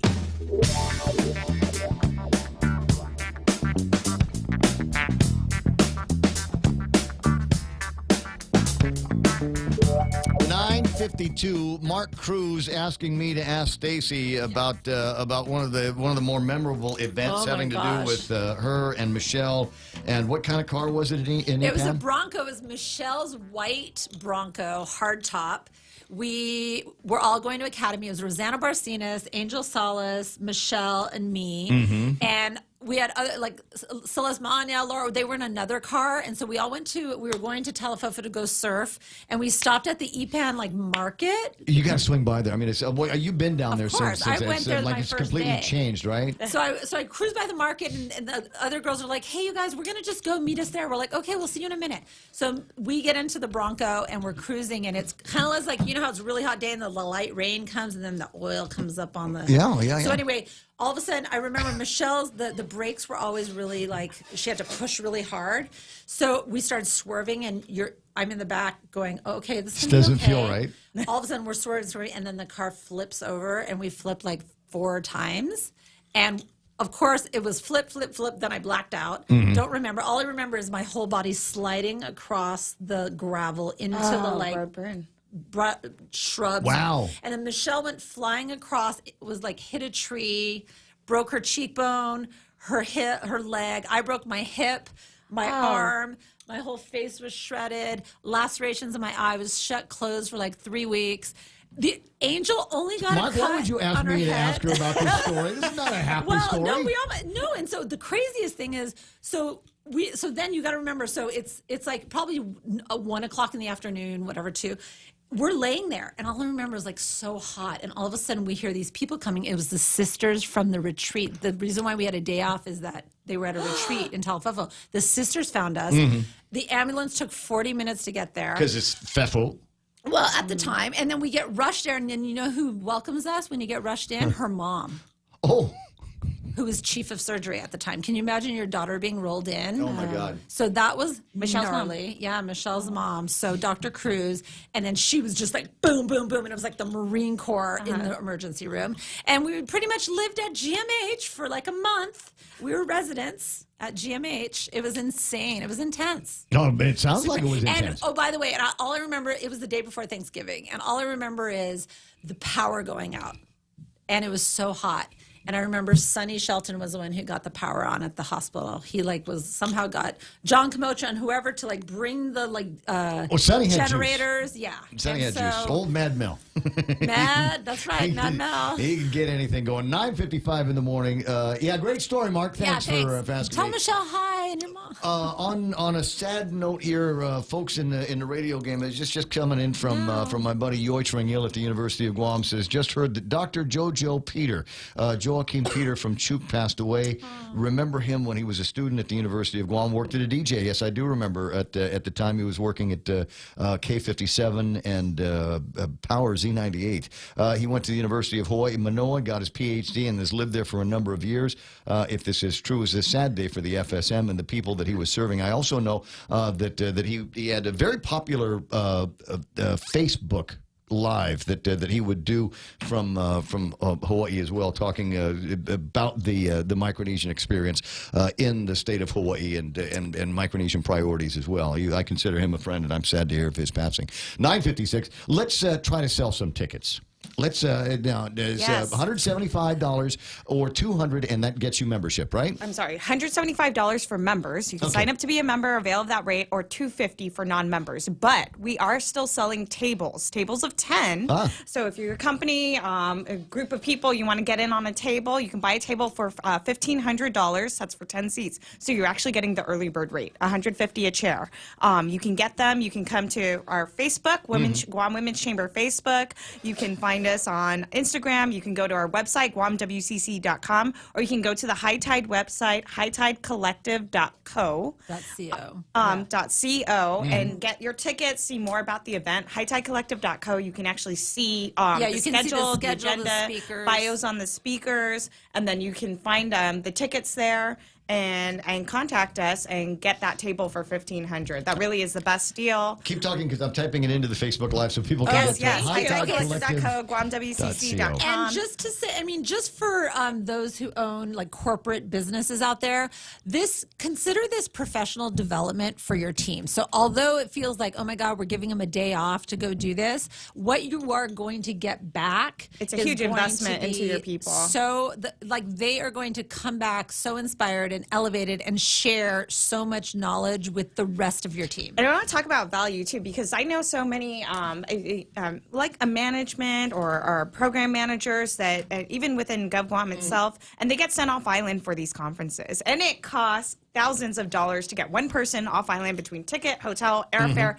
and you're only getting one person at that conference for the day, right? And they're gone out of work for 3 days. But you can send a whole team of people for $1,500, like 10 of your people, to go get that experience together. This is a destination event that happens to be in your backyard, and you're not going to get a better deal. You really aren't. And will there be an activation at 6:30 when this thing is done?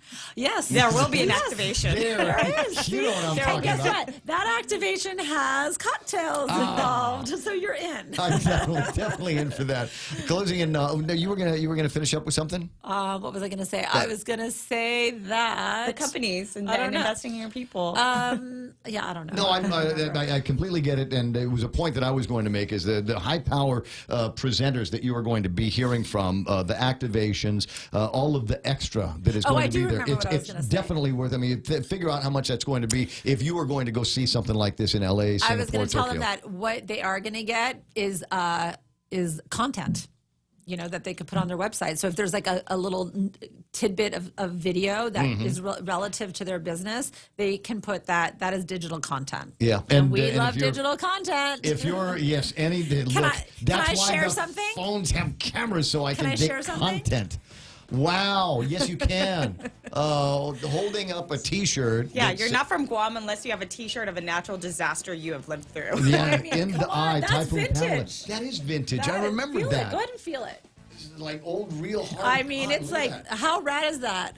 So my dad or mom were cleaning out their closet. They were Marie Kondoing their closet years ago, and they said, "Do you want this?" I go, "Oh Yes. hell yeah, I want Yes. that, please." We got to run because it's closing in on 10 o'clock in the morning. Thanks so much for Just to coming. bring it Stacey, it's back. always awesome seeing you. Vanessa, thanks so much for bringing her We and love helping get this you. set up. Yeah, there's definitely going to be some Ray Gibson loitering at the High Tide Collective.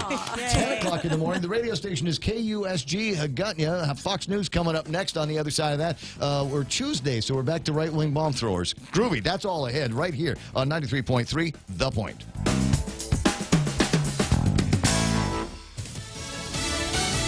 Targeting tourists. I'm Lisa Lacera, Fox News. Federal charges filed against a Maryland man authorities say planned an attack that was inspired by ISIS. Fox's Steve Rappaport has more live. Lisa, prosecutors say Rondell Henry stole a U-Haul truck and wanted to ram it into crowds of people at National Harbor in Maryland. The 28-year-old arrested after officers discovered the truck and saw him jump over a fence.